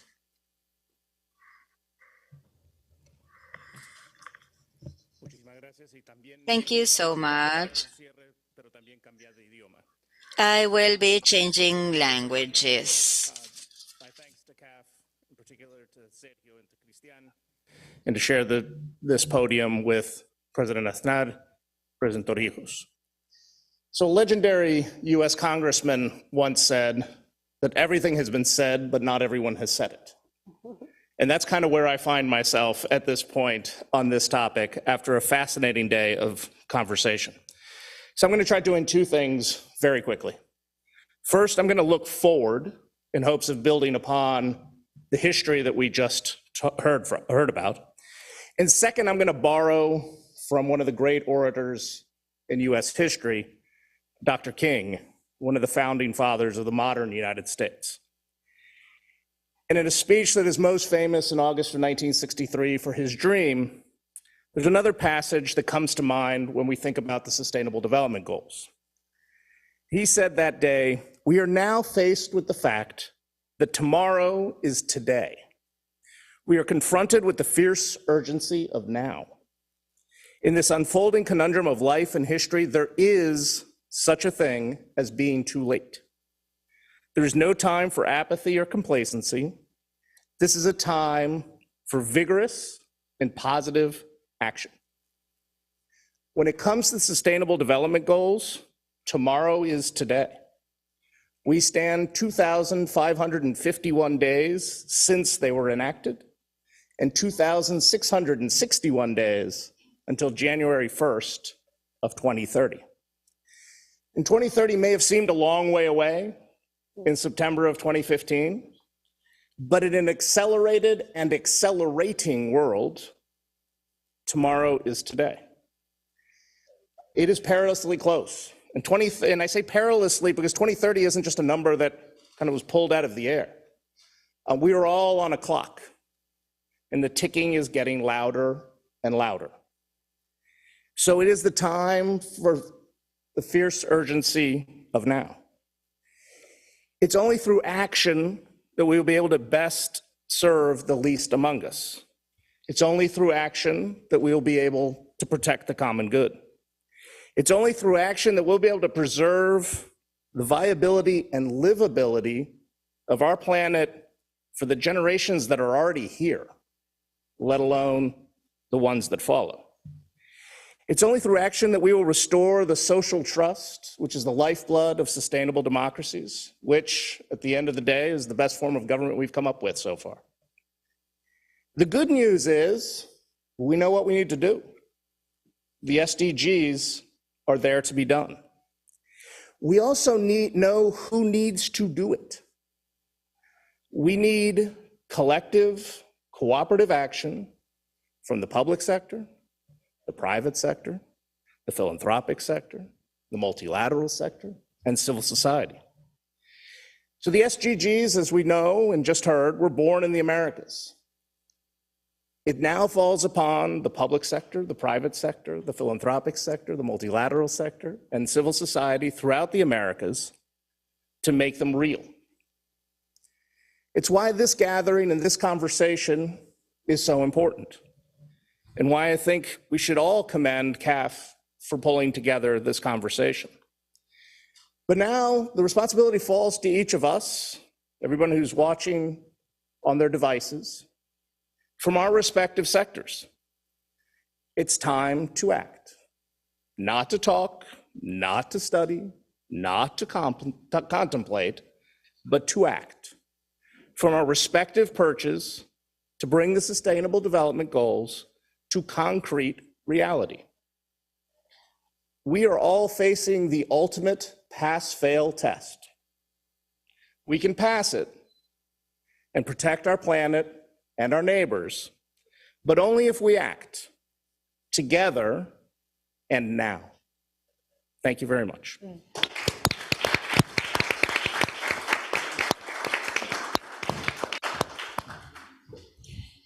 Agradecemos a Dan Restrepo por sus palabras. A continuación contaremos con la intervención de Darren Ware, presidente senior de Government Engagement of Mastercard.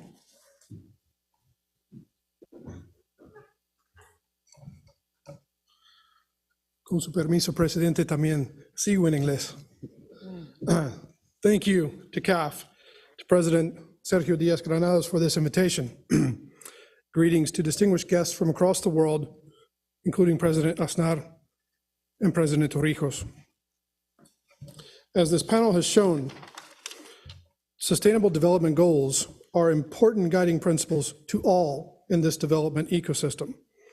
The set of principles has given common ground to all players, either public or private, to share goals for a better world and region. These principles also help to identify areas where partnerships and collaborations can have the most impact. At MasterCard, we have focused on financial and digital inclusion, key drivers for achieving the SDGs. Millions more people are now included in the financial system and can take advantage of the benefits it has to offer. The latest Findex findings showcase the progress that is possible when innovation from the private sector is levered alongside the reach of the public sector. This is a true statement to the power of public-private partnership, and there is more work to be done. While 1.5 billion people have obtained banking or mobile banking accounts since 2011, there are still 1.4 billion adults that remain unbanked, and in Latin America, still 200 million. The Findex findings put a spotlight on areas that need our greatest and most urgent attention. How can we expand access and usage for financial products? How could we close the trust deficit in financial services among institutions and citizens? How can this drive economic sustainability? MasterCard's global commitment is to include 1 billion people into the digital economy by 2025. Part of our commitment is to reach this goal while intentionally addressing barriers and opportunity gaps for disadvantaged populations. There are significant gaps, for example, for both small and micro enterprises and for women-owned businesses. In Latin America and the Caribbean, more than 40% of individuals work for SMEs. They often face barriers in accessing the products or services and the know-how they need to stay resilient and thrive in the digital economy. These challenges became more dire during pandemic, amidst lockdowns, social distancing, shifts in consumer behavior, and of course, supply chain disruption. Our global commitment has specific goals to include 50 million SMEs around the world into the digital economy by 2025, with a significant portion obviously coming from LAC. Our global commitment also includes a focus on providing 25 million women entrepreneurs with solutions that can help them grow their business. This focus on women and gender initiatives is an important backbone of our efforts to promote economies with inclusive growth. As an example, we have partnered with academia like Inkai Business School to create a women-focused acceleration program called Leads Mujer. This program has accelerated promising businesses like that of my friend Pili Luna, the owner of Vos Honduras. This innovative company manufactures fish leather for use in fashion, recycling a component that was previously discarded, and now she continues to create opportunities by training other women. We'll continue to leverage our technology, our partners, our experience, and our people to create a more inclusive, sustainable future in the region. Today, we are formalizing our joint agenda with CAF and MasterCard as partners looking to continue to promote inclusive growth across LAC. CAF and MasterCard will focus on 3 areas: digital government, digital economy, and digital society. We want to replicate our engagement with the government of Panama, where we have a digital country partnership that led to the recent launch of a digital wallet for student subsidies. The wallet was created in partnership with the government and Caja de Ahorros and represents a leapfrog from cash distribution to mobile subsidies, resulting in more efficiency and transparency. We will promote financial inclusion through government subsidies and economic recovery programs, social subsidies like the Bono Navideño in the Dominican Republic, which helped safeguard vulnerable populations during holiday season in COVID, or in Argentina, where we participated in a tourism recovery program where citizens could access domestic travel rebates and then support local businesses on their trips to touristic destinations. MasterCard will continue to leverage its regional network of fintechs to explore initiatives that drive traceability and better data for policymaking. We have already helped create 100 million digital accounts in LAC with our work across 100 plus banks and fintechs in the MasterCard network. We envision also the digitization of payments in public transportation. In Costa Rica, we recently launched a pilot where bus routes are transitioning from cash only to cashless. We could see this model across LAC as CAF also works to drive sustainable and carbon neutral economies. For digital inclusion of the SMEs, MasterCard and CAF can jointly promote access to credits by working hand in hand with local financial cooperatives and combining financial instruments and guarantees with our technology assets. As the digital economy progresses, it is both our business strategy and our social responsibility to ensure that people and organizations have access to the networks, services, and solutions that can help them reach their potential and achieve financial security. Sustainable development has long been a part of MasterCard, as the learnings, insights, and success of our financial inclusion journey helped catalyze our commitment to a broader ESG strategy. I will close by saying that we are very enthusiastic about our regional partnership with CAF. We look forward to bringing our trusted network to partner with all ecosystem players, whether public, private, or civil society. Establishing a secure, trusted, and resilient ecosystem is critical to our shared future, and we truly embrace our role as positive enablers of growth. Our vision is to power economies and to empower people, building a sustainable digital economy where everyone prospers. Thank you very much.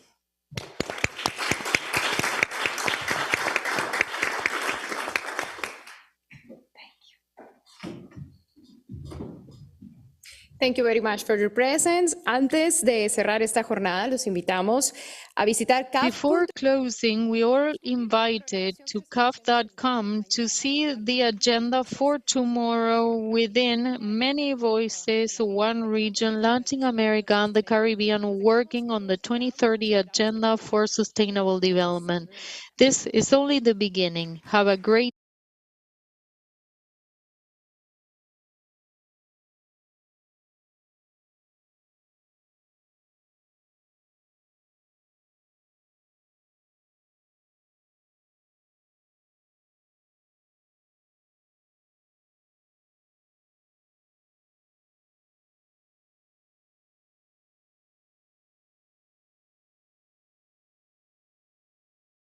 Estrategias y acciones prioritarias para fortalecer la seguridad y soberanía alimentaria de nuestra región. No te pierdas el segundo día de eventos de Muchas Voces, Una Región, una jornada de debate y reflexión para analizar los principales desafíos y oportunidades que enfrenta América Latina y el Caribe. Con la presencia de jefes de Estado, líderes globales y destacados expertos, en el marco de la 77ª Asamblea General de las Naciones Unidas, Nueva York, 20 de septiembre. Visita www.caf.com, inscríbete y únete a la conversación para elevar la voz de América Latina y el Caribe en el mundo. CAF, Banco de Desarrollo de América Latina. America and the Caribbean.